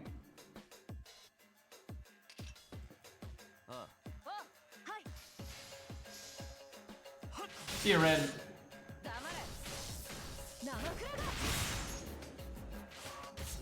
Alright, so here's what we're gonna do. We're gonna fight Tesla with the story support like normal, which will be useless. And then we'll use Baldy, no Proto Coup. And if that fails, which it will, then we will summon the Hans from our 1 to 3 star account. So we'll have a 1 to 3 star CE and all that, so he's still not gonna be anything too spectacular. And if that fails, we either summon a proper Hans or we just use Proto Coup. Because honestly, even with Proto Coup, I think this might be kind of hard. Because we're very low level, right? We're like level 40. And Tesla has quick charge and I think his NP comes up super fast and everything. So I think we might actually have a pretty bad time, but we'll see how it goes. I am so worried that they'll only give out coins for the event servants. I could totally see them doing that though. So you'll have to wait for Izo to be in an event or Mori to be in an event or whatever. I could totally see them doing that. I will give them so much hate if they do though. Like, oh my god. Jesus Christ, that would be awful. And that's just purely trying to get people to roll, you know, the God show like way up beyond NP5. Like, yeah, because you want to get NP 10 of a 3-star, right? Like, that's fucking bullshit. Like, it's absolute bullshit. Like, imagine liking low stars and having to get 10 copies of a story locked or a limited new 3-star. Like, that's ridiculous. And then they're over there saying they want to add PvP. Oh, I wonder why. And obviously the passives with the coins would affect PvP a lot, right? So it's so bullshit. And even if they give out the coins where you can get any coin for any servant you want, which I don't think they're going to do that, but even if they do, it'll probably take a long time. So let's say they add, you know, big titty waifu number 9. No one's going to want to wait like weeks or months, probably months, to get max out her passives through the events. They're going to want it right now so they can use it, you know, right now, obviously. So it's just baiting people to roll more than they ever have. And you know it worked! You know there's dude, 100%. There are so many fucking whales that, you know, obviously not the dolphins and fishes, although probably some dolphins got tempted, but you know the leviathans and whales rolled for like Oberon Vortigern, right? To like NP, you know, 9 or whatever the fuck you need. Like, you know they did that. You know that lots of those leviathans and they want to show off and look, you know, look how much better my Vortigern is than everyone else's, right? Blah, blah, blah, blah. Like, you know that fucking happened. Like, what a nightmare, dude. Like, so fucked up. This music for Mordred, though. Good timing. Mordred's music in APOC was great.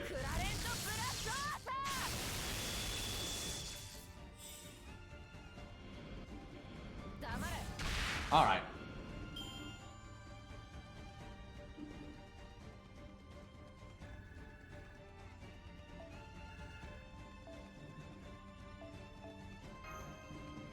It is time.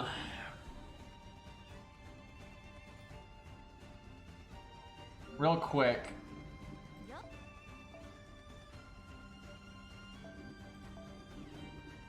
Okay, I couldn't ascend him even if I wanted to. We could faux pas him, but it's such a bad idea. These are our first faux pas. Giving him to Baldy, that's so bad. We'll wait for now. Oh my god, what a joke.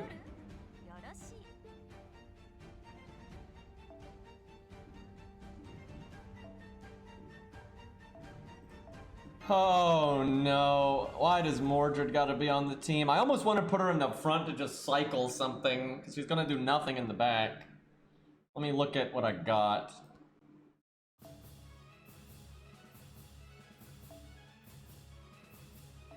This music is not appropriate for what we are about to see. Baldy's like, I'm gonna be like that, the great hero Hercules, and I'm gonna accomplish great things, and I'm gonna be famous. It's not gonna happen.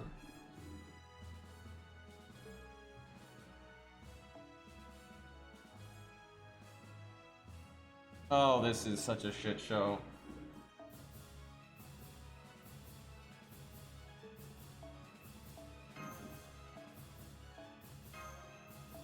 I wish we had Star Bomb, like, that would really help. How am I supposed to crit? Like, what do I do? Bring Curse Arm? Like, are you kidding me? Oh my god. I could put that on somebody. What assassins do I even have right now? Oh, Steno. Oh my god, this is a cursed timeline. This is probably better. Honestly, Steno's not bad here for the charm and shit.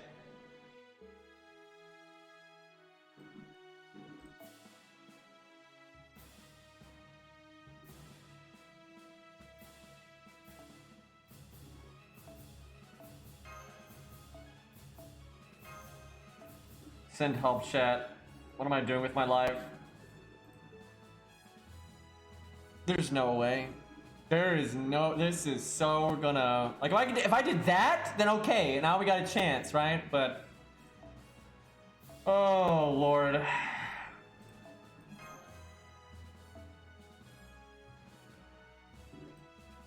case he gets here one turn too soon. I'll do it that way, actually. Alright, say a prayer. We're about to bury the dead. And I don't mean Tesla. Let's get some music here. We gotta set the scene here.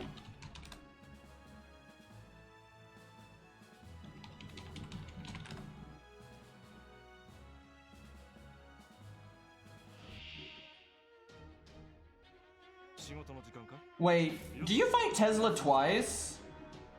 I think you fight, don't you fight him with all the electricity crazy background? Or am I crazy? Do you just... Okay, you do. Yeah, I was about to say, I thought there were... So this one's like, this is round 1. Okay, so this is probably not gonna be too bad, but... Although he NPs in 3 turns, so... Right off the bat. Good, good. Maybe I should have saved that until we actually had the NP, because Baldy has no cards right now.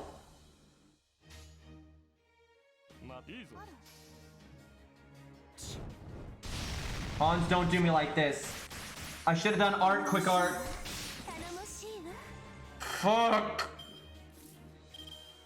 Fuck off, Baldy. That's not the deck spread that I need at all. I mean, he'll get his NP. This is why... I know it. This is why you use Super Scope, right? Because if this happens, you know, you can NP. If you don't have a way to get your NP right away, what happens is you use all your cards to get the NP and you don't have any fucking cards left. God. Well, we can make some stars.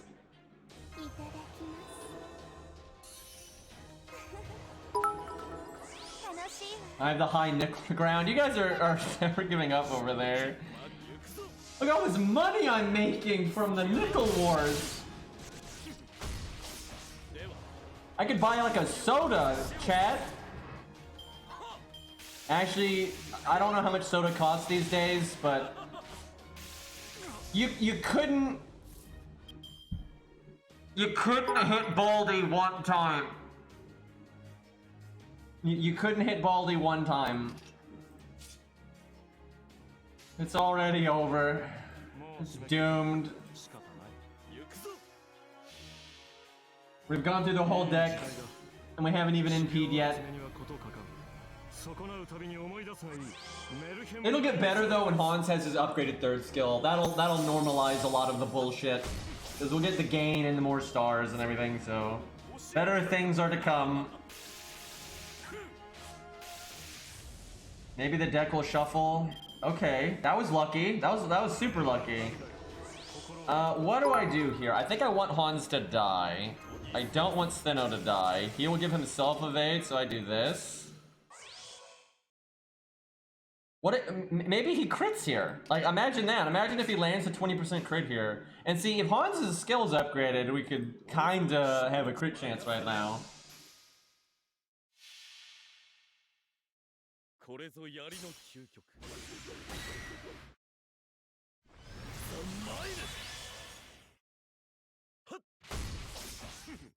Damn it.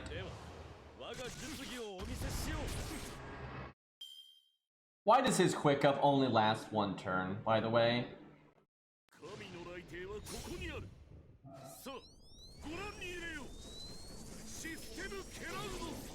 These nickel references right now, though. Wait, did he land a stun? Okay, no, wait. Okay.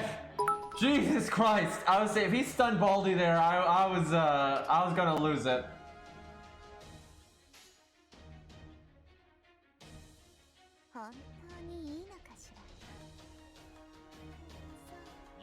%60 chance. Come on. We get the defense down from Steno. Look, she's trying over here. Come on, Baldy. 60% chance. You have double crit buff, double attack buff. There you fucking go. Let's see.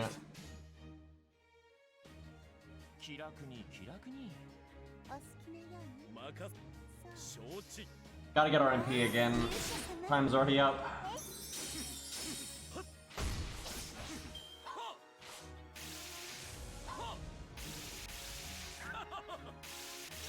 Keeping David alive is gonna be annoying, but he's got double defense buff here, so that's good. Please don't quick charge Tesla.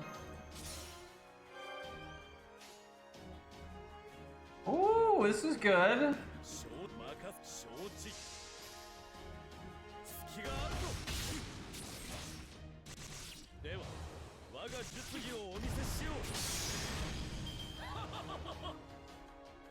He just tried to quick charge. Thankfully, the RNG was not. He would. Oh my god. Oh my god, dude. He just missed, right? That's how they do. NP gain skills for enemies to make an RNG quick charge. Holy crap. We would have been so fucked if he had landed that quick charge. You know what I should have done? As I should have evaded with David in case he did quick charge, and then I could have just NP'd with Baldy. That's absolutely what I should have done there.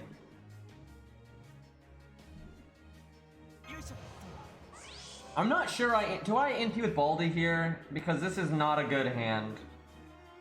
I guess, and you just hope Steno makes enough stars.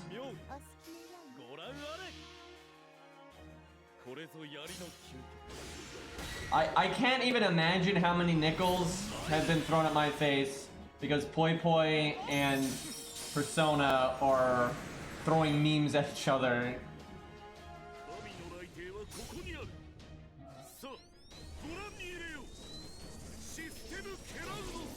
Okay, he actually would have stunned Steno, but thankfully she's got really high debuff resist and she guarded it. It's at 93%. I feel like we would have won by now if we did Proto Coup. Because not only does he have more straightforward damage, but he benefits from the divinity attack boost. Alright, next turn, maybe we get a crit.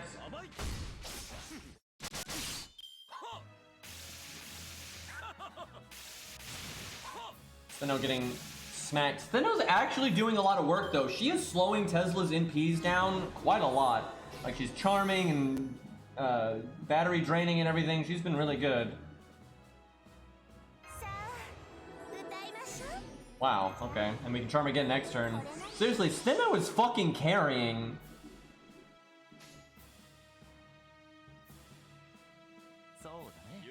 I am not exaggerating. I think Steno is doing the most work right now. She's massively slowed down the NPs and she's giving us the most stars and... Oh, and our NP wore off, so now we don't do shit. Fantastic. I would like Steno to not NP yet, because Baldy got the chain. This is kind of risky. Please don't kill Steno.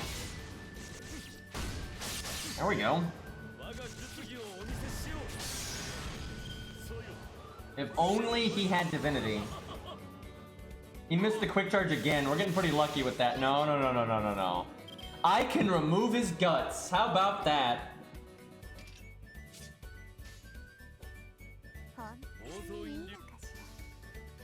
Seriously though, if we were just doing damage with our NP, we would be done by now. I think he just guarded the charm. Well, shit. She still removed the buffs.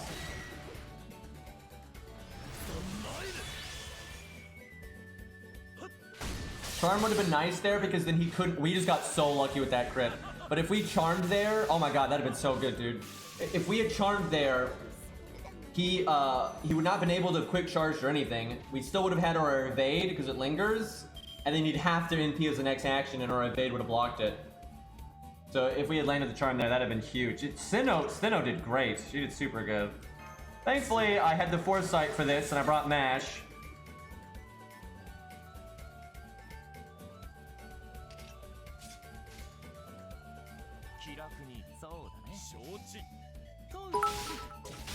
That's pretty much the last NP we can deal with. Oh, we're getting so lucky with these crits. We just had 2 crits with low crit chance. That's right. I'll take it though. We kind of need it because we had very few crits early on.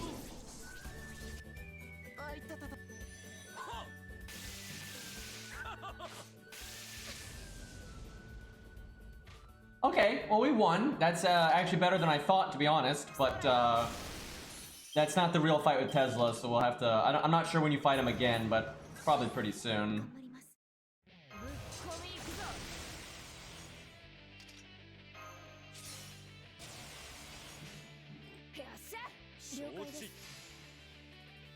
It was close, but we got it. We were on our last leg there. That was actually fun though. Steno really did work, and again, if her charm had landed, then she would have done so much fucking work there.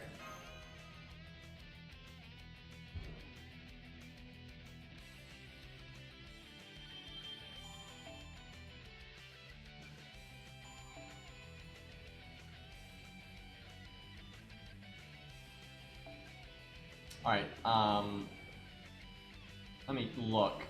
If we fight Tesla again, I might do it. But, I mean, I know we fight him again, but if we fight him again soon, I might do it. But if not, I'll probably do an account review, and we might wrap up because it's getting late.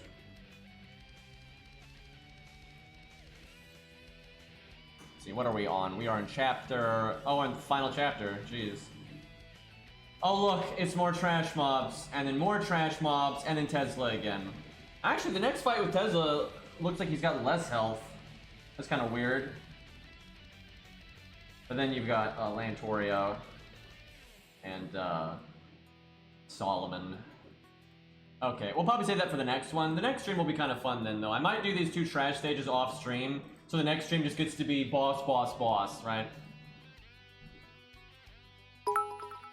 That's weird that the second fight is easier. That's kind of strange. Okay, let's do another account review here. So we did Linux. All right, we'll do TakeAguessNerd. That's a name. I've seen them on our Discord before. Already convinced this is a flex account. Man, I should have done more curating earlier. Basically, every single account we did today was flex. Although I guess we gotta, you know, get through that. I think the flex accounts in the future will be better once I started telling people to, like, you know, put more, like, narration with it. But, yeah, the old ones are kind of just whatever. Alright, Big Mordred, though, only NP1, that's unfortunate, but still good for farming. At Grailed Bedivere, that's pretty awesome. I hope he's a high NP rank. Does it say? Don't think... Oh, no, Bedivere's NP5. Okay, there you go. Yeah, that'd be so painful if he wasn't. But yeah, Bedivere Grailed is super strong, and Lancelot's Grailed. Got the 10-10-10 Sitting Master. That's really weird that you have Lancelot Grailed and he's 10-8-10, but then Sitting Master's 10-10-10, but he's not Grailed. Like, what the hell's going on there? Because even though his second skill is like overkill for the Star Absorb, more the better. You don't want 1 star going the wrong way. And it's more about the cooldown. Getting it to 10 lowers the cooldown, which is nice. But obviously AoE options and... Gilgamesh, Grailed Arash. Okay, I agree with that. So far, we've got a Grailed Bedivere and a Grailed Arash. So I'm liking the taste thus far. We've got a Grailed Ilia. We've got a Grailed Fujino. All right, we got some heavy hitters here. Got that 10-10-10 Gil. Passed the David test, right? And he's also got a completely maxed Tristan. So that's super powerful. That's such a good combo, man. That's got a huge help in like 5.5. Like Tristan just destroys 5.5. It's kind of great. Oh, Grailed Coup. Well, obviously, man after my my heart here. Got 10-10-10, so that's good. Parvati's in P3, so that's like the, you know, one of the best AoE Lancers you could ask for. Got Fionn. Almost every Fionn chat. I'm not sure we've even seen one like this. This is like the mythical beast right here. We've seen a lot of Fionns on a lot of accounts, but they've all been like 1-1-1, 4-4-4, crap like that. Because his investment's pretty rough, but he really scales with skill ranks. Like, it's a huge performance boost. And this guy's got it. He's got 10-10-10 and the 10-10-10 Lee. And Lee's awesome. I think Lee's gameplay is super fun. I don't think he's got his final buff on NA yet, but he gets it at some point, and it helps him out quite a bit, in my opinion, when compared to, like, Crazy Eyes there. 999. Oof. Yeah, we saw a 999 one earlier. Got Brunhilde. Got Lancer Artoria. The wrong Ascension stage, but what are you going to do? You know, we'll forgive him because he's got other good taste here. Grailed Aussie, we haven't seen a lot of those in P3. Well, there's his Demeter killer. Demeter's already dead. Like, she doesn't even need to show herself. This guy could just throw level 100, 10-10-10, P3 Aussie. Demeter is completely fucked. He can probably solo it, actually. And he's even got Ryder Kentucky for backup if for some reason he needs it. And then Achilles for AoE stuff. So he's got plenty of options there. Martha for the debuff clear and the buff removal, and Tristan also does buff removal, so he's got nice buff removal options there. He's got Waver, which is Mr. Universal. If you're going to have one big boy support, Waver's the one to have, in my opinion, because it works for everybody. So that's really good. It's got Tam. She's Grailed. That's a rare one. More nickels, I see, chat. Alright, do we have a Asclepius? We do have a Asclepius, and his skill ranks are pretty far along, so that's really good. Got Zig for farming, got Plot Monk for killing assassins, got that Caster Guild, got the Book with pretty decent skill ranks, right? So lots of good options here. Grailed Hans, only once, but, you know, a little extra health to keep the boy alive, you know, that's nice. Super Kama, and she's in P4, so that can solo half the world. That's really good. You're never gonna need another assassin, really. And then for farming, you've got Gray and Yu, so that's all you need, really. And you even got Fuma. Even got a 10-10-10-100 face just cuz. I feel like this guy enjoys mixing in some budget stuff from time to time, because even though he has some like big boy stuff like Waver, he's got Hans, right? And he actually did pass the David tests and things like that, so he kind of makes sure he's got a good backbone. Jesus Christ, Looking Glass with the 1,500 bits, just crushing all the nickels with some I don't know, octagons. I don't know what you call that, but thank you, Looking Glass. I appreciate it. Looking Glass has given me so many bits over the years. It's crazy. Like, it's crazy. Like, I just sit here talking about a stupid phone game, and I get people throwing money at my face. Okay, I see the clover though. Big Jolter, so goodbye Zeus. Got AoE for Edmund there. You got, sadly, one of the worst alter egos, but then one of the best alter egos right next to her. Imagine that being Okita. Clearly, guys, I'm saying Melt is the bad one and Okita Alter's the good one, right? Right? That's what I'm saying. That's not what I'm saying. Even got that Martha. What's she? MP2. Okay, that's good. It's a nice niche there. Get the anti-debuff. Although with how strong your account is, you probably don't need her for much. Got the mash. It's good too. Yeah, this account's super prepared. He knew what he was doing. I like the Grail targets though. Most of the Grail targets are actually pretty cool. They're up my alley. Oh, you got Kentoki. Kentoki's gameplay is a lot of fun, so that's a... Oh, and a Grailed Mori. Well, how about that? Yeah, this guy grailed a lot of stuff that I approve of. Like Aussie, Coup, you know, Hot Wheels, Fujino, Bedivere, right? A lot of good stuff here, so I definitely like this stuff. Alright, we didn't even get a context picture for this one though. But, yeah, very strong account. What does he got for Fluffy? Let's see. What would he use for Fluffy? I guess Hot Wheels, because he's Grailed. What rank was he? NP2? Yeah, he might. Yeah, I could see Hot Wheels being a good option. Tristan's a good option. No joke. Tristan is an awesome option for Fluffy. He can remove the invulnerability, which that's super good. He's got extra survivability for the team. His nuking is just fine. He removes the debuffs. Oh my god, seriously, Tristan is awesome for Fluffy. Because he doesn't have the debuff clear yet on an A, but by the time Fluffy comes out, he will. And debuff clear is huge in the Fluffy fight. I think Tristan is seriously one of the better DPS options out there for people for Fluffy. Especially if he's, you know, upgraded and, you know, Grailed or some shit like that. He'll do really well. So Ku's a good option. Like, Ku really is good there. Like, I used Ku there and I didn't use strong supports. If you use strong supports, it's actually quite smooth. So Ku's an option. Hot Wheels is an option. Tristan is an option. What else has he got? Ozzy's actually kind of an option, to be honest. Probably not as good as those other ones. Kama's an option. I bet you there's plenty of people that have beat it with Kama, especially one that's that upgraded. Let's see. What about Foreigner? No Foreigners to speak of, so don't have like any super counter, but that's fine. He can definitely handle it. Just between Waver and a good DPS and the Castoria they give you, and then the Asclepius, he's got it. He'll have to work, right? Even in an account as strong as this, you're gonna have to, you know, make sure you figure it out and play well and everything. But this account absolutely has what it needs for Demeter, Zeus, Aphrodite, all that stuff. And easily Morgan, because it's got 10-10-10 mash. That's really all you need for Morgan is a 10-10-10 mash. Because they give you the Castoria, you use your mash, and then whatever DPS you want. Right, you could do Sitting Master, Lancelot, Sanson, 100 Face, you know, whatever the fuck. And those are like not his best options, so it's that easy. So he's totally fine. Okay, boys, I think we'll wrap up there. It's super late. I don't even know how it got this late. Kind of killing trash mobs got me in a haze of losing track of time somehow. At least we're almost done with London, and I'm going to do quite a bit of America off stream because America sucks. And I don't mean the country, thank you, I mean the singularity. Didn't think that sentence through. Ahem. Just piss off half the internet there, make the other half happy, probably, is the way of it. Okay, boys. Let us see if there's anybody to raid. I wonder who will get the final nickel in. By the way, any nickels that go off after the stream ends don't count. So, gotta end this war finally. All right. Anyone streaming FGO right now? I got a couple people. Yeah, it's we'll raid Ludes. We haven't raided Ludes in a while. See what he's doing. Yeah, he's playing some FGO. Okay.